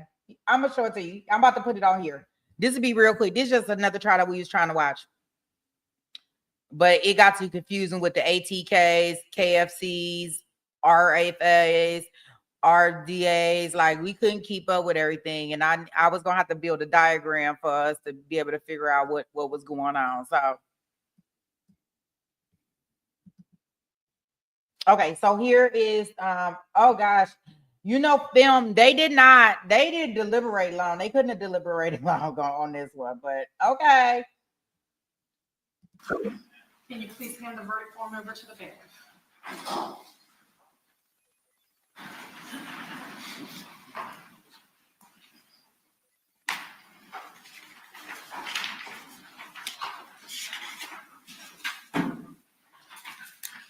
All right, the court finds that there are no errors or omissions in the filling out of the verdict forms. Madam Clerk, can you please publish each verdict? In the Circuit Court of the Fourth Judicial Circuit and Georgia, Florida, case number 16-2020, Division DRE, State of Florida versus Legal as to count 1. We determined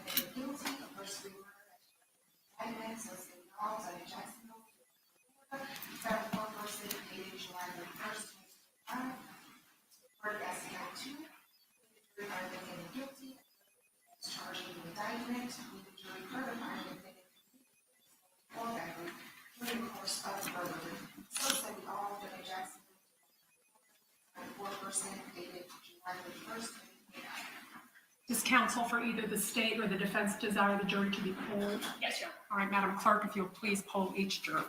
Jury number 1, is this your correct verdict? Jury number 2, is this your correct verdict? Jury number 3, is this your correct verdict? He's number 5. Sorry, jury number 5, is this your correct verdict? Jury number 6, is this your correct verdict? Jury number 7, is this your correct verdict? Jury number 8, is this your correct verdict? Jury number 9, is this your correct verdict? Yes. Jury number 10, is this your correct verdict? Jury number 11, is this your correct verdict? Jury number 12, is this your correct verdict? Jury number 13, is this your correct verdict? Yes. And jury number 14, is this your correct verdict?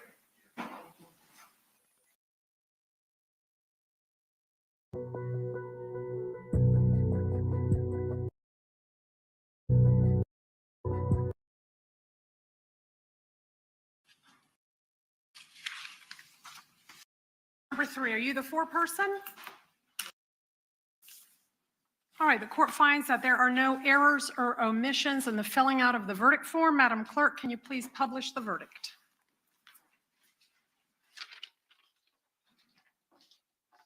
In the Circuit of the Fourth Judicial Circuit in and for Duval County, Florida, case number 16, 2020, CF 3601B, Division CRE. State of Florida versus Hakeem Robinson, verdict as to count 1, we the jury found the defendant guilty of first-degree murder as charged in the indictment. So say we all, done, Jacksonville, Duval County, Florida, signed by the foreperson on July 31st, 2025. Does counsel for either the state or defense desire the jury to be polled? Yes, Your Honor. All right, Madam Clerk, if you can please poll each juror. Juror 1, is this your true and correct verdict? Juror 2, is this your true and correct verdict? Juror 3, is this your true and correct verdict? Yes. Juror 4, is this your true and correct verdict? Yes. Juror 5, is this your true and correct verdict? Yes. Juror 6, this your true and correct verdict? Yes.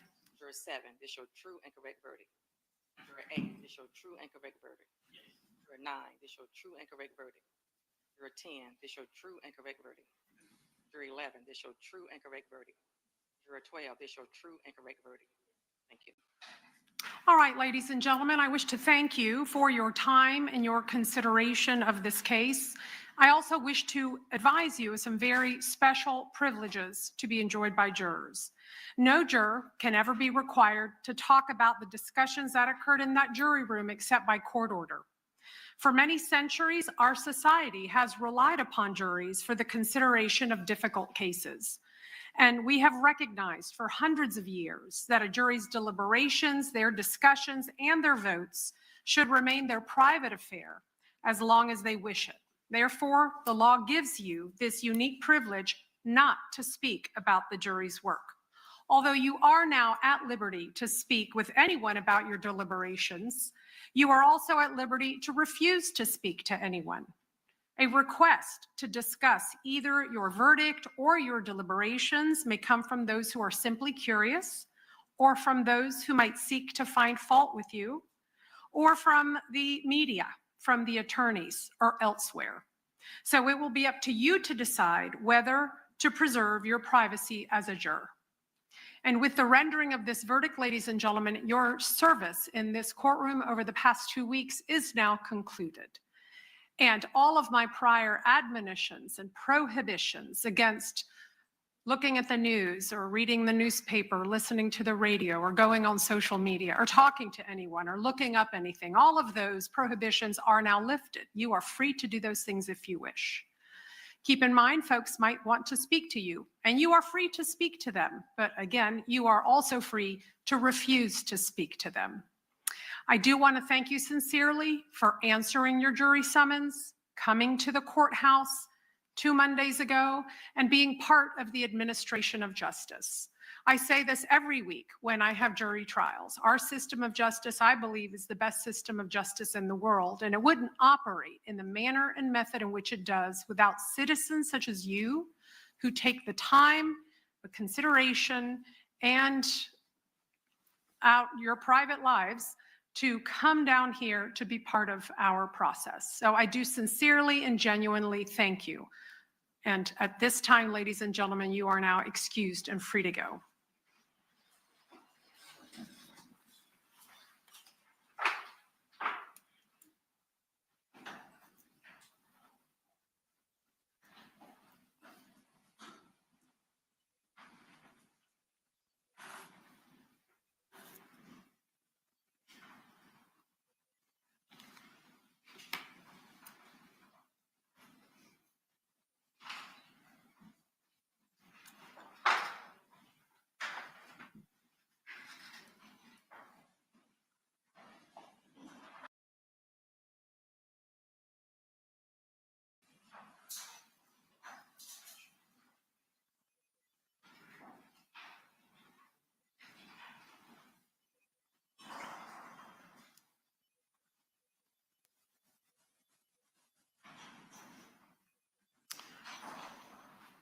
All right, Mr. Robinson, based on the verdict of the jury finding you guilty of the offense charged in the indictment in case number 2020 CF 3601, the court does hereby remand you to the custody of the Jacksonville Sheriff's Office, and your bond in this matter shall be revoked. Now, he is entitled to a pre-sentence investigation report. Is that correct? Okay, then I will be sure to order one. Again, that takes approximately 30 days to complete, so we'll need to come back for sentencing no earlier than 30 days. When would the parties wish to return? I have the week of August 25 or September 2 for sentencing to be set.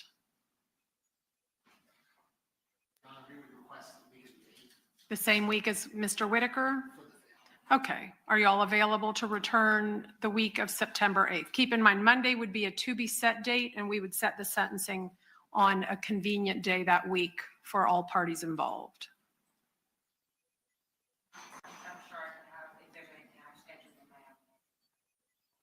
Okay. And on the 8th, you all are free to appear via Zoom. That's just a scheduling date. That won't be the sentencing date. We'll pick a date on the 8th.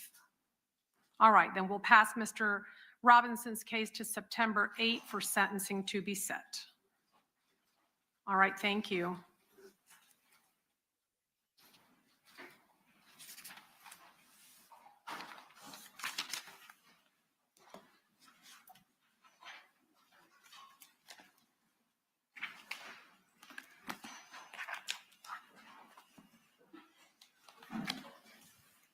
All right, everyone is excused and free to go.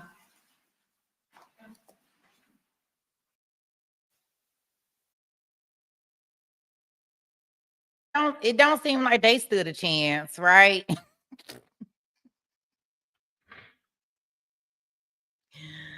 I tell you, film, did I do the first one? I couldn't even hear. So I hope that was the first one with Scotty. I know that one was with the other boy, with Queso. I'm telling you, you talking about didn't stand a chance. I don't even know what they was doing that for. You talk about a waste of money.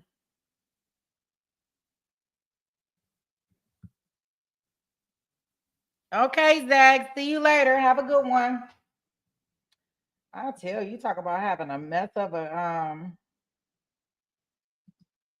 case.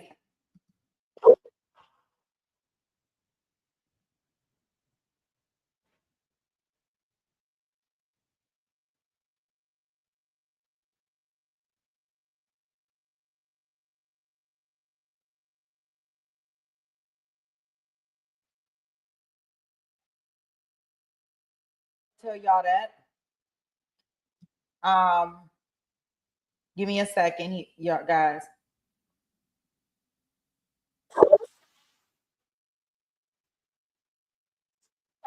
Okay, wait a minute. I'm gonna let y'all hear this.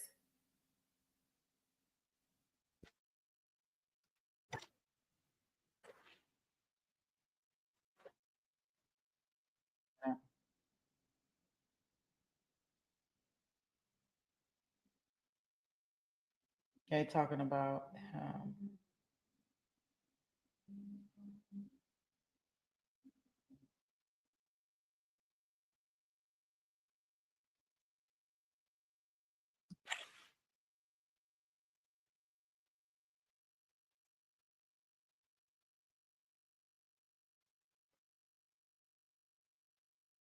okay, let me put this in here.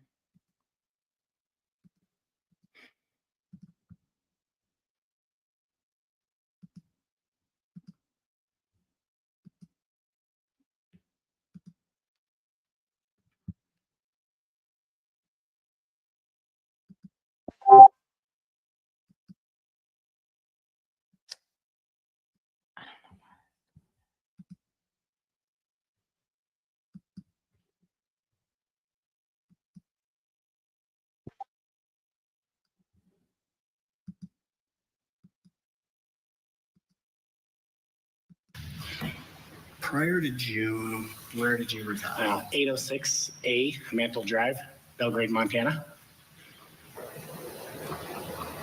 And I'd like the record to reflect I'm showing what's been admitted as State's Exhibit 1. Could you, and permission for the witness to approach? Sure. Go ahead, sir. He's gonna have to go. Okay, Mr. Schultz, could you just point out which house is yours? Yeah. Or was yours? That's a really good picture. This one right here. Okay. And I'll ask you to take a seat. Okay. Thank you. And in fairness, that map has it numbered as 806, is that correct? What's that? Yes. Now, you said it was 806A. Can you tell me a bit about that? It's a townhome. So there's Unit A and Unit B. And where's Unit A? If you're looking at it from the street, we're on the right side. The side with the slide and the swing set in the backyard. So if south is down, further to the south? It would be south. How long have you resided or had you resided at 806? I have been there since I met my wife, 16 years. And she's been there since she built the place in 2000. It's fair to say you lived there for a long time. Yes. Can you tell me a little bit about that neighborhood? Since now, so that our home and the other townhome on the other side, we're the only pretty much homeowners. So everybody else is renters around us, but it's pretty quiet neighborhood. A lot of cars, nowhere to park. So you indicated there are many renters. Yes. Did that shift at some point? I mean, no, it's always been renters. Okay. Majority of it. Can you describe kind of the homes in the neighborhood? What kind of homes are there? Majority of them are all townhomes. So we have townhomes there. We have a fourplex, numerous fourplexes, but majority are townhomes on one side and fourplexes on the other side. And I want to draw your attention to 805. Okay. If you need to approach, come take a Yeah, peek. that's right across the street. Yeah. Are you familiar with that address as well? Yes. Well, there's 4 condos in there. Yes. Okay. So is it a fourplex? Yes. In April of 2024, did you know who resided in that fourplex?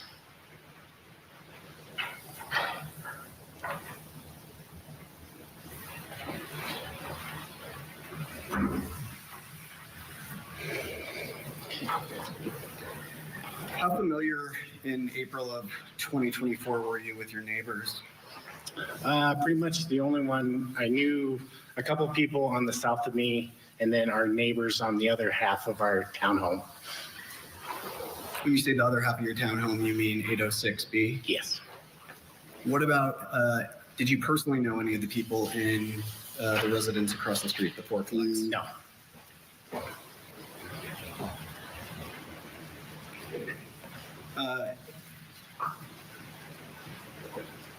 Are you familiar with either personally Joseph Campbell or Jordan Palmer? No.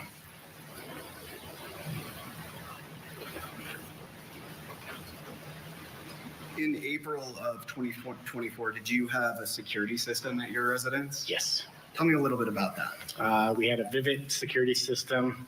We had 1 camera in the front. We had a doorbell camera. We had 1 camera in the backyard. And then we had a control panel inside the house. Is that all part of one system? Yes, it is. Did you have somebody install that system? Yep. Vivid security system. Is it a wired system? It is. Yep. And when I say wired, could you just tell us what that means? Yeah, it's all wired through Ethernet. So we provide Wi-Fi to our control panel, and then all the devices are plugged in Ethernet-wise to a power outlet, which controls the cameras. On the cameras, I guess, can you tell us how familiar you are with your security system? To some extent, pretty good. Yes. So how, or I guess, where are the files that are being recorded stored? So our system has a cloud DVR system that allows us to save files for up to 30 days on each camera. I think at that time, our front camera and our doorbell camera were the only ones that recorded. The backyard just sensed detection modes. So you say it was the only one that recorded, you mean it was just constantly recording? Yes, yeah. And so with the cloud storage kind of save it for 30 days? Yes. And the backyard camera, though, that was different. That was something that was activated by motion. Yes. Okay. Did you have to pay for that service? Yes. Subscription service? Yes. How did you access, or how did you typically access the security footage? I have an app on my phone. Okay. So through your phone? Yes. What kind of phone did you have at that time? Apple iPhone. Why did you decide to get that security system? At the time we got it, my wife ran a daycare business in the house. So it was just kind of extra security. Was your wife running a daycare business at that time? Yes, she was. No, actually she wasn't. Sorry, she retired. Our in-laws we turned it into a suite for our in-laws. Why did you decide on utilizing Vivint? Door-to-door salesman. Can the Vivint footage, can you view it? Yes. And typically, how did you view it? Through my phone, through the app. Okay. I can see all 4 cameras. And is one of the... Before we head to a break, we have a quick programming note. The woman who survived being shot 5 times by her then husband is stepping out from behind the witness stand and speaking to Court TV.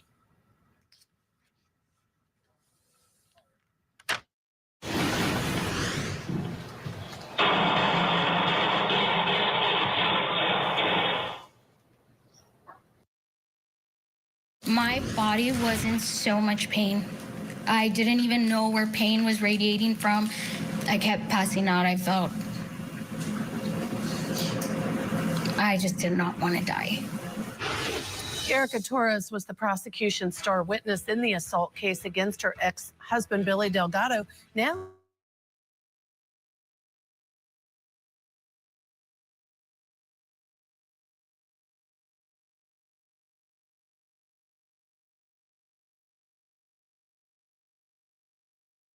Being in one room. Let me see.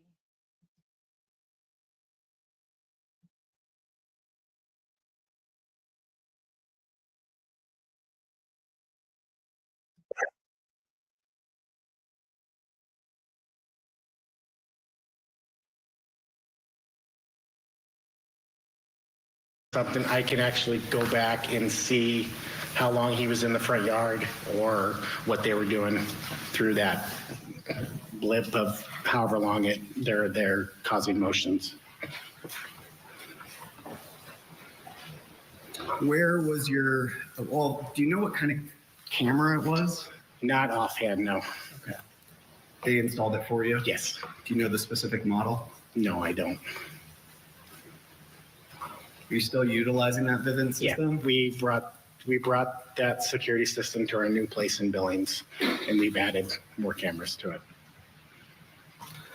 So describe where the camera is mounted on the front of your townhome. And actually, The camera, the one camera, the front yard camera was mounted and going up the driveway right above one of our lights next to our garbage can.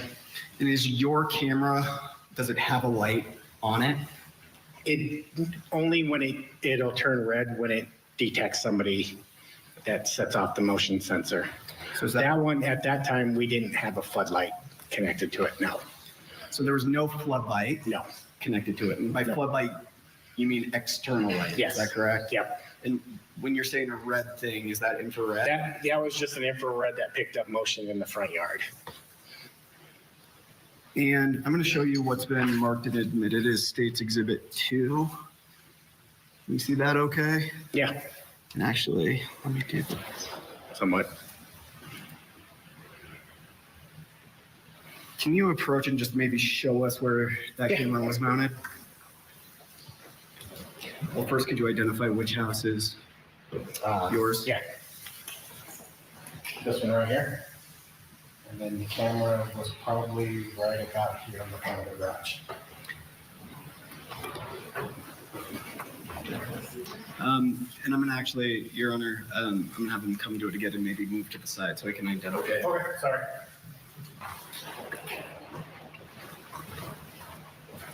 You stand over to the side there. So this was our unit on this side, and our camera for that was right about here. We had a garbage can right below it, and then right about there was the camera on the left. Mr. Schultz, before you go back really quick, are you familiar with the view that it generally captured? Yeah, usually it went out and it usually got I can get the whole front yard and then probably right about to, let's see here. Depends on how far you zoom in or out. Right around here is where it caught on both sides. Thank you. Yep.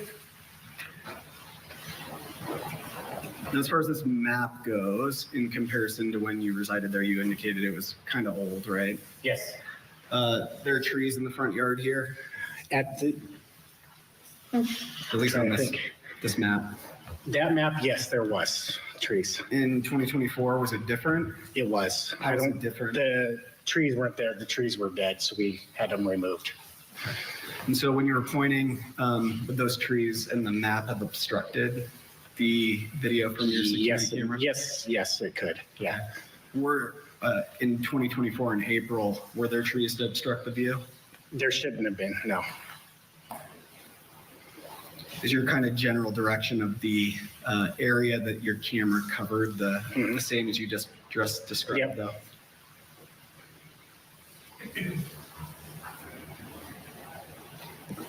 Is the camera a fixed point camera? What do you mean? Does it move? It does not move. So I want to take you to April 19th and 20th of 2024. Okay. Did you export video? I did. And can you walk us through kind of the circumstances as to why you exported that video? So the morning we woke up, probably around 8 o'clock that morning, my wife's phone was being blown up by everybody of our friends in Belgrade, and they were asking us what happened on your street, what happened. So I took the time and went to my cameras just to see what was going on. Probably about 12:45, I noticed lights flashing everything, the whole street. So probably from 1 to 6 o'clock in the morning, that whole street was blocked off. So that's when I backed it up some more just to kind of see what was going on, what brought everybody's attention to our street, and heard the gunshots. Objection, Your Honor. No. The best evidence. Objection. All right, still with us, National Trial Attorney Madeline Somerville. He's starting to describe what he saw in the video, and you heard that objection that said best evidence. The video would be the best evidence. Tell me your thoughts, and will the video come in? Will we get to watch it together? I hope so. And it's funny when you hear those buzzwords like that, those buzz phrases, best evidence, it's kind of like your ears perk up from your law school days. You're like, oh, right, I remember that one. But I think in this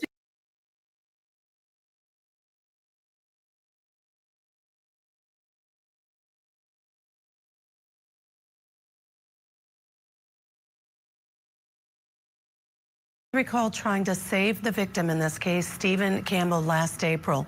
Prosecutors say that Campbell approached the defendant, Jordan Palmer, after he suspected him of breaking into a car, and that Palmer reacted by fatally shooting him. But the defendant, Palmer, says no, Campbell was the aggressor that day and that he had to shoot in self-defense. Let's get you back into court now. We are listening to testimony from a neighbor whose security cameras captured part of the deadly encounter. Let me ask, so you went back, we'll be a little bit more direct with it. You went back and watched the video to see if it showed you something. Is that fair? Yeah. Did it end up showing you something that you found to be, potentially noteworthy? I thought so. So what did you do? So my wife called the police just to let them know that we had stuff on our video camera. Probably about 15, 20 minutes later, a cop showed up and I showed him what I had. And then he had me take a section of it and import it to them, email it to them. They reached out later that day and asked if I could put it on a USB stick for them. Okay. And they came and personally picked it up.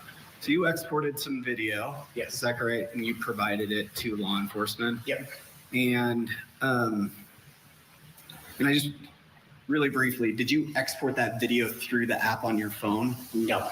So what I did is I had to save a section of it on my phone and email it to myself. And then I looked at the email and had it taken off of the email and switched it over to a USB stick. And Your Honor, I'm going to reference what's been pre-marked, digitally marked, I guess, as State's Exhibit 255. And I don't believe there's going to be an objection, but I'm going to move to admit State's Exhibit 225, which is, and I'll lay one additional foundational question, which is a file called dwarfed-last saved clip.mp4. 225. Or sorry, it's 255, Your Honor. 255. Ms. Brasovsky, Ms. Caglioli, any objection? I do not. 255 is admitted. And Mr. Schultz, you had an opportunity to kind of review that file, dwarfed-last saved clip.mp4. Is that correct? Yes. And are you familiar with that file name? I don't know how the file was named that. I didn't make it that. I'm not sure who did it. I've seen it, yes. And I'm going to ask for permission at this point to publish to the jury, Your Honor. You may. It's just going to take me a second to get it set. Yeah, they do. Just a second.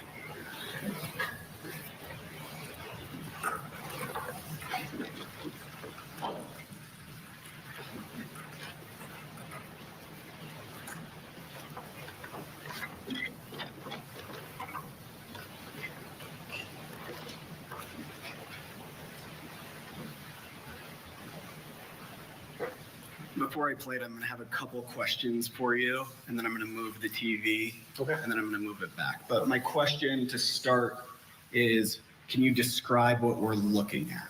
That is my front yard. My Suburban, our bike shed. A girl left a scooter outside. Off to the left is a wood stove. We have decorations for the front yard. And could you, I'm going to ask for permission for him to approach. I just want him to be able to point out and identify things. Could you come on down really quick? Yeah. And could you stand to the side, please? Yeah.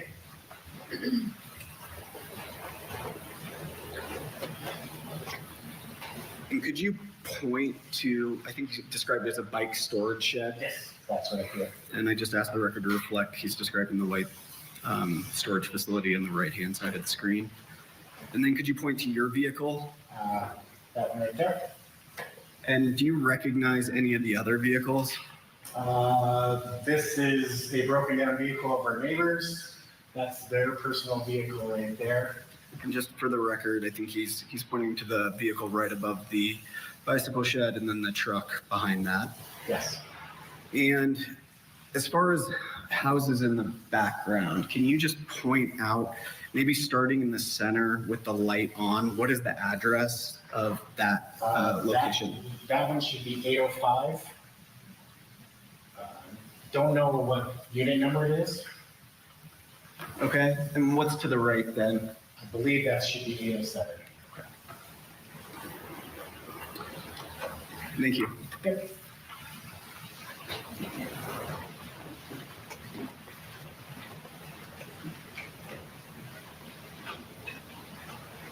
All right, while they're doing that, let's bring back in for 1 minute. Madeline Somerville, tell me of a self-defense case. What generally are you trying to look for in the jury members? So this is a really fun question to ask. In my experience, I tend to separate the jurors into two groups. People who make decisions more on their gut feeling and people who make decisions more from a logical perspective. Everyone uses both perspectives to make decisions, but some people lean one way than another. In this particular case, I would want people who are in more logical professions, for example, in less empathetic professions, right? So people who practice just looking at the facts all day long and trying to render decisions, like maybe an engineer or an architect or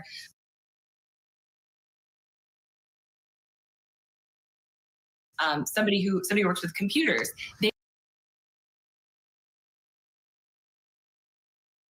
Instruction 46 is the violation of the protection order for Isaiah, the victim's boyfriend. Okay, so that's the second question that we actually talked about earlier, guys. So that's the question that came in earlier in regards to what the jury sent back. That was very quickly after they came in, right? So that wasn't recently. It was like they came in the door and was like, we got a question, right? Yeah, Madison, this case right here, it just started. We just started covering it today.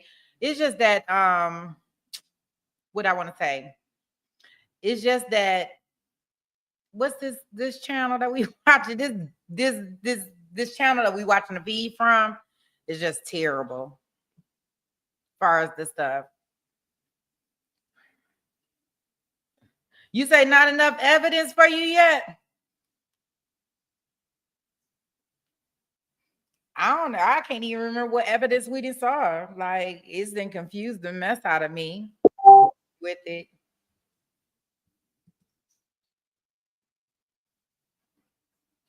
You know, I think that what I could do, depending on how long they're gonna be doing this, I could even Prior to that, back in court on this one. The good thing about it is that y'all can see the timer, and I guess that's. He said when Campbell started swinging at him, because you can see the timer at the same time and still be watching another trial, I guess. But it's kind of hard for people that, I guess maybe they tired of the Ali too. And they ain't about to keep replaying that Ali stuff. Because I kid you not, up under the Court TV live stream tab, when you click Ali, this case comes up.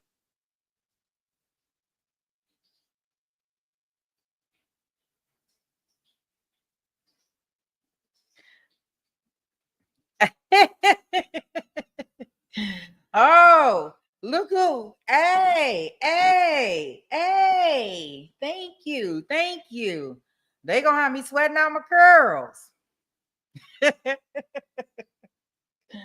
Oh boy. Yeah, so I'm hoping tomorrow maybe we get this verdict in, right, guys? And then they'll concentrate on streaming our new trial complete. Thank you. I hope you enjoying your day. Yes.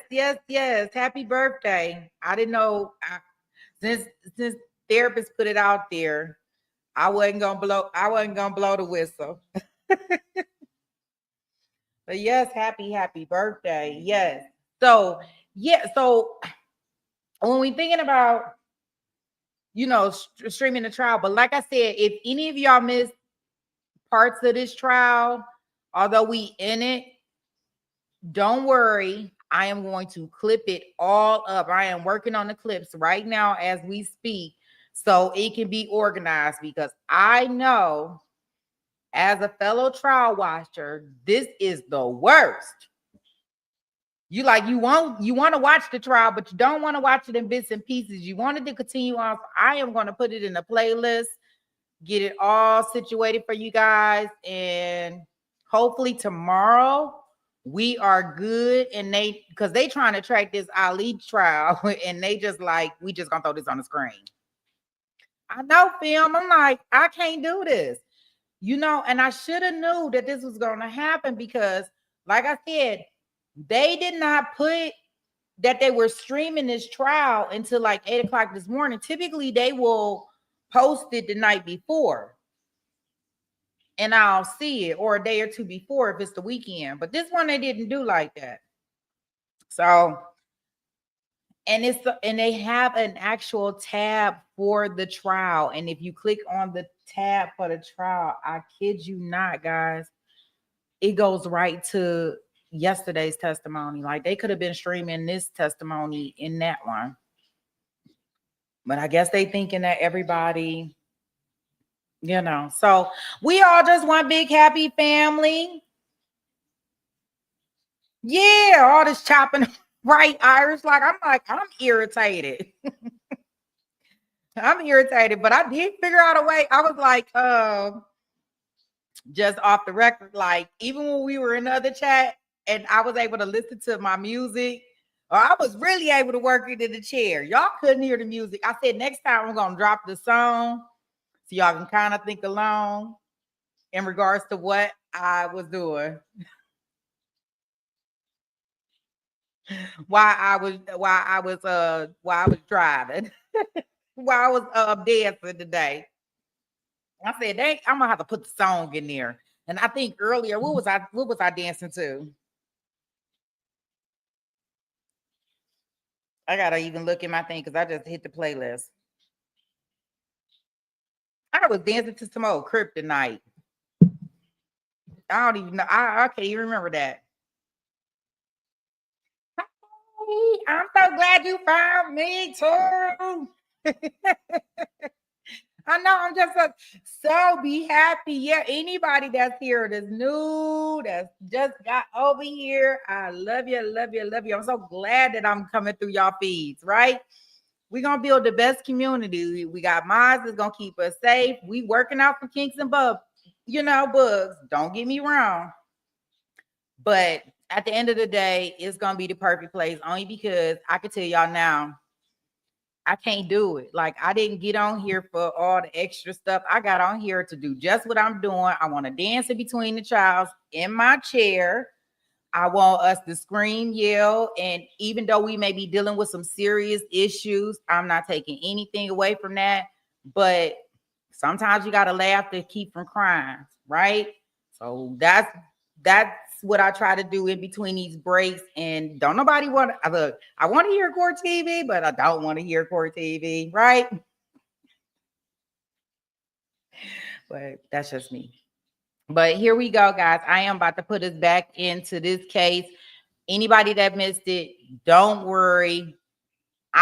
We can always replay testimony throughout our breaks, anything that you want me to do in regards to this new case, but it definitely seems like it's the interesting one, right?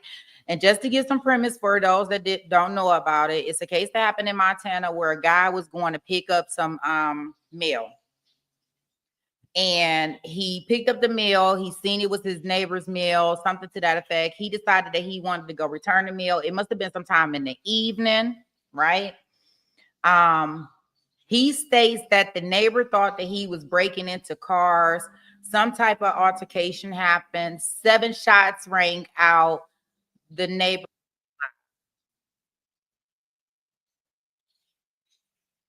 So he's saying he was defending himself, but we don't know, right? The neighbor did not, from my understanding, he did not have a weapon on him, but the defense did have some information that they brought out in regards to he had a knife.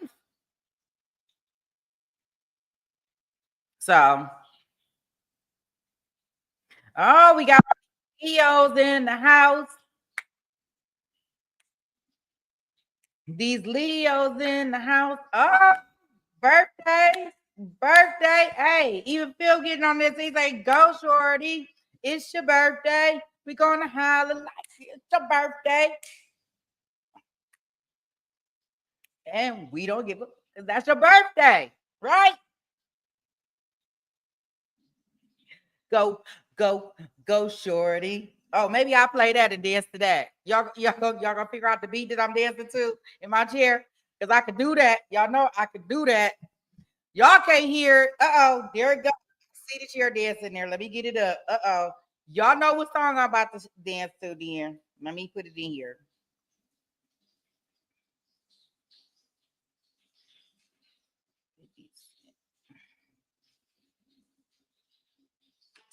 Y'all can't hear it. I gotta mute my microphone so y'all can't hear it. But I'm about to do my dance to it. But I'm about to mute up. I know I'm muted. But y'all can't hear the music because YouTube won't let me play the music on YouTube. So, yup, 50 Cent in the club. That's what I'm about to do. So, let me.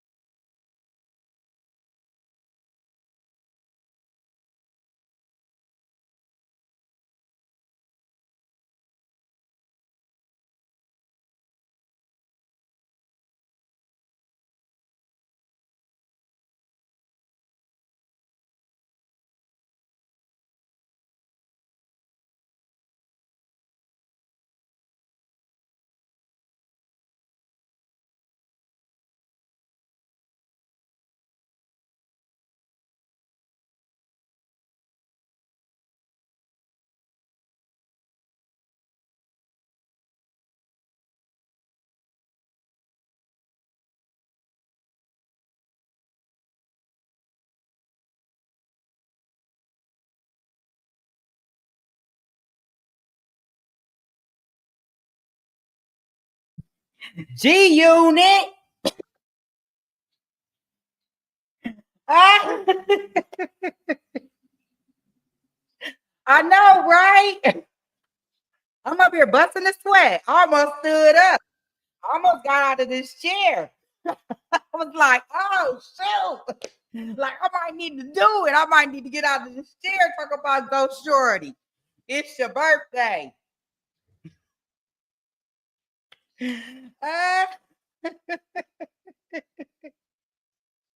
Well, good, Leon. I did my job. Look, I did my job, dear. I did my job. The other day we was on the train, so that's what I would tell you. We was definitely on the train the other day. And I won't even get that train started. Oh, right. Oh, you want me to get up out of this chair if it moved me.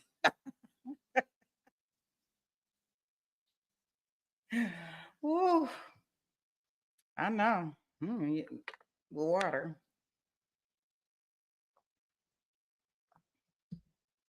Okay. We done had our chair dance break. I'm putting us back in the case. I'm gonna give me some water, some cold water. And like I said, in the background, I am getting this stuff prepared in some clips, and I'll get that all together for y'all, okay? He shot in self-defense. But prosecutors say surveillance footage does not show Campbell making any movements towards Palmer before being shot. All right, I want to get you back inside that courtroom now where a neighbor is on the stand, a new neighbor on direct examination. Thank you. When you're ready, Mr. Bowles. Good afternoon, Miss Mashik. Afternoon. Where do you currently live?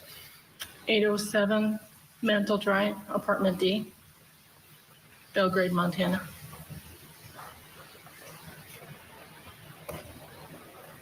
How long have you lived there?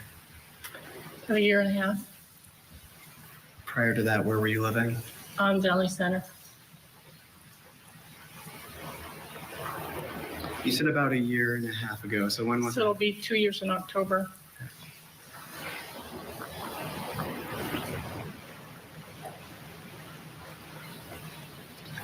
Why did you move to 807 Mantle? Our residence was sold. We were renting. And tell me a little bit about the location you moved into, 807. It's a fourplex. We live on the bottom right. Could you describe what that means? Excuse me? Could you describe what that means? What do you mean by a fourplex? Fourplex. It's one building with 4 apartments in it. And are those apartments, how are those apartments arranged? 2 upstairs, 2 downstairs. The upstairs apartments have 10 steps to walk up. The downstairs apartments have 5 steps. Steps to go up to get to that apartment? I have to walk down the steps to get into the apartment and up to get out. So you have well, I guess describe where you have neighbors in relationship to where you live. So, the deceased lived next door to us to the right. Well, if you're looking at the building to the left of us, because he was in apartment C. Just 1 second. So if it's a fourplex, there's 2 apartments on top and 2 in the bottom, is that correct? And when you're looking at the fourplex, you're in the bottom right? Bottom right. And then who resided in April of 2024 in the bottom left? Stephen. Okay. And what about the upstairs 2 neighbors? Do you know?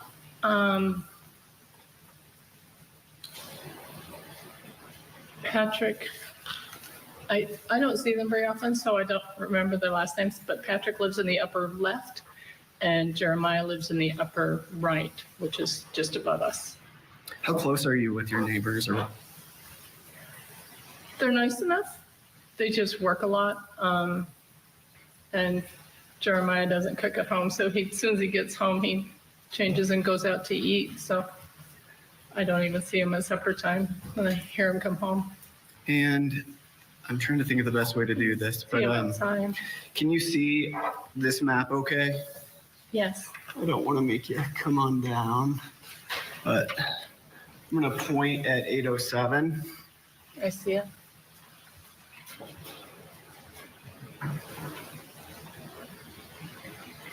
I just ask. That would be it. Pointed at 8:07 for the record. Is that the residence that you reside at? That is correct. And in that photograph, I'm going to walk back over. Is Unit D downstairs on that side? Yes, so my parking spot is, my garage is the farthest north. And I'm pointing to this part, Yes. is that what you mean? And then where is, you indicated student, I want to ask you who that is, but what apartment is here? So downstairs is C and upstairs would be A. Now, you indicated you used the name Stephen. Who did you mean by that? The deceased. Stephen Campbell? Yes, Stephen Campbell, sorry. How did you know Mr. Campbell? I saw him outside. He was a smoker, so I'd see him outside when he was smoking or when he came home from work. And he'd be hanging out there, either talking on the phone or just having a cigarette, and we chat while he was smoking. Okay. How well did you know him? Not that well. Well enough to be sorry that he was gone, but not what I would call a close friend. Tell me about the wall you shared with him.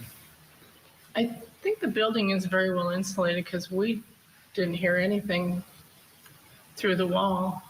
So you didn't have any issues with noise from your neighbor? No, he was a good neighbor. What about upstairs neighbors? The young couple that was there before Jeremiah above us, he walked rather heavy on his feet, but so he would stomp down the stairs on the way out, but I hardly ever hear Jeremiah, so it's pretty quiet. Okay. How long had you been living in that apartment in April of 2024? Is that 6 months?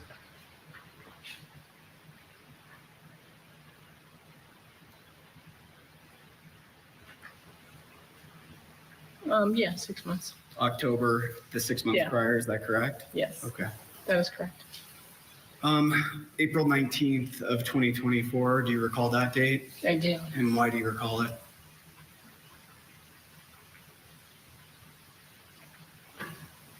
Because someone died across from my home. And it's usually a normally quiet neighborhood. Can you tell us what you were doing around 11 that night? So I was having trouble falling asleep, so I was listening to something on my iPad. And my bedroom was at the back of the building, so when I heard, I thought someone was knocking on the door. Turns out it was the gunshots that were being fired. And I remember it being close to like 11:20, 25, somewhere in there. So Ms. Mashik, you're sitting in your room. Can you describe where your room is? It's at the back of the building, so my windows face Jackrabbit. Okay. So I'm gonna move. And are you indicating your bedroom's on this Yes. side, facing this way?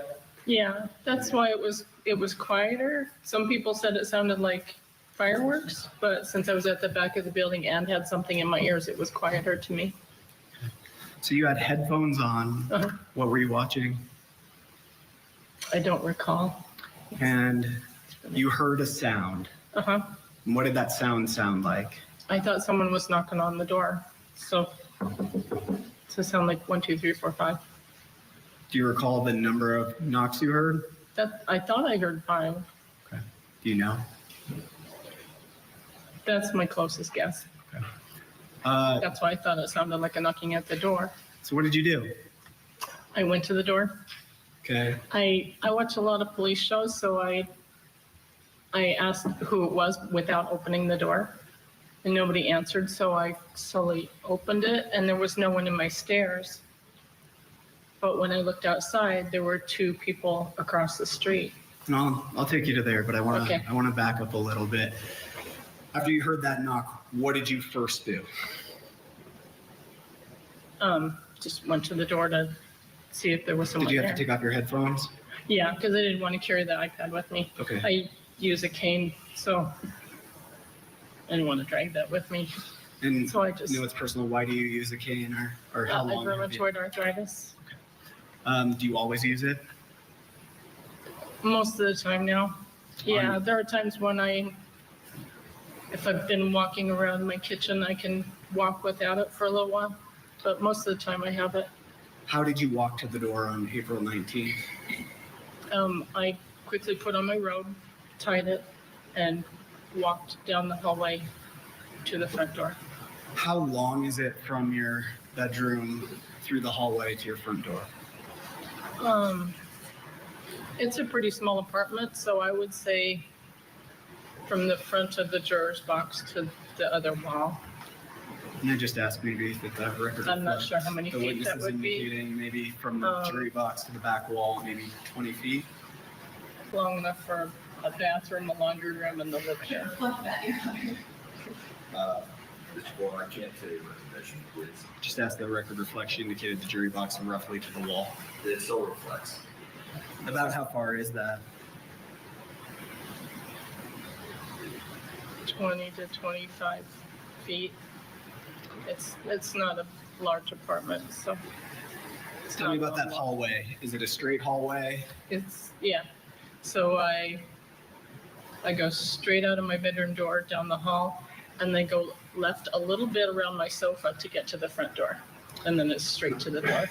And did you walk, or did you utilize a cane? I utilize the cane.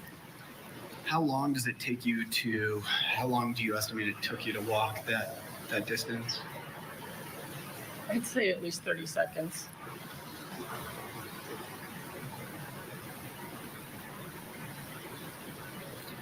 And you indicated you didn't open the door right away. Why not? Because we don't have a peephole in our door, and we don't have a window near the door. So I wanted to see, it's late at night, so it's very odd for me to have a visitor at that time of night. So you open the door and you look through, is that right? Yeah, so there's a little entryway and the stairs are to the right, so I looked around to the right and saw that no one was there. When you open your front door, are you at street level? No, I'm 5 steps down. So your height, your eye height, where is that in relationship to the street?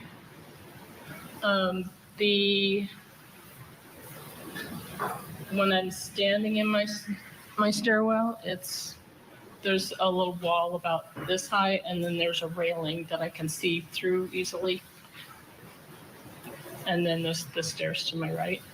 Okay. So chest level is where the concrete ends. And from your front door, can you see into the street? Yes, easily. And that night, could you see into the street? Yes, we have street lights. So Is there anything obstructing your view? no, Your apartment is next to what you indicated was Mr. Campbell's Campbell's. apartment. Is his set up the same way?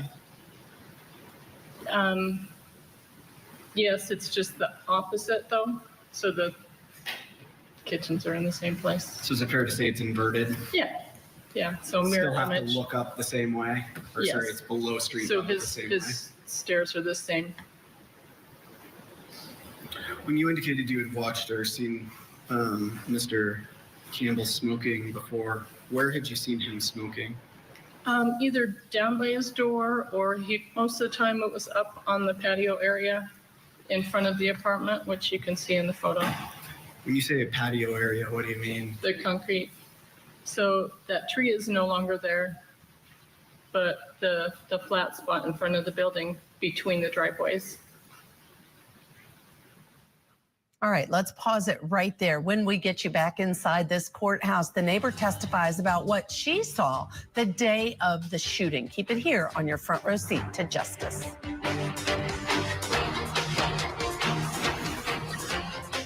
Matriarch of the Adelson family gets arrested. Terrible.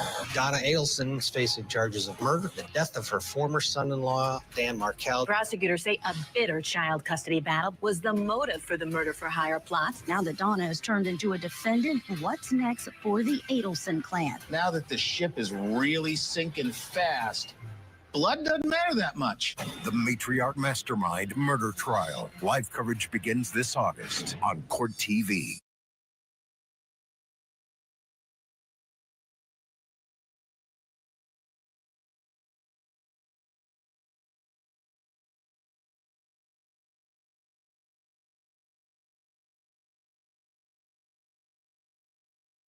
Well, they had commercial.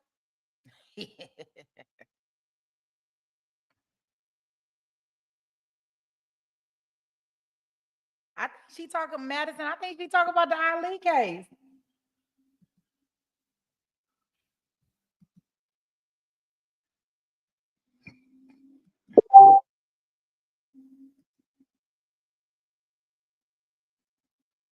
I hope I.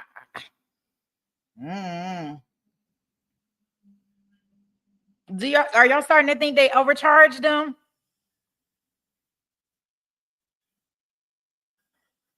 Put a 1 in the chat if you think they were overcharged.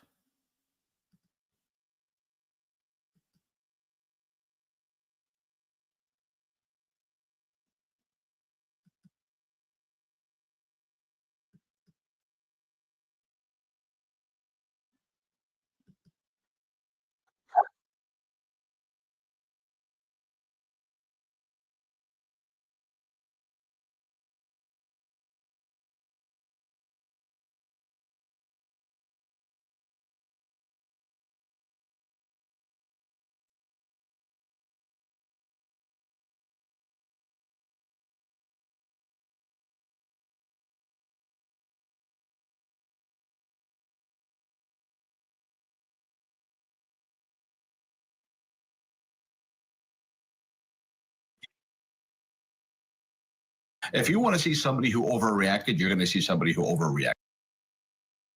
Shoots at him 7 times. There are so many cases where it's not even a close call. This is not one of those cases. It's a very close call because the jury are going to look at these videos. These videos act as a Rorschach test. Whatever you want to see, you're going to see. If you want to see aggression, you're going to see aggression. If you want to see somebody who overreacted, you're going to see somebody who overreacted. You just showed why somebody might look at this and say there's aggression, but then another person might look at it and say it doesn't justify you shooting somebody who was an overreaction, right? So it's a close call, but the jurors are going to look at these videos and they're going to be a Rorschach test. Yeah, and don't forget, the use of force has to be proportionate with the threat. Right. And there's no inclination that he was coming at him with any kind of weapon, although there was a knife in his pocket. So that may rear its head again in this trial. All right, Mike, stand by. I want to head back to Montana for more testimony in the return mail murder trial of Jordan Palmer. Right now, a neighbor is testifying about Palmer yelling for her to call 911. Is there seating out there? No. Just a standard driveway? Yes.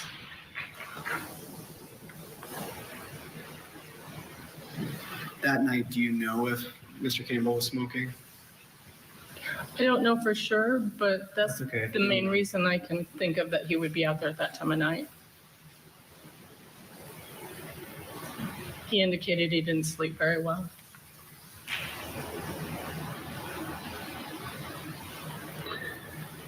So it takes you about 30 seconds to get to the front door. You open the door, and what do? I looked around the corner to see if anyone was in the stairs. And was there anyone there? No. What did you see then? Then I looked up and saw 2 people across the street near the mailbox. How well do you remember the 2 people you saw? I don't remember details. I couldn't see their faces, but I remember the neighbor across the street has a work truck, and they were very close to it. Like the man standing could have leaned against it, but he was standing very close to it. At that time, did you recognize either of the 2 individuals? No. My first impression was, great. A couple guys have been out drinking. One passed out, fell down, and the other buddy's calling for a ride. So you indicated one individual was close to a work truck, standing close to it. Where was the other individual? He was lying on the ground. And what orientation? How was he lying down? I believe he was on his face. How certain are you of that? Fairly certain.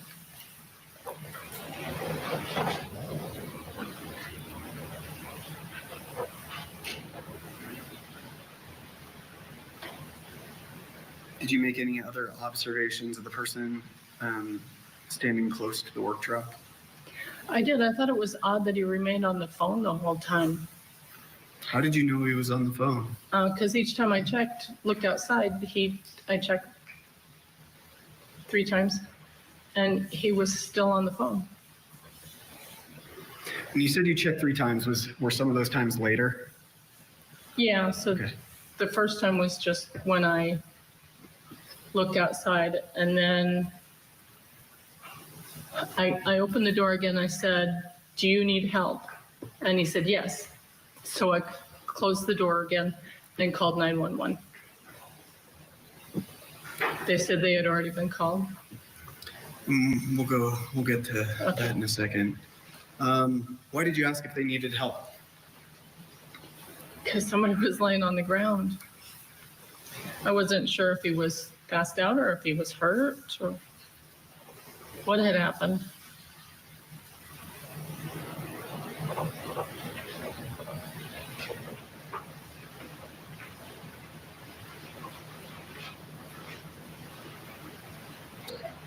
You indicated you checked a couple times to see what was happening after that, or to look outside. Is that correct? Yeah, I didn't know the people, so I didn't want to go out there. I don't move very fast and can't protect myself very well, so being as how they were strangers, I kept my distance. So how did you look out? How did you observe that? I stepped out the front door and looked across the street. You don't have like a front window that you look out of or anything? I do. There's blinds, but it was just easier to go out the door and look. So other than asking if they needed help, I think that's the way you put it, did you have any other communication with them? No. Do you recall anybody saying anything other than yes? That was it. All right, we're going to step aside here. Still ahead, the neighbor continues her testimony in the returned mail murder trial. And days after a couple was found murdered on a popular walking trail in Arkansas, a suspect is in custody. Crime and Justice correspondent Matt Johnson will have the latest when Court TV Live returns.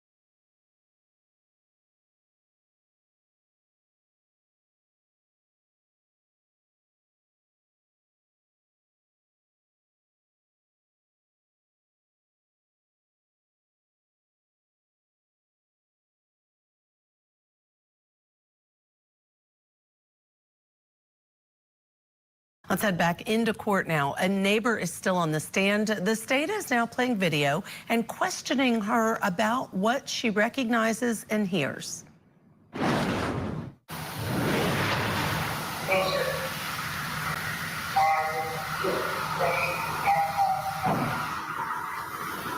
And I'm stopping you right there at 334. Do you recognize that voice at all? No. But I have one bad ear and I'm having trouble understanding what he's saying. I'm going to continue it from 230 or 334.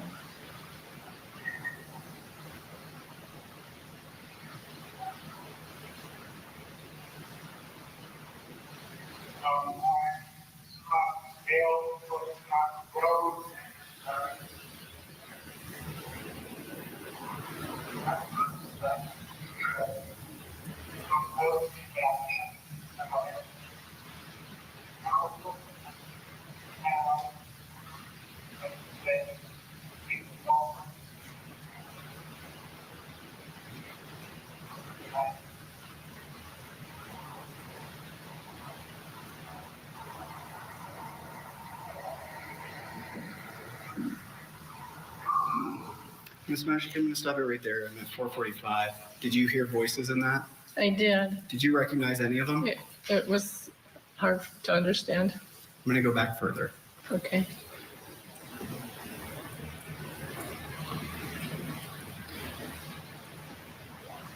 And actually, Your Honor, I'm going to start from the very beginning. For the record.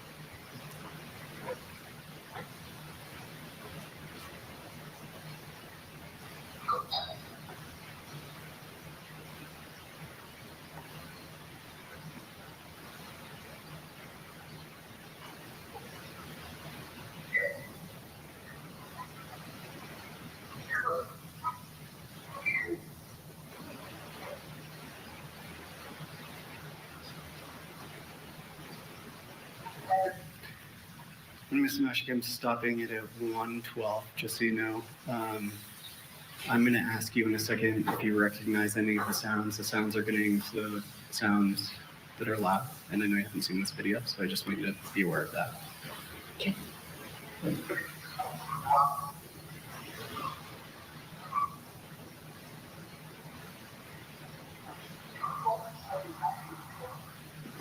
And I stopped it at 122. Ms. Mashik, do you recognize that voice at all? It's rather muffled in my ear. Sorry. So No. keep listening, please.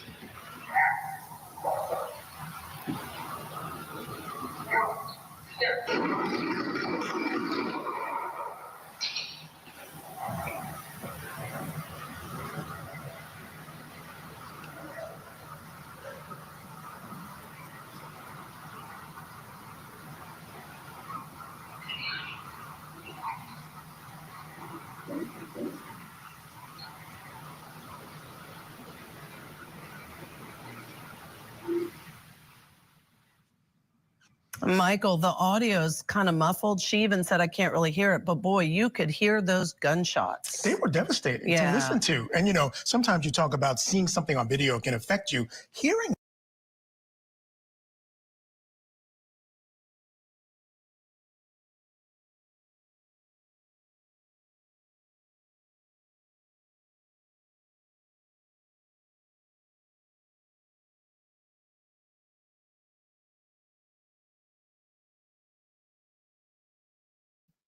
I think we got a verdict. Y'all see that on the screen? It's a verdict.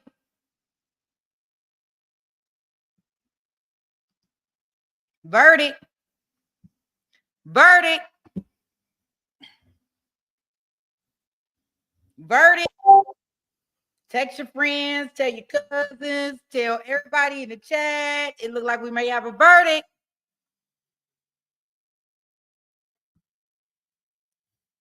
You hear? Hellcat says here.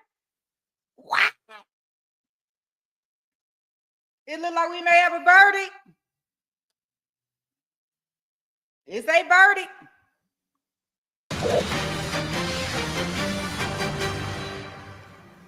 Breaking news, we have a verdict. We've been waiting 3 days of deliberating. This, of course, is the case out of Washington State where Ihsan and Zahraa Ali have been accused.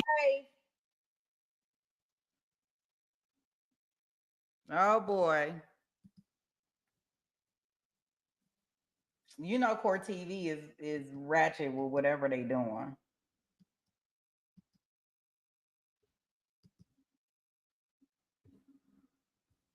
They are so they are so I kill y'all like this is it is not me.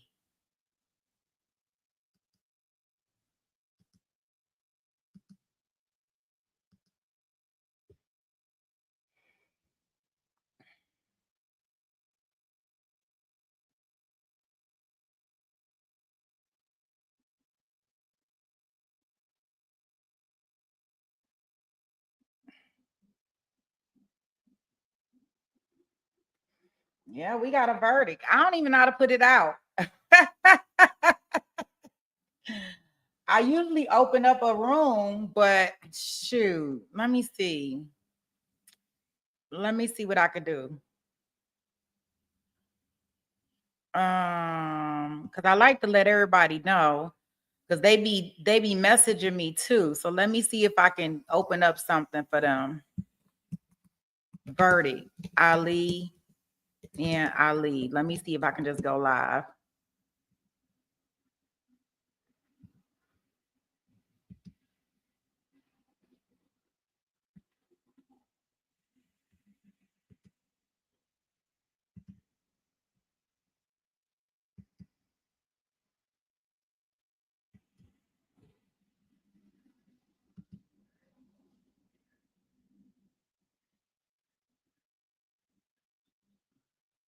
Okay.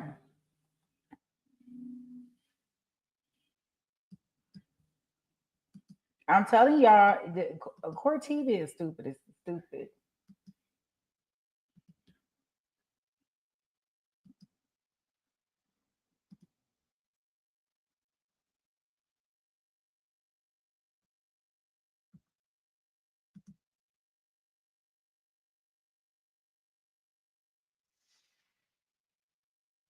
There is no sound yet. No, it's really a verdict, Madison.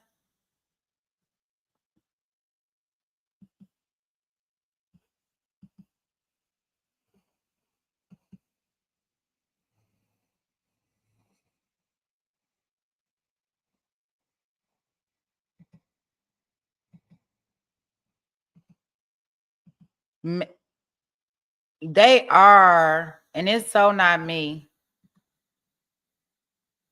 Like all this time they've been showing all this stuff, and now basically this is the screen that we see. It say right there on the screen, it changed to verdict.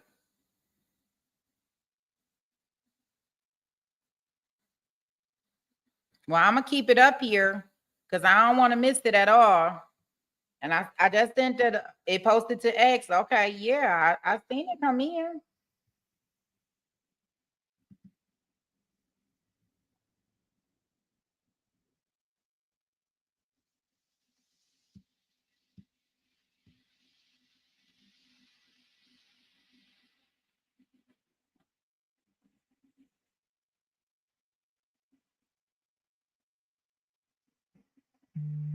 Yeah, I got it on like 3 different things. Just so we don't miss a minute of it, we got 2 rooms open. I sent out another little alert to everybody so they can kind of like get alerts saying that the verdict is in. Anybody that's subscribed, welcome, welcome, welcome. Yeah, and I guess we keep it on this screen. No, I didn't see it.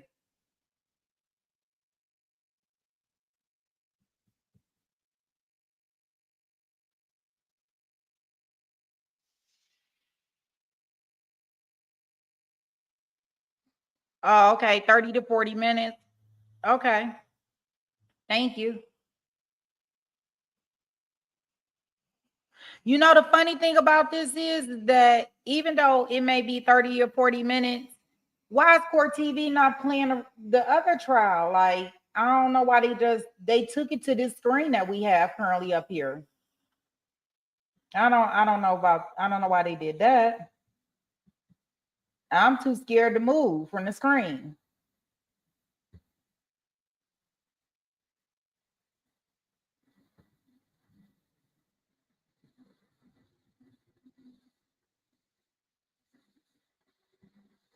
Well, I got it up on one screen. So what I'll do here is, I mean, I got it up. That's how.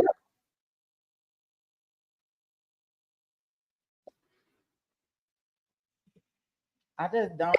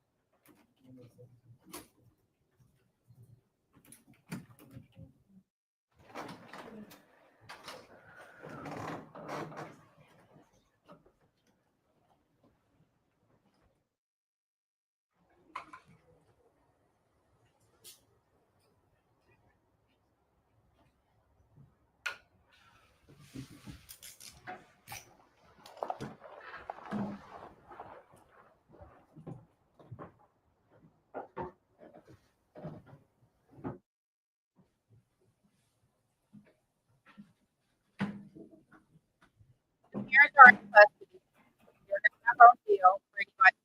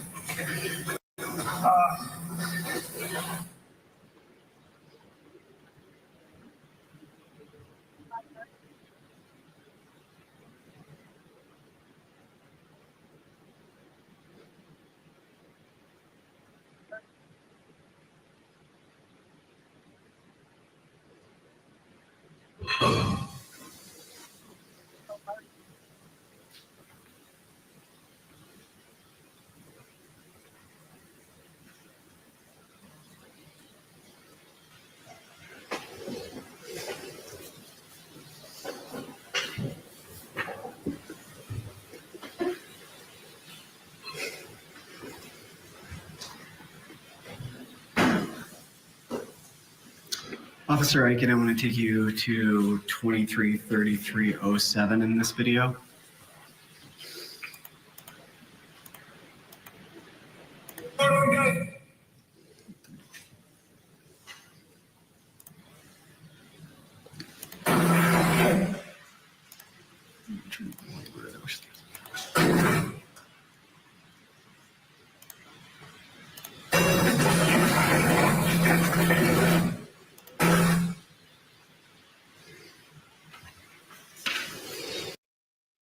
You said what happened with Law and Crime that doesn't seem to be streaming? I'm not sure. Yeah, there has been a verdict. Y'all see it right here on the screen. Y'all can see my screen, right, where it say verdict. They said it's going to be about 30 to 40 minutes before they announce it.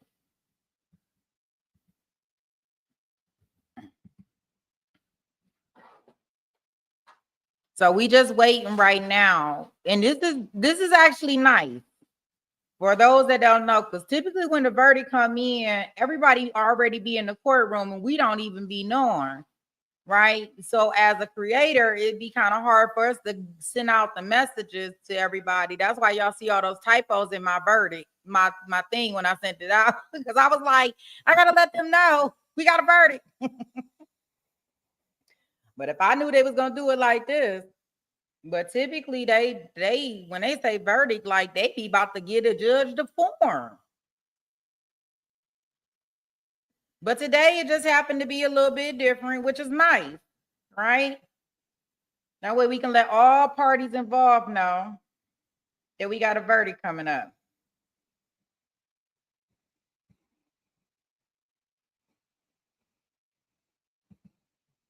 So cool.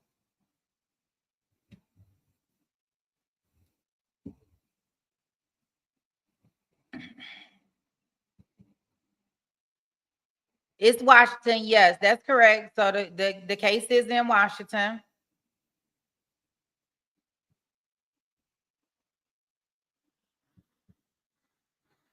I want everybody to take a couple deep breaths. I mean, that's a verdict to me on the thing. It is never looked like that. Like Court TV didn't shut down this whole little, you know, they were playing our trial that we were watching, the Jordan Palmer trial, the return mail return mail redrum trial. I got to catch myself, right? So they were playing that. And then all of a sudden it went to verdict and they stopped showing it. So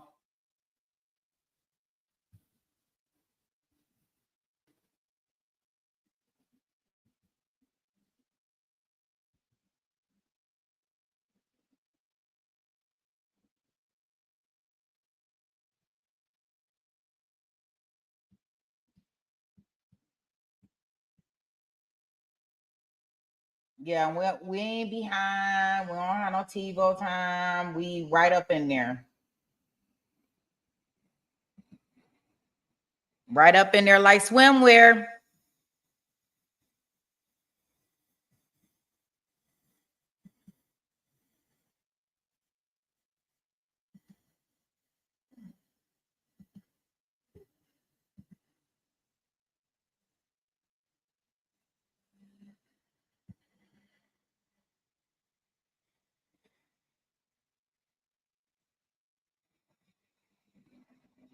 I got about 5 different windows open just to make sure. As a matter of fact, I probably need to put it on my phone too so I can make sure.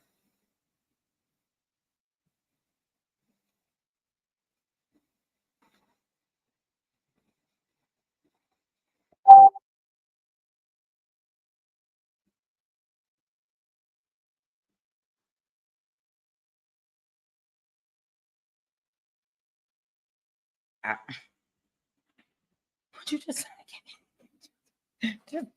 you keep coming in here. Oh boy.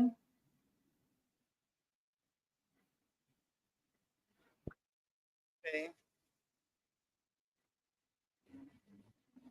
Yep. That's the same thing they have on their screen. Okay, I just wanted to make sure. So I got like 3 different devices with this going on. We are not going to miss this in no way, shape, form, or fashion. I got it. Okay. In the meantime, in between time, I am going to go ahead and play the what we were watching so y'all can have some idea if anybody wants to join us tomorrow or later.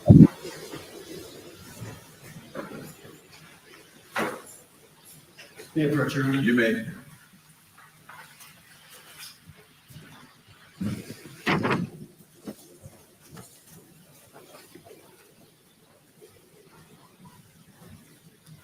Officer Aiken, I just handed you what's been marked as State's Exhibit 7. Do you have that in front of you? Yes, I do. Does State's Exhibit 7 match the screenshot of the body-worn camera? Yes, it It does. has the same timestamp, 23:33:07. Yes, it does. And does it fairly and accurately depict the scene as it appeared on that night? Yes, it did. And I'd move to admit State's Exhibit 7. Any objection, Ms. Wisowski? I have no objection. 7 is admitted, may be published to the jury. In this timestamp, 23:33:07, does that represent the time that you are?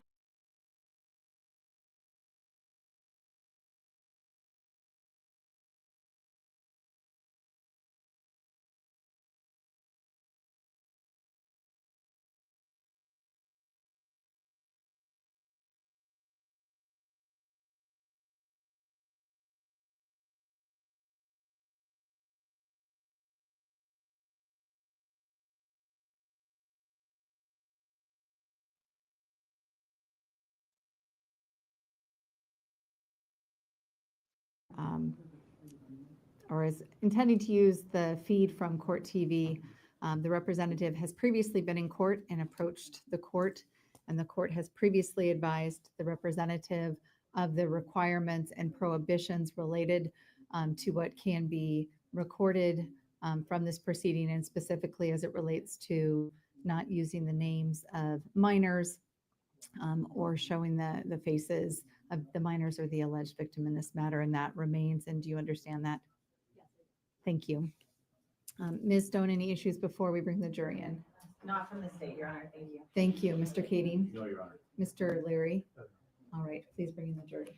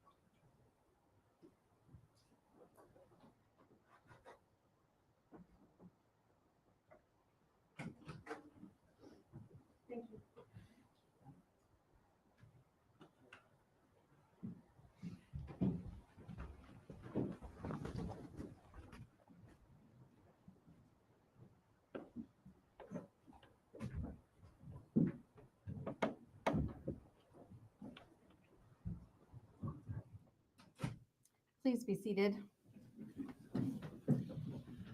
Juror number 11, are you the presiding juror? Yes, Your Honor.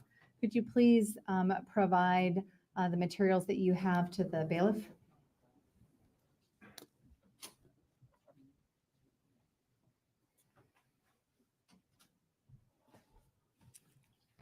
I need to first verify that the verdict forms are in the proper format, so that's going to take a moment.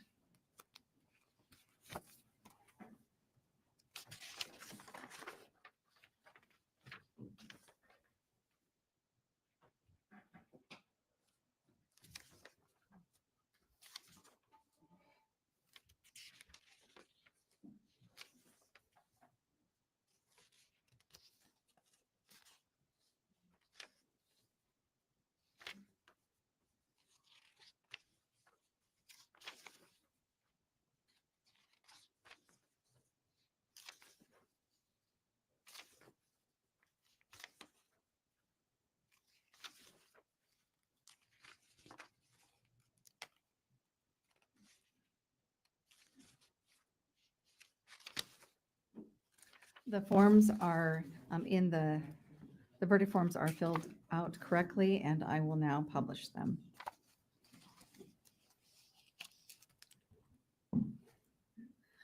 We, the jury, find the defendant Ihsan Ali not guilty of the crime of attempted murder in the second degree as charged in count 1.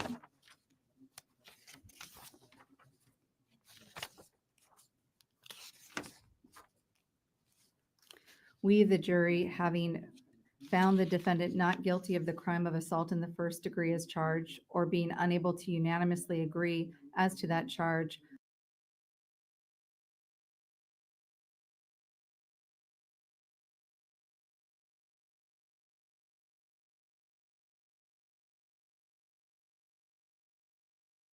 Ihsan Ali and Fatima Ali, members of the same family or household, answer yes.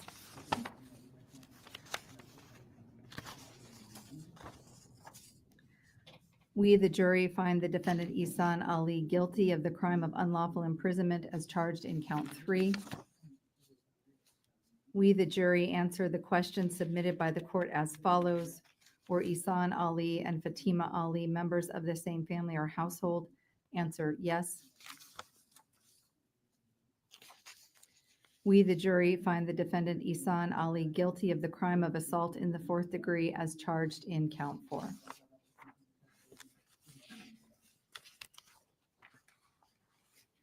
We, the jury, find the defendant Zahraa Ali not guilty of the crime of attempted murder in the second degree as charged in count 1. We, the jury, find the defendant Zahraa Ali not guilty of the crime of assault in the second degree as charged in count 2. We, the jury, find the defendant Zahraa Ali not guilty of the crime of unlawful imprisonment as charged in count 3. We, the jury, find the defendant Zahraa Ali not guilty of the crime of burglary in the second degree as charged in count 4. We, the jury, find the defendant Zahraa Ali guilty of the crime of violation of a court order as charged in count 5.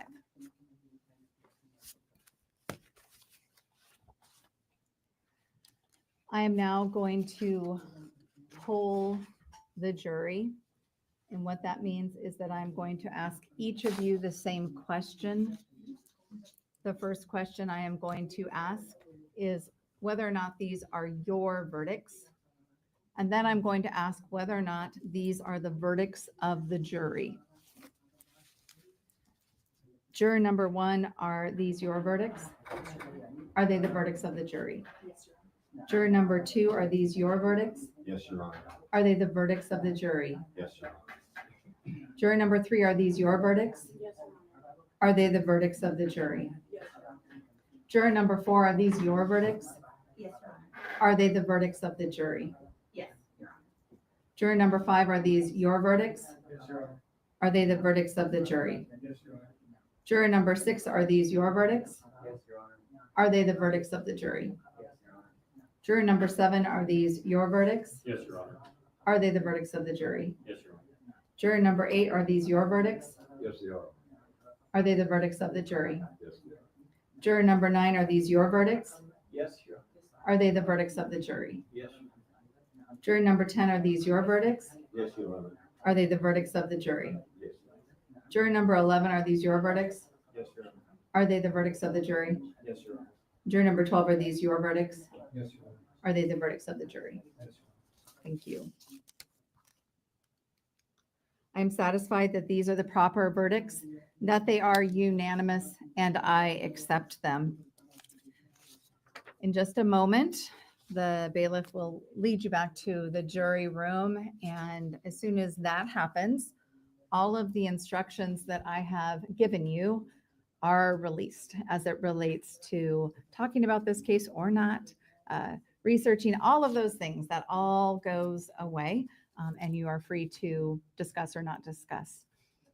I just truly want to thank all of you. This was it was a long trial, and there was a lot to consider, and clearly you had a very long and thorough deliberation. Know that it was so much work, and I can tell you that Everyone is very, very appreciative of all that you have done. If you would like, I would like an opportunity to speak with you and tell you a little bit about procedurally things that were happening during the trial, answer any questions that you might have. You are not required to speak with me. And if you want to leave, as soon as you go back to the jury room, you can get your things and go. I think that it is also likely that the lawyers would like an opportunity to speak with you after I speak with you. You're not required to speak with the lawyers either. It's often very helpful, though, when lawyers hear from jurors about their experience, what they thought was helpful, not helpful, and the like. So at this time, I will excuse you and have you follow the bailiff back to the jury room. Thank you.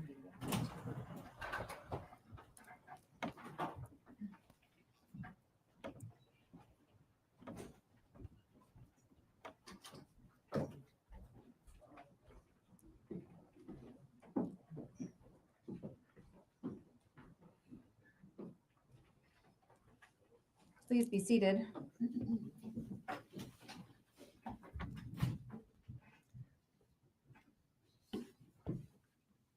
I expect that we would be addressing conditions of release as to Mrs. Ali, perhaps both parties, but as to Mrs. Ali. I don't know if you want to address that, Mr. Leary. So, Your Honor, my client is being held on $500,000 bail, given that she was convicted and has served. So it's gross misdemeanor 0 to 365 days. Presuming good time, she would have served the maximum. I would be asking that she be released. Obviously, not sure when the court wishes to set sentencing, but obviously the no contact order conditions would remain, travel restrictions would remain, and any other appropriate conditions requested by the state and imposed by the court. I'm confident that my client would abide by, would ask that she be released on her personal recognizance. Thank you. Ms. Stone? I think the question I have is how long until we think we will be at sentencing? Certainly we are, I believe Mr. Mr. Leary is correct as to time. But I want to ensure that Mrs.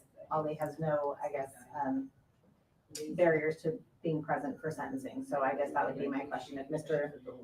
Leary anticipates sentencing would be next week, I would ask then that she be held pending sentencing next week. If it's going to be much longer than that, then I think Mr. Leary's request is reasonable as it relates to Mrs. Ali.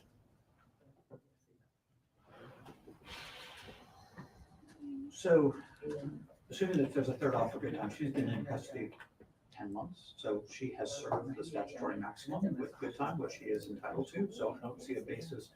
I mean, when we talk about the factors, there's no concern with administration of interference with justice in terms of, likely to failure to appear. She's never been charged. She did travel back and forth to Canada with family and had her 2 kids up there. She would understand that she wouldn't be able to travel outside of Thurston County. And she was acquitted of the violent offenses, and the only remaining offense is violation of a protection order. So I would ask that she be released.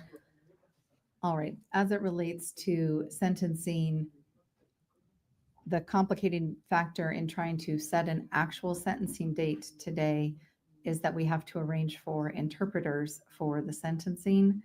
And I don't know the availability as it relates to that. I don't believe that we will have sentencing next week. And I am not here the week of August 11th. So I think we would be looking, hopefully, if we can arrange it sometime during the week of August 18th for the sentencing. But I will need court administration to work on the issues. What I would like to do is set a day, and then if we are unable to arrange for interpreters on that day, it could be reset so that the parties know the day we'd like to do sentencing, but that it may be altered. Thank you, Your Honor. May I remain seated for the purpose of the microphone? Yes, of course. Your Honor, then could we, does the court anticipate that the parties would coordinate that via email with the court's judicial assistant. Yes, but let's just say right now, August 18th at 9 a.m. I was told that a Monday is good and 9 a.m. is good. Can I put that on the 3-2 Yes, order? that's what I would like to do. And with that, Mrs. Ali has been acquitted of all of the charges except for violation of court order, which has a maximum penalty that the court could impose of 364 days in jail. Mrs. Ali has been incarcerated, since about October 22nd. And so she, with good time being a third off, and not hearing from anyone that she wouldn't be entitled to that, she has served the maximum time already that I could impose. And therefore it is appropriate for me to change her conditions of release, pending sentencing on August 18th at 9 a.m. I'm going to release her on her own recognizance, and she will be released today. I would continue in effect all of the other requirements that I'm going to order that she not leave Thurston County.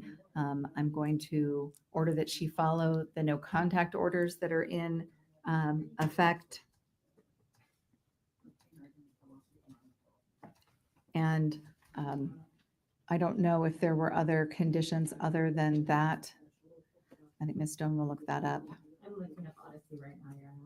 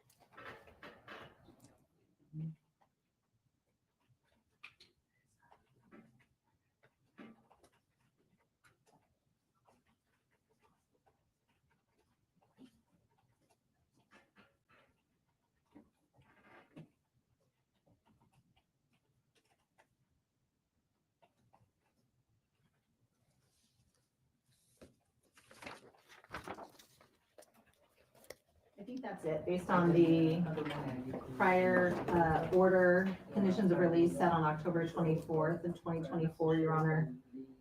Standard condition of do not violate the criminal law, do not leave the state of Washington, do not possess dangerous weapons or firearms, and then I had included do not leave Thurston County, and abide by the no contact orders in this case, also no contact with the two previously noted victims identified in this case. So I will continue those conditions in place pending the sentencing in this matter. While that order is being worked on, Ms. Stone, as it relates to Mr. Ali. Thank you, Your Honor. Mr. Ali is now facing a prison sentence. Since he has been convicted, he has lost the presumption of innocence and the right to release and bail. I would ask that Mr. Ali remain in custody pending sentencing in this case. I'm setting it for the same date and time if that works for the court as well. Thank you. Mr. Kading? I would disagree as to increasing the prison sentence in this case. My calculations are he's looking at 6 to 12 months in this case. That would be on the assault 2 at one point, including for the unlawful imprisonment. He too has been in custody in this case for 10 months. He has reached the at least maximum of the standard range sentence. Having completed the trial in this case without any aggravating factors, I believe that his sentence would be limited to a maximum of 12 months as well. He was previously out on this case and follows all conditions of the court while he was out for 10 days between his arrest on the 18th and his remand on the 1st of November. Mr. Ali lives here, obviously, has family here, doesn't have any prior criminal history of any kind. I would ask the court at this time to authorize his temporary release pending sentencing on the same conditions as his wife, with the caveat that he be allowed to travel Thurston, Pierce, and King counties, as he has a business that he operates in King County and would need to be able to travel to those locations. And Your Honor, Mr. Ali's score is a 2, not a 1. Both of those are domestic violence crimes. They count additionally against each other. His range at a 2 on the assault in the second degree is 12 to 14 months. It is a prison sentence, and his range on the unlawful imprisonment is 4 to 12 months. So he is looking at a prison sentence. The state's position remains the same. All right. At this time, I'm not going to change Mr. Ali's conditions of release, except that now that he has been convicted of those 2 charges, I would revoke bail, which was previously imposed, and hold him pending the sentencing in this matter for August 18th at 9 a.m. And Your Honor, I would ask the court to lift the condition of no contact with his wife in this case. Right. Any issue, Ms. Stone, on that? No, Your Honor. All right. Yeah, I would remove that condition.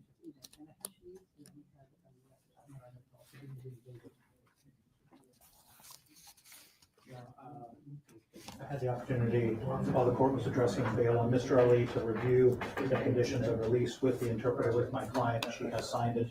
The interpreter has signed his name to the bottom of page 2. Thank you. I have also signed the order that changes the conditions of release.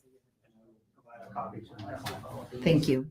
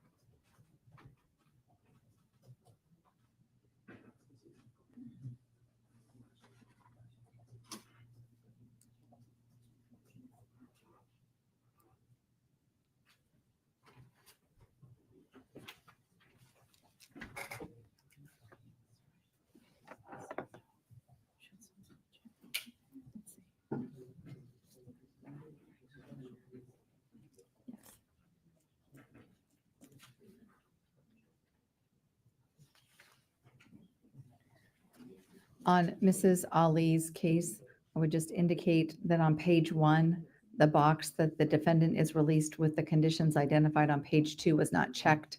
I checked that box.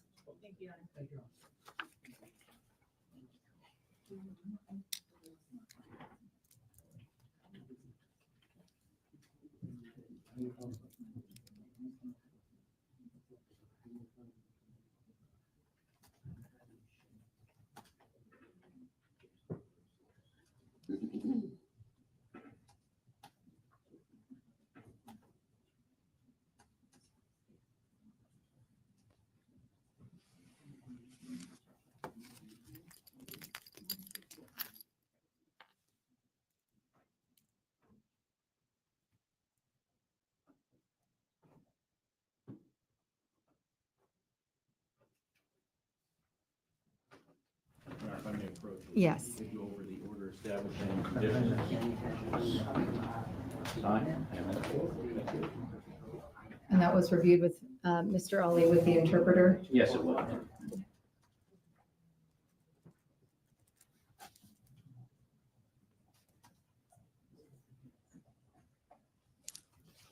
All right, I have signed those orders, and I'm ready to recess. Before I do, Ms. Stone and Ms. Zoe, if the jury is willing, would you like an opportunity to speak with them? All right. Mr. Kading and Mr. Leary, if the jury is willing to talk with the lawyers, would you like to speak with them? Yes, Your Honor, and I don't know, typically, we would sometimes catch them on the way out, and I think in this case, it might be a good idea if you'd allow us back there. Because nope, okay. I can't allow you back there, but I would bring them into the courtroom, and there'd be no one else in the courtroom, and the media would be all turned off in here. All right, that was going to be my question. Certainly. Sorry, Your Honor. No, and it still stands, my order that the jury cannot be photographed or recorded in any fashion. And we will not be in session, and so there could be no recording in the courtroom. All right. Oh. The what?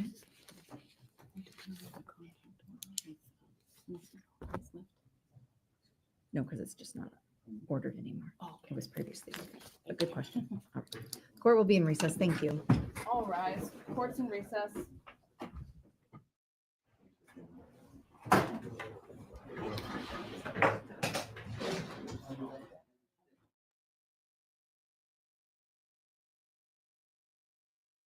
Court is in recess. I will definitely rewind it so y'all can hear what.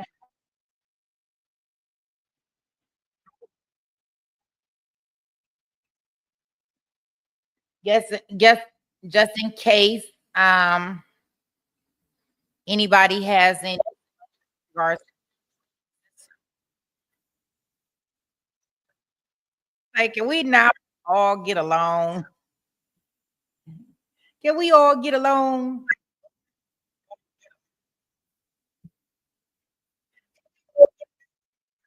Well, it's nothing for us to do in that regards. Like,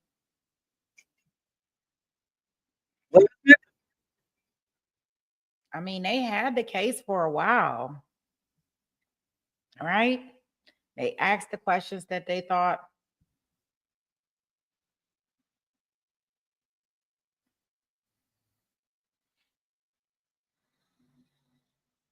I didn't get that from that Noma's T.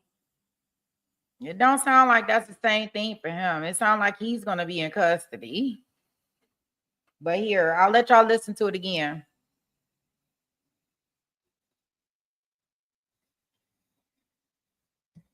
Yes, definitely over there at Aaron Q in that mailman trial, right? No, I don't think it's that boring. The way they got it showing it is.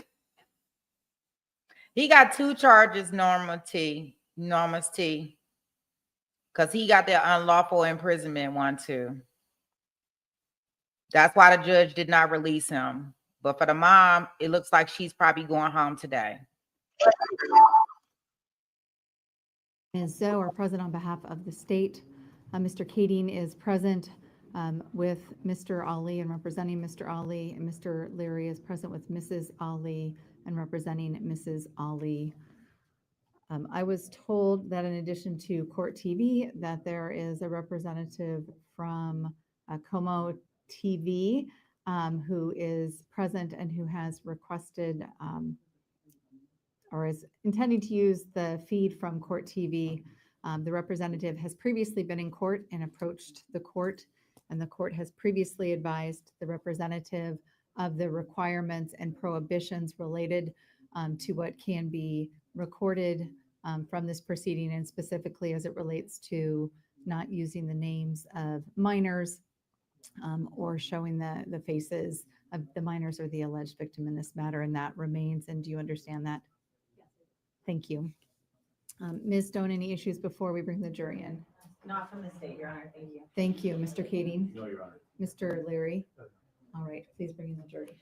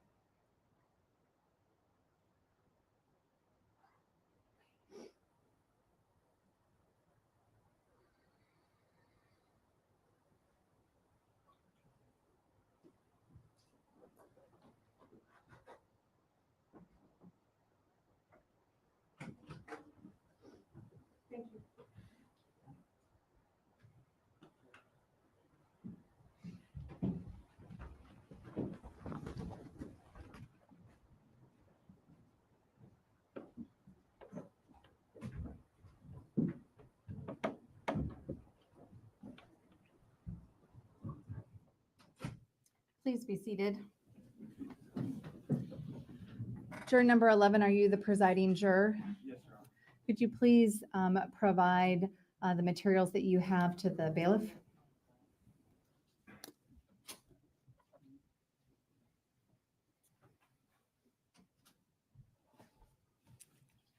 I need to first verify that the verdict forms are in the proper format, so that's going to take a moment.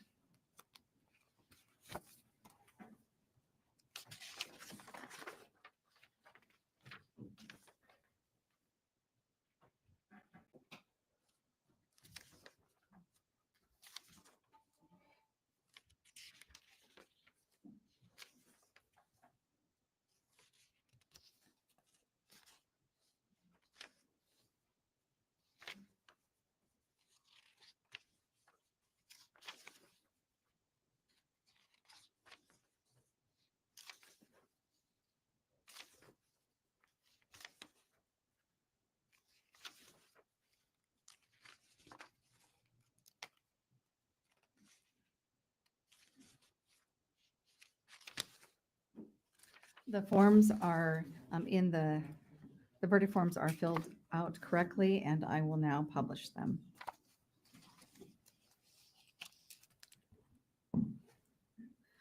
We, the jury, find the defendant Ihsan Ali not guilty of the crime of attempted murder in the second degree as charged in count 1.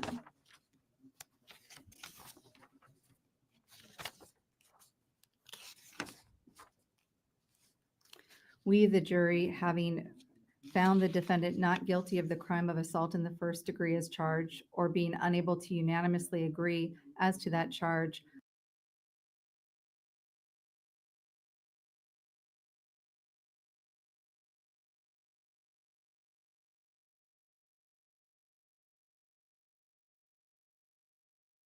Ali and Fatima Ali, members of the same family or household, answer yes.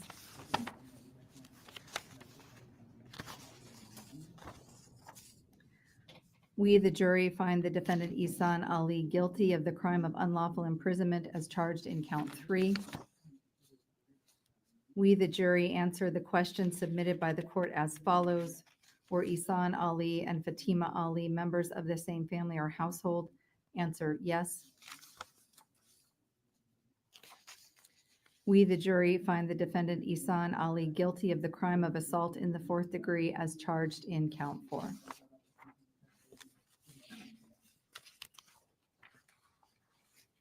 We, the jury, find the defendant Zahraa Ali not guilty of the crime of attempted murder in the second degree as charged in count 1.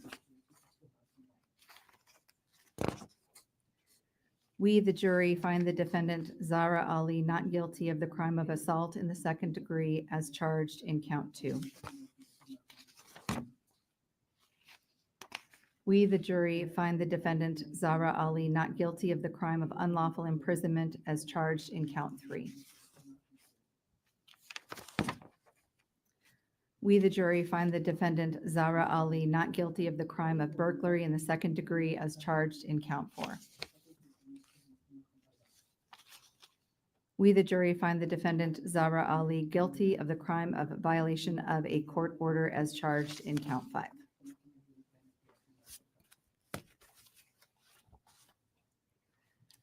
I am now going to poll the jury. And what that means is that I'm going to ask each of you the same question. The first question I am going to ask is whether or not these are your verdicts. And then I'm going to ask whether or not these are the verdicts of the jury. Juror number 1, are these your verdicts?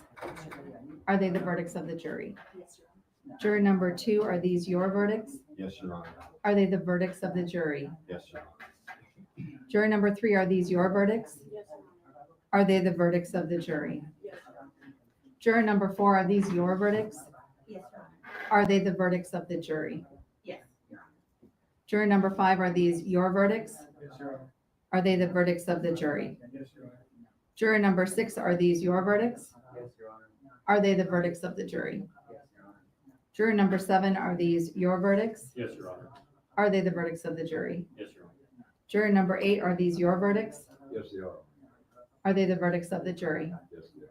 Juror number 9, are these your verdicts? Yes, Your Honor. Are they the verdicts of the jury? Yes. Jury number 10, are these your verdicts? Yes, Your Honor. Are they the verdicts of the jury? Yes. Jury number 11, are these your verdicts? Yes, Your Honor. Are they the verdicts of the jury? Yes, Your Honor. Jury number 12, are these your verdicts? Yes, Your Honor. Are they the verdicts of the jury? Yes, Thank you. I'm satisfied that these are the proper verdicts, that they are unanimous, and I accept them.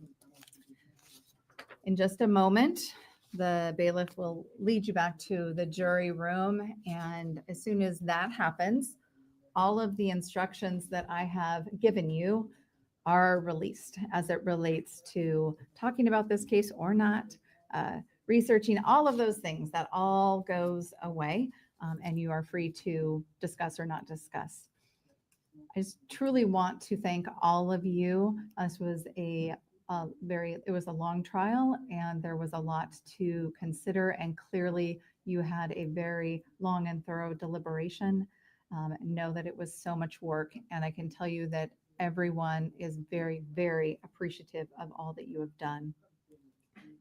If you would like, I would like an opportunity to speak with you and tell you a little bit about procedurally things that were happening during the trial, answer any questions that you might have. You are not required to speak with me. And if you want to leave, as soon as you go back to the jury room, you can get your things and go. I think that it is also likely that the lawyers would like an opportunity to speak with you after I speak with you. You're not required to speak with the lawyers either. It's often very helpful, though, when lawyers hear from jurors about their experience, what they thought was helpful, not helpful, and the like. So at this time, I will excuse you and have you follow the bailiff back to the jury room. Thank you.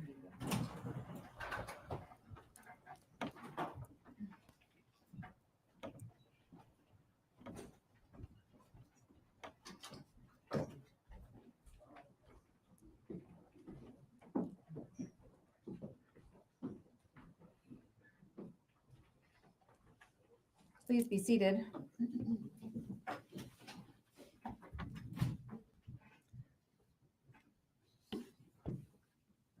I expect that we would be addressing conditions of release as to Mrs. Ali, perhaps both parties, but as to Mrs. Ali. I don't know if you want to address that, Mr. Leary. So, Your Honor, my client is being held on $500,000 bail, given that she was convicted and has served. So, gross misdemeanor 0 to 365 days. Presuming good time, she would have served the maximum. I would be asking that she be released. Obviously, not sure when the court wishes to set sentencing, but obviously the no contact order conditions would remain, travel restrictions would remain, and any other appropriate conditions requested by the state and imposed by the court. I'm confident that my client would abide by, would ask that she be released on her personal account. Thank you. Ms. Stone. I think the question I have is how long until we think we will be at sentencing? Certainly we are, I believe Mr. Leary is correct as to time. But I want to ensure that Mrs. Ali has no, barriers to being present for sentencing. So I guess that would be my question. If Mr. Leary anticipates sentencing would be next week, I would ask then that she be held pending sentencing next week. If it's going to be much longer than that, then I think Mr. Leary's request is reasonable as it relates to Mrs. Ali.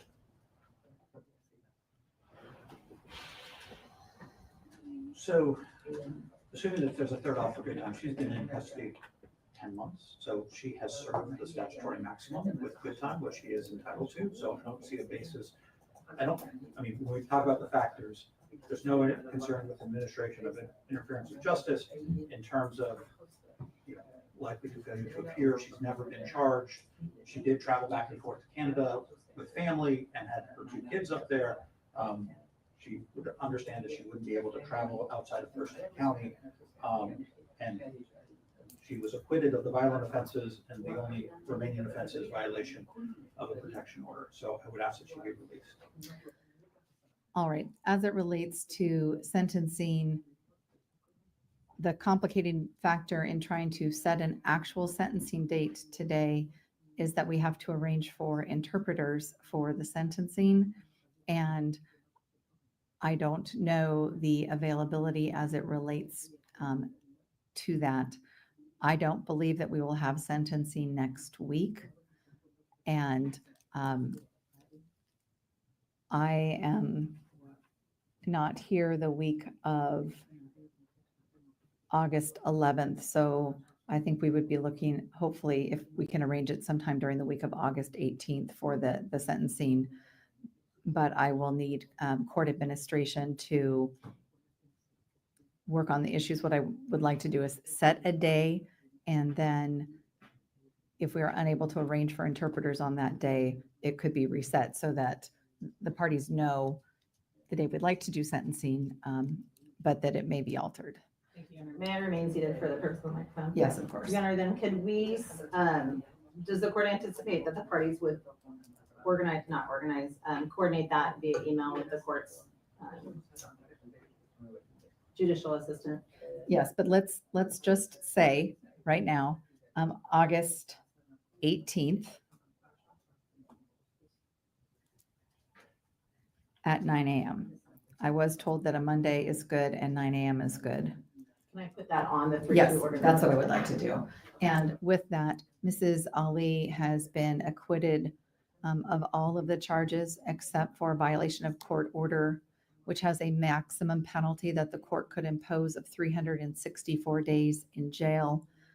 Mrs. Ali has been incarcerated, since about October 22nd. And so she, with good time being a third off, and not hearing from anyone that she wouldn't be entitled to that, she has served the maximum time already that I could impose.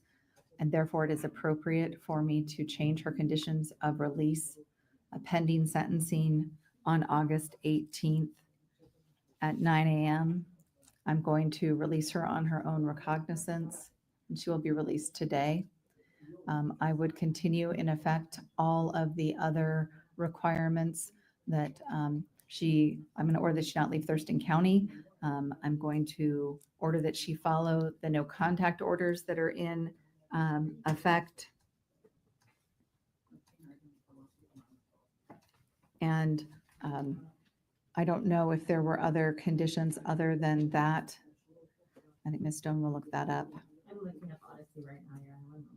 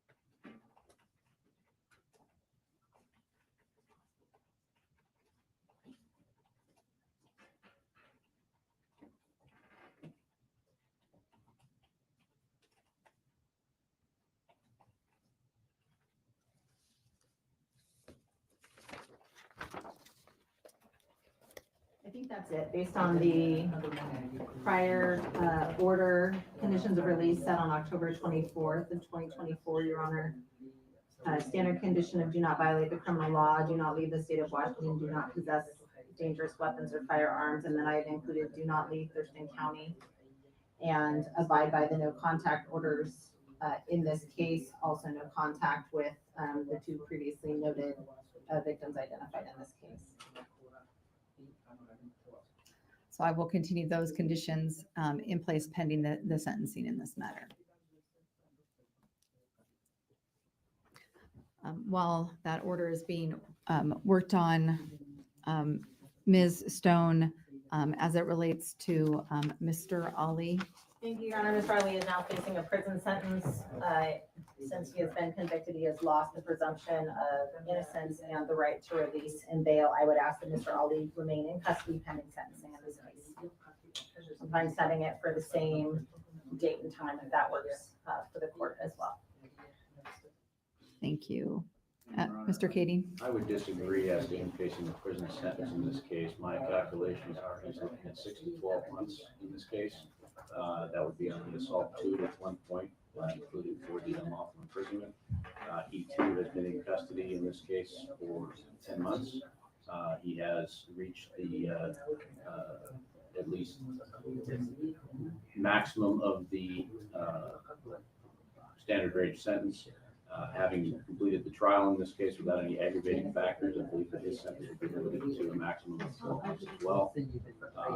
He was previously out on this case and follows all conditions of the court while he was out for 10 days between his arrest on the 18th and his remand on the 1st of November. Mr. Ali lives here, obviously, has family here, doesn't have any prior criminal history of any kind.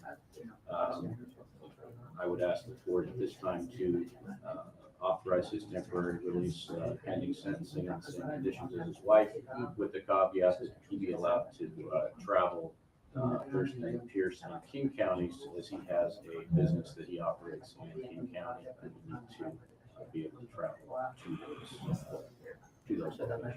And Your Honor, Mr. Ali's score is a 2, not a 1.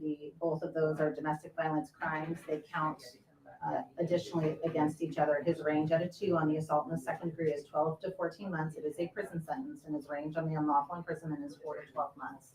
So he is looking at a prison sentence. The state's position remains the same. All right. At this time, I'm not going to change Mr. Ali's conditions of release, except that now that he has been convicted of those 2 charges, I would revoke bail, which was previously imposed, and hold him pending the sentencing in this matter for August 18th at 9 a.m. And Your Honor, I would ask the court to lift the condition of no contact with his wife in this case. Right. Any issue, Ms. Stone, on that? No, Your Honor. All right. I would remove that condition.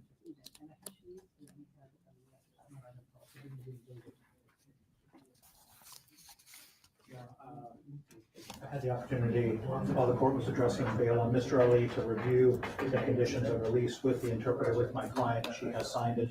The interpreter has signed his name to the bottom of page 2. Thank you. I have also signed the order that changes the conditions of release. Copies in my file. Thank you.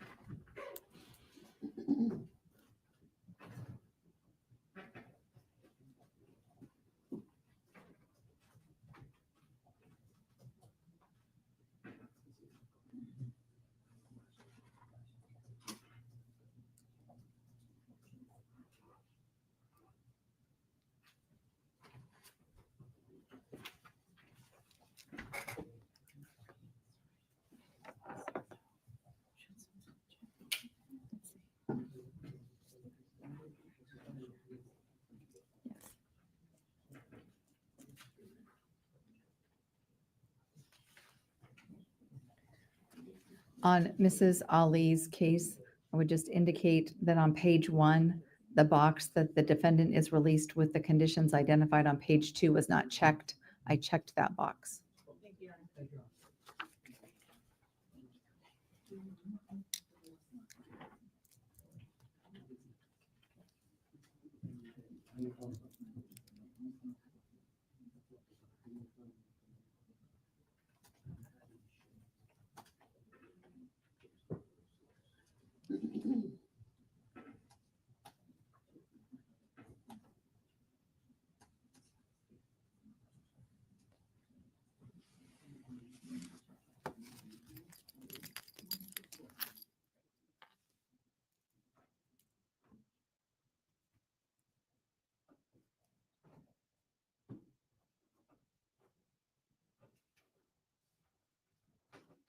If I may approach. Yes. We go over the order establishing conditions.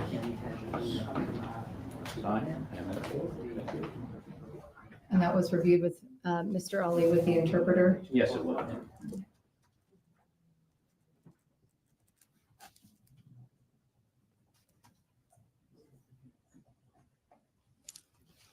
All right, I have signed those orders, and I'm ready to recess. Before I do, Ms. Stone and Ms. Zoe, if the jury is willing, would you like an opportunity to speak with them?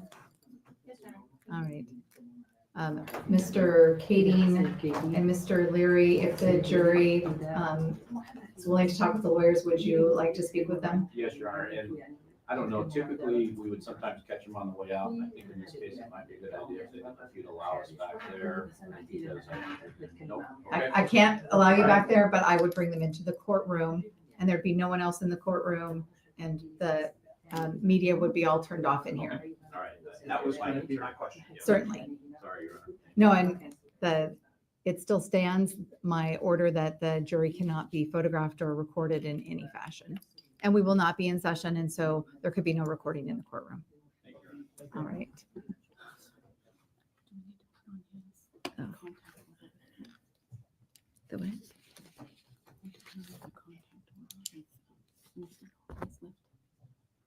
No, because it's just not ordered anymore. Oh, okay. It was previously ordered. A good question. All right. Court will be in recess. Thank you. All rise. Court's in recess.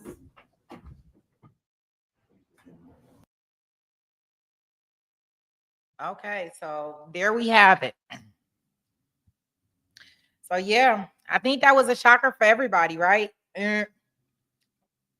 Emotionally charged trial, right? When we're speaking about kids.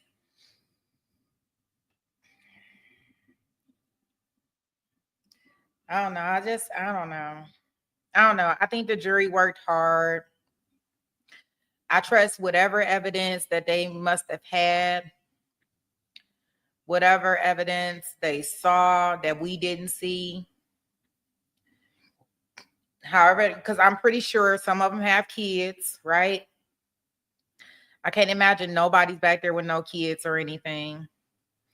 So I can imagine that they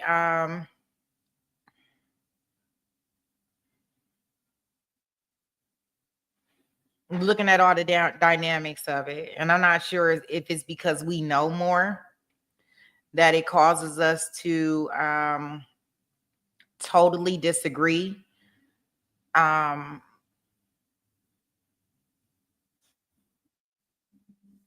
I just want to be kind of like careful with what I say. And so, in everything in preference is just my opinion, right? And if anybody wants to come up here and share their opinion or wants to type their opinion, and I'll read it out. I don't have a problem with it because everybody's entitled to their own opinion. I'm cool with that. As long as we ain't badgering each other, right?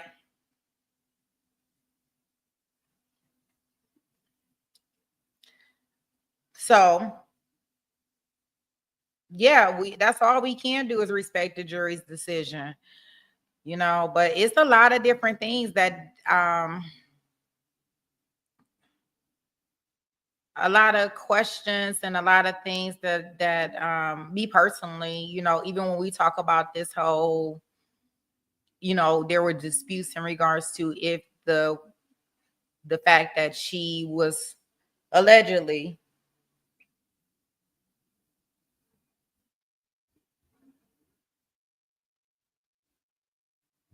Going to be going over to Iraq for arranged marriage. I don't know.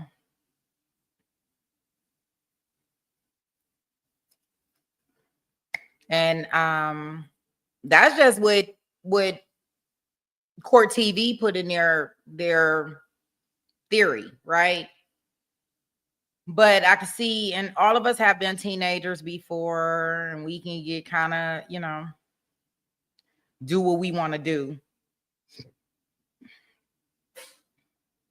Yeah, so I just don't, I don't know. Is that her just saying that, or because I don't know where we got that information from? And if anybody knows in the chat besides Court TV, where did y'all get that information from besides her having a plane ticket?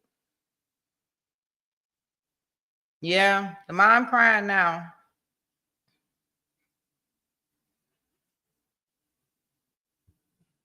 Yeah, she should be getting out of prison. She should be getting out. She's been in there and she's already almost served the max. And remember, they don't have any priors or anything.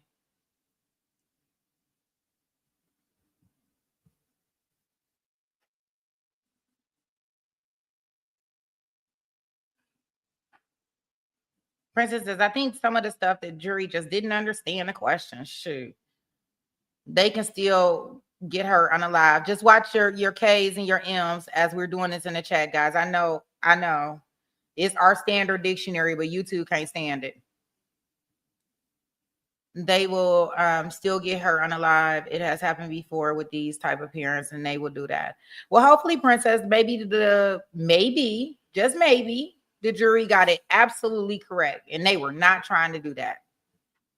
And maybe that's not what they were trying to do. Just maybe. Yeah, Moki. Yeah, false imprisonment is just restricted movement when somebody doesn't want to be restrained. You said mom crying. No, made you mad. I don't know. You know, we don't know. Maybe their attorneys told them they had to sit there with a straight face.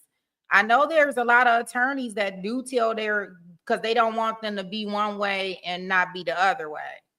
Right. But I do get it as a parent that you may still have emotions that regardless of what your attorney tells you, you know, it's about that poker face because you don't want to look like you guilty or remorseful, especially for something that you didn't do or had any intentions on doing. So I guess that's the fine line because we just don't know how they were coached.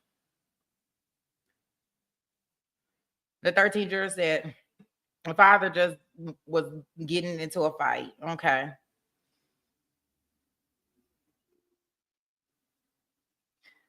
I won't even listen to what the defense lawyers say after this verdict. Denny Don says, okay, that's fair.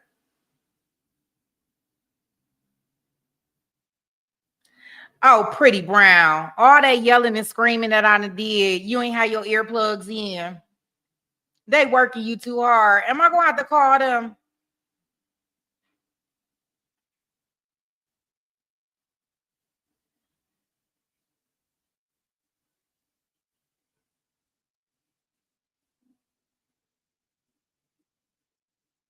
Laura says she knew this would happen as soon as we couldn't mention the honor unaliving. Watch our K's and your M's, guys. The real reason why. Let me ask you this, Laura. Where did you get that information? That was truly what it is. I'm just curious. I don't know. Princess, do you know where they got that information? Yeah, I'm gonna call them, Pretty Brown. Let them know you got important business over here.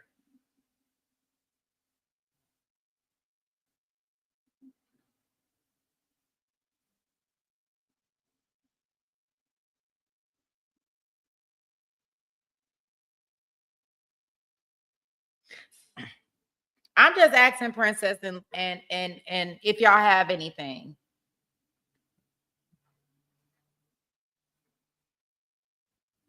Yeah, they gotta let them. Yeah, Irish. Like I'm gonna have to call up there. Like important. She missed another verdict messing around with that job that pay her bills, that get her hair done and her nails done. Look, I just because the only information, and this is just me being fair. The only people that I done heard this from is Court TV. In the trial, we're watching the trial via the testimony. We do know that they have plane tickets to go to Iraq, but it was everybody except for the dad because he had to work. And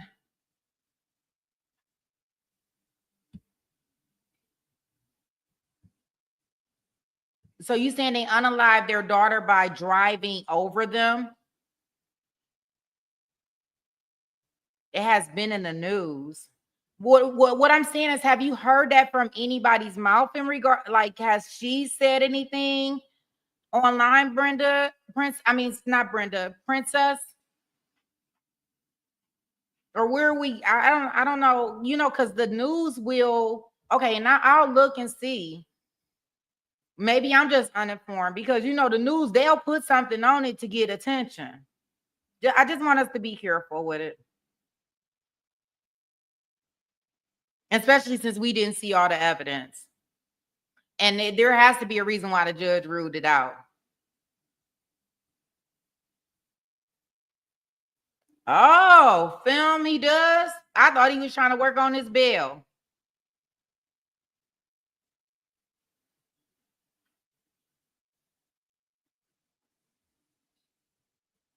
Okay. Nice way of putting that, Madison. I like how you did that. Yeah, that witnessed the whole thing, right, Demi Don?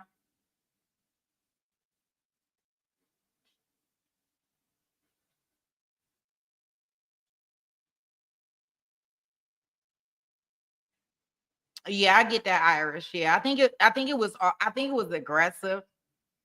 Definitely. I don't know if they didn't believe the medical testimony, like with her being unconscious and coming back to conscious. I don't know.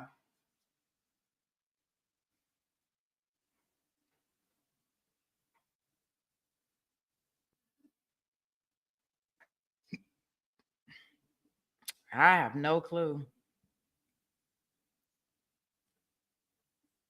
Yeah, see, Princess, I be wondering about, and this is just me being devil's advocate. So forgive me. I'm just saying with the decision that we got back from the jury, they didn't hear about that information. The only people that we really been getting the information is from the news. And we know that they'll put anything to get some clicks. I don't know if he could. I don't know the full extent in regards to trying to unalive her and why he did not get off of her. I don't know, because remember, he was getting beat up, but he wasn't letting go. I ain't saying he wasn't letting go, but he was getting beat up at the same time. So I don't know. At least from what angles we've seen from the video, because remember, there are different angles of the video, the bus video. It's a couple videos that we didn't get to see. The video that the minor took, we didn't see that video. So I don't know. I just think that we just didn't get to see everything. Yeah. So we didn't get to see a lot of the stuff. So I don't know.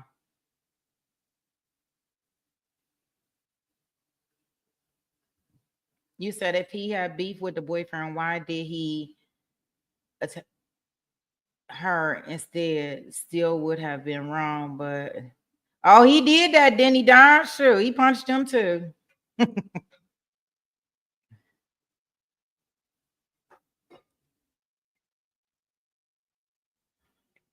Therapist says a minor. Yeah, Princess, I hope so too. I'm. This is my hope, and I hope that everybody can look at this in a positive, maybe light.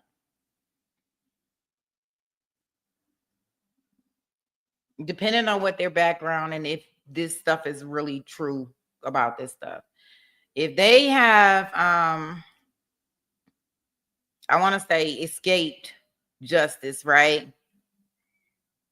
You singing Kendrick Lamar. Oh, gosh, I can't deal. So if you have escaped justice, right? The way some people are thinking about it.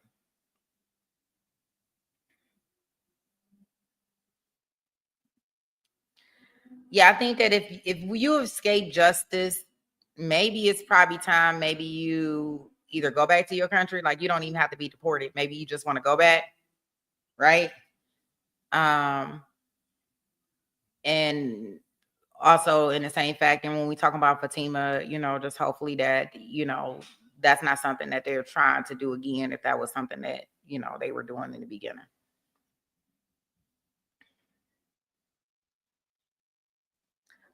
Leah said, I hope that the jurors didn't say to each other, they're just a bunch of kids. A lot of people feel like 16 and 17-year-olds don't count, even though they are growing up.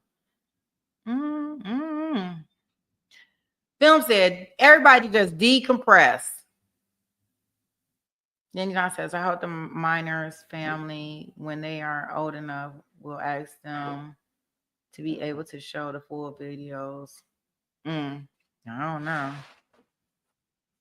Hellcat singing your song, therapist. Thanks. Yes, Lynn, there was a verdict today. Madison says, I believe they I believe strict family, but I don't think they are radicalists to the extent the media is making them out to be. Personally, my opinion and my experience around people with them beliefs. What was it? I put it in the chat. I should have probably pinned it. I'm sorry.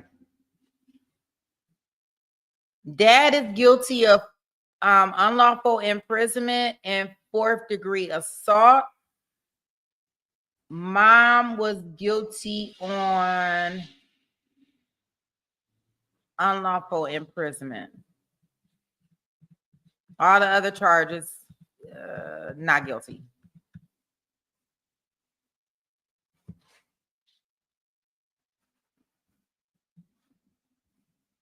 Yeah, Madison. Yeah, I kind of agree too. I agree. That's why, just all is not the same, but definitely a tough one to watch. I don't know. Yeah, I kind of figured when they was taking so long, I was like, I thought they was gonna be hung. Me personally, I thought they were gonna be hung. I knew they was having problems. I knew they probably was having problem with mom. And I think they just gave mom a charge because you remember they didn't even do the burglary with going into the school. That was like that they became and that's what I mean by the prosecution team. It seemed like they was just doing too much.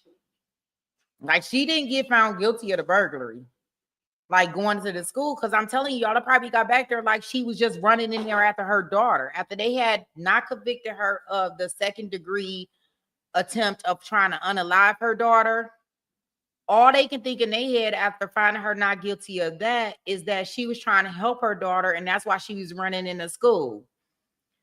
At the time that she's running in the school and she's trying to help her daughter, she is not thinking about any restraining orders or any burglary or any trespassing or anything the school got. Right? And that would be legit if you're thinking in that mindset. Because I wouldn't care what was going on.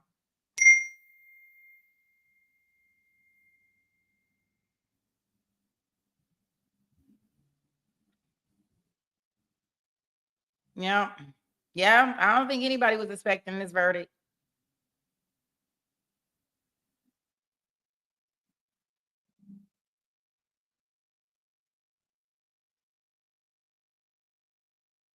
Hellcat said not guilty was not on her bingo card. Not on her bingo card.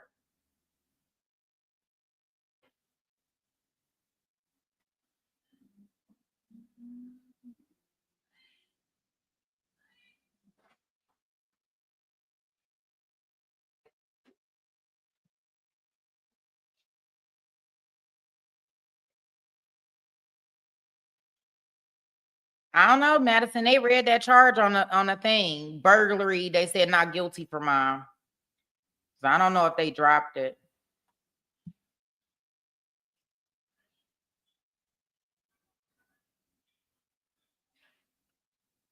Yeah, I get what you're saying, 13 juror in regards to the burglary charge, but I know why they had it in there, but it confused the jury. I know why they had it in there.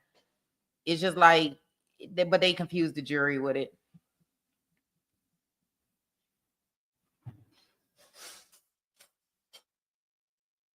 Fearful of being married off. Like, did she know if they had a suitor?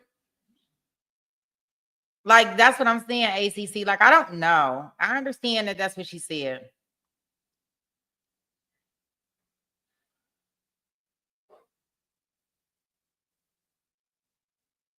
Oh, Leanne, that's what you thought? I think that's what most of us thought. Princess says, I ain't even like the judge. Boom. Oh, we going back to our trial now. Court TV tomorrow should not be having all these issues trying to do all this mess. So that's what we'll be at tomorrow. I am going to clip all that stuff up tonight. So I'm gonna get off of here soon. So I will be clipping up that trial. So tomorrow I'll schedule us to come in a little bit early so I can show all the stuff Court TV had in pieces and parts today.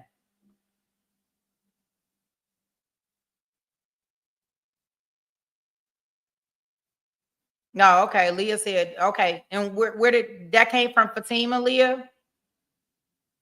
Welcome, music by Brian. I need some music.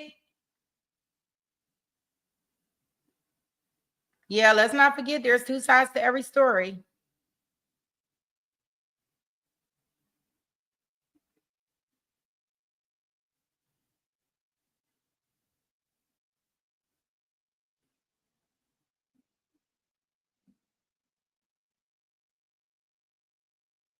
Okay, just Shamrock said, I can usually understand the jury's verdict, but as the death charge, I just must have missed something completely.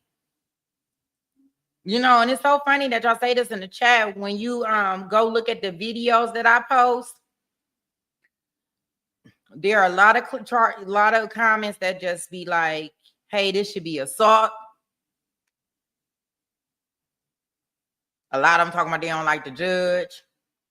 I hear a lot of people saying that they wish that this honor could be omitted.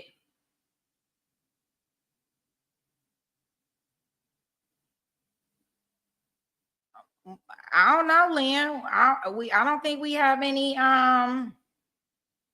Kelly, we didn't got a verdict. You didn't see the alert come out? I sent the alert out that I was going live.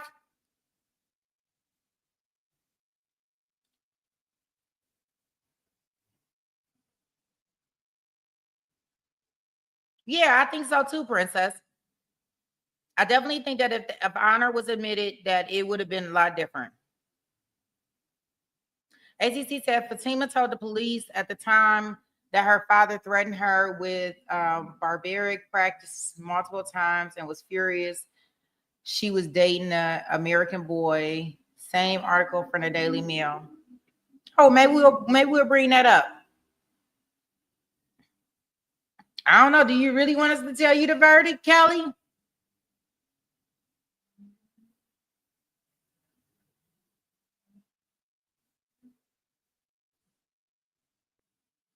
Right, Just Shamrock. Yeah, she says, is it true that so much of what we have heard is hearsay and not verified? See, that's what I'm saying. Like, we just not in the jury's position. Hopefully somebody will talk.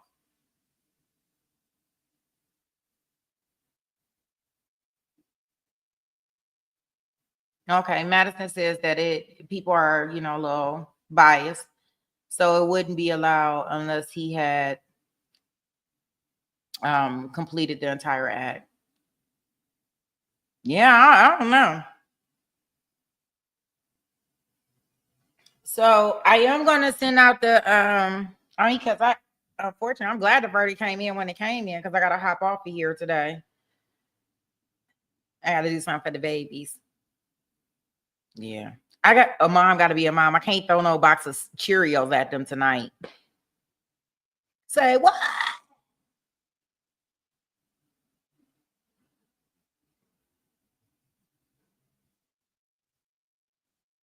Yeah, therapist. I mean, it's a lot of different angles that we can look at this. Yeah, I just hope that, and this is what this discussion, good, healthy discussion, understanding and respecting everybody's opinion, their suggestion, their things, and having people think outside of the box. Because the last thing you want to do is like, it's like one of those things you deemed if you do, deemed if you don't. Are you gonna feed them tonight? Yeah. Oh, I thought you was offering to feed them the jewels. I was like, oh, I could bring them right down there, girl. You only 30 minutes. But that's the good thing about this is that when we are thinking about these ideas, and that's why I was asking y'all during the trial, like, well, what do you think about this? Just kind of getting you to think outside of the box a little bit, because there's always two sides to a story, right? And then it was a lot of things that we just didn't really know. And I mean, we knew some stuff, but the jury didn't know that. And there's a reason why the jury didn't know that. Unfortunately, the legal system is the legal system, right? What can be admitted, what cannot be admitted. So unfortunately, that's just something we can't do. Thank you so much, Film.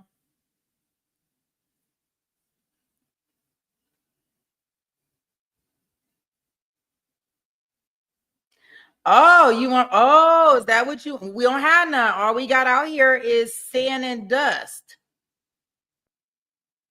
So they won't get far with that. They'll be mad at us, and I'll tell them that you did it.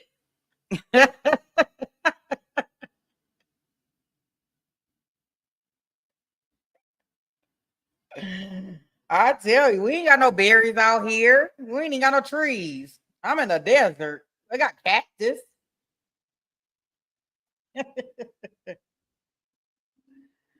Right? You got a little cactus. You got some big berries.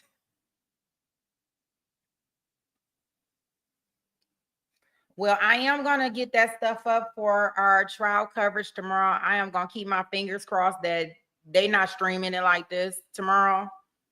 We should be good where they just in the courtroom versus to all this other breakaways and stuff. So I am going to start it a little earlier, definitely, than when they go into the courtroom, because I do want to put all them clips up. I'm going to just stream them all in the line. Then that way everybody can see everything from A to Z without all them breaks and all that in between stuff, okay?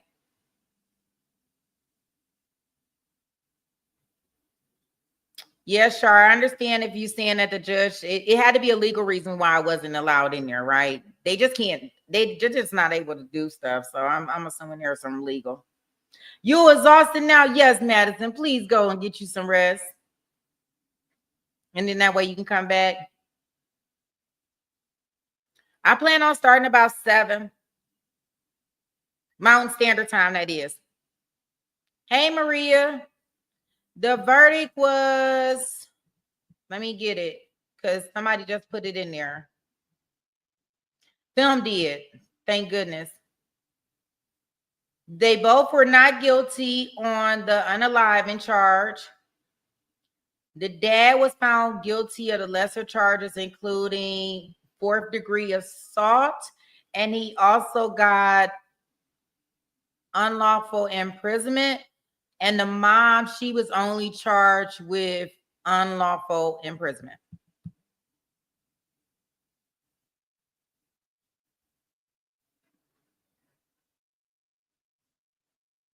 Oh, nothing tops Casey Anthony. Oh, you got trees? You got trees down there, Jules? We are in the nomads. I don't know. Look, y'all may have green grass down there where you at. We don't have nothing but dust. Oh, anytime. Check us out for our try the week in tomorrow with the mailman guy. Well, not the mailman. He wasn't the mailman. He was the neighbor that was returning the mail and said, "Hey, I'm returning your mail. You ain't say thank you. So here we go." And he didn't unalive this man. So I'm gonna get that up there. We're gonna start that tomorrow about 7:00. So that'll be our plan for tomorrow. And we can even revisit some of this. I think that we should probably do like maybe a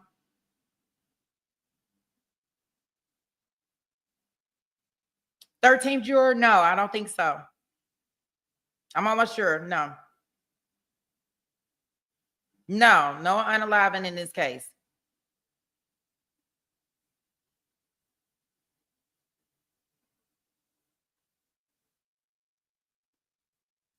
Okay, Madison. Yeah, fresh start tomorrow. Yeah, she's the umpire and calls the balls and the strikes. I mean, she calls the balls and the strikes so much that when it was time to do the thing, she not waiting till next month to release the mom. She about to release the mom today.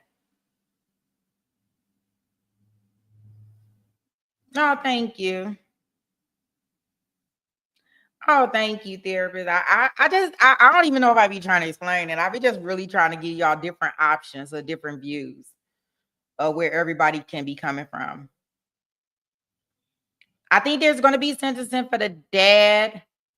Mom's probably already served her sentence, to be honest with you. Did the jury see any more? I can't figure that one out. August 18th at 9:00 a.m. is supposed to be the sentencing. I'm pretty sure they're going to stream it. It was definitely an emotionally charged case.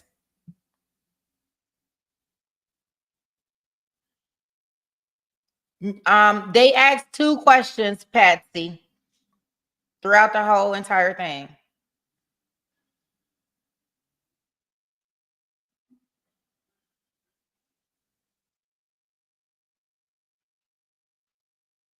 Maybe.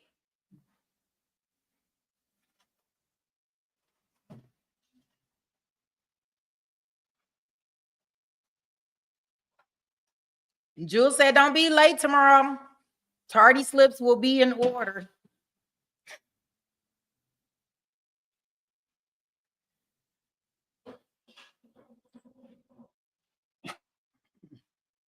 Lynn, she probably gonna go where she at now, wherever she at. She probably with a family or in some type of custody with some family. Not none of her family members or anything like that, but she probably with her family or not her family. Let me say that again. They probably found her a placement. Remember, they already was trying to set her up with New Haven, so she probably just had somebody.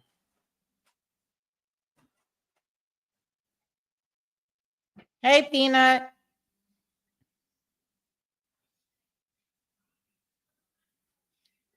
For this one, but I don't know. I don't know if his charges warrant that. You know, you said most of the jurors were men? Not sure. I can't remember the jury makeup.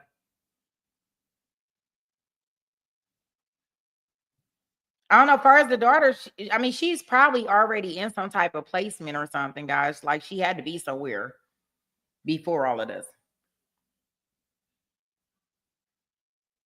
You say Patsy be trying to start some stuff. You know that's what got started the problem. He was over there, that African American boy rubbing her back, and the daddy already told her he didn't want her to be messing around with him. And he over there egging it all. And daddy was like, "Oh, y'all not gonna show me up today."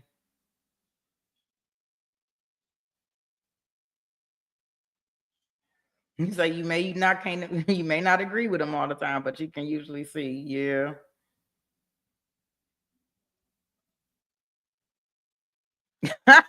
Shar said she wanted it right. I want to know where she at every 2 months. Yes, Lynn. He was African American. I guess, or you want to, I don't know, the African American. I don't know.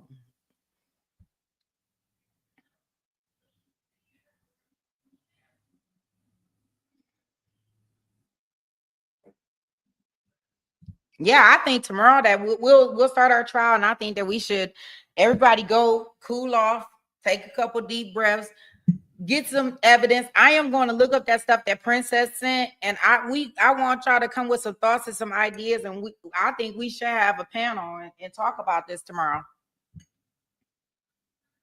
Nah, Maria, she 18. That's over with.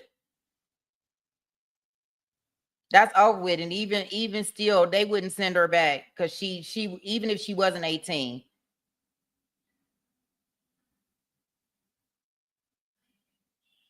Yeah, Baka. Yeah, I can get that.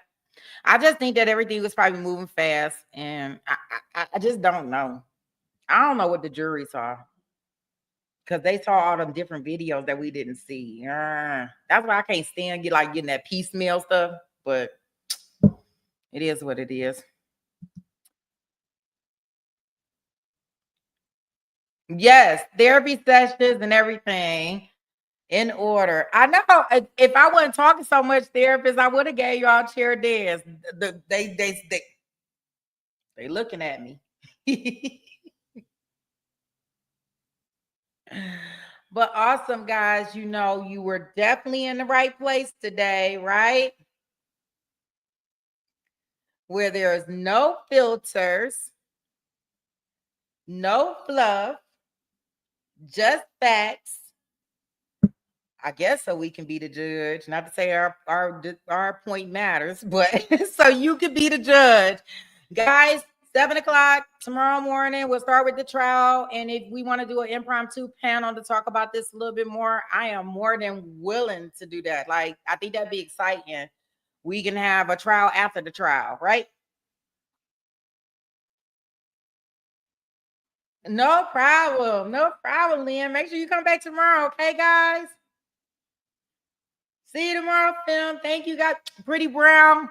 Tell your job I'm calling them. I ain't about to be playing that because this is the second one you'd have missed. Each day when a verdict come out, the job want to decide they want to work her. Tell them that you don't come to work to work. All right. Good night, everybody.